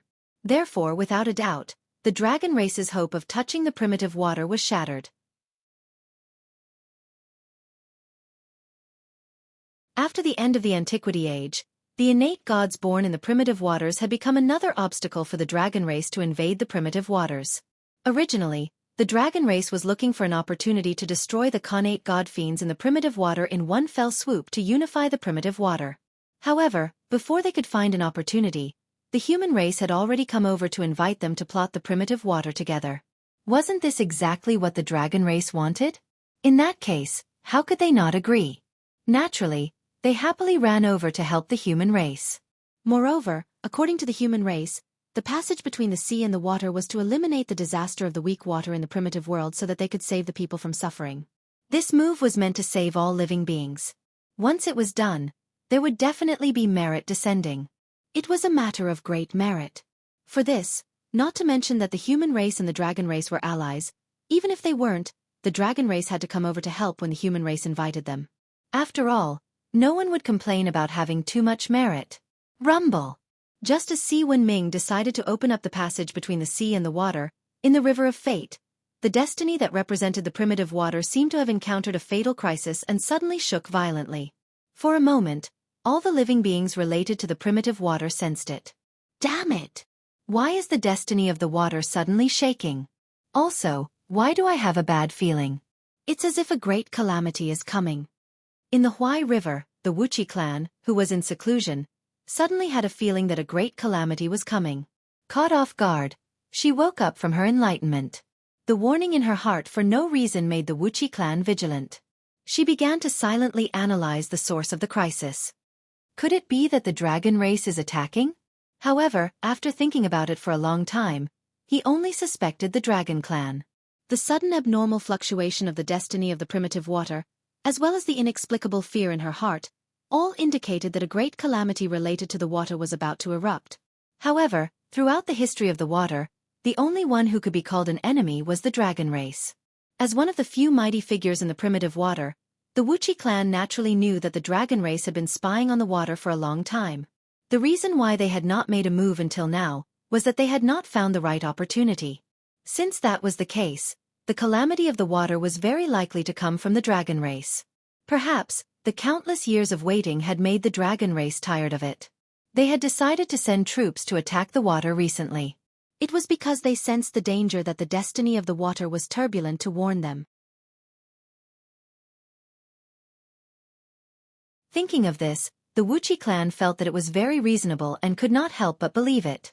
However, that feeling of danger was like a poison attached to the bone, firmly entangling her heart, making her unable to calm down. It seemed to be reminding her that this calamity was far from as simple as she thought. Forget it. Let's go and discuss with the others and see what they have to say. If it's really the dragon clan that's attacking, then I'll let them see what I'm capable of. I'll let them know that we're not to be trifled with, since we've dominated the water realm for so long. In her irritation, the Wuxia clan could not help but roar. Then, she broke through the water surface and flew into the distance. Obviously, she was going to discuss with the others. In the primitive water, it was not that there were no capable people. For example, Bo of the Yellow River. This innate god-fiend born in the Yellow River had already reached the late stage of sage to be. He also had extraordinary achievements in the Tao of innate divination. Therefore, the origin of the calamity of the water was calculated by him. Of course, this was also because Si Wenming and the others did not shield the secrets of heaven. Why did they shield the secrets of heaven? It was not like they were doing bad things. Opening the passage between the sea and the water was a great thing for both the primitive world and all living beings. Since that was the case, why hide it? Of course, it was to show it openly to attract more ambitious people to help. As for whether some people's interests would be lost in this, it was not something that Si Wenming could control. In order to achieve great things, there must be sacrifices. This was unavoidable. And Si Wenming was not willing to sacrifice the human race, so he could only wrong the innate god fiends of the water. If they were to blame, they could only blame their strength for being too weak. If they were strong enough, after the passage between the sea and the water was opened, the ones who should be afraid should be the dragon race, not them. In order to maintain the rule of the innate god fiends of the water over the primitive water, it was obviously impossible for Si Wenming to give up the idea of opening the connection between the sea and the water. Damn the human race! How dare they do this? How dare they? In the Yellow River underwater mansion, a group of water mighty figures gathered here. They learned the origin of this great calamity from the Yellow River Earl and could not help but roar angrily. The clans of the water and the human race had always minded their own business and lived in peace for many years. They did not expect that the human race would attack the water. However, this was not important. The important thing was that the human race wanted to open the passage between the sea and the water. To them, this was absolutely intolerable. As the saying goes, all rivers flow into the sea. Once the two were connected, the luck of the water would definitely flow into the sea. This was unavoidable. Although they did not want to admit it, they had to face the truth. The sea was indeed much stronger than the water.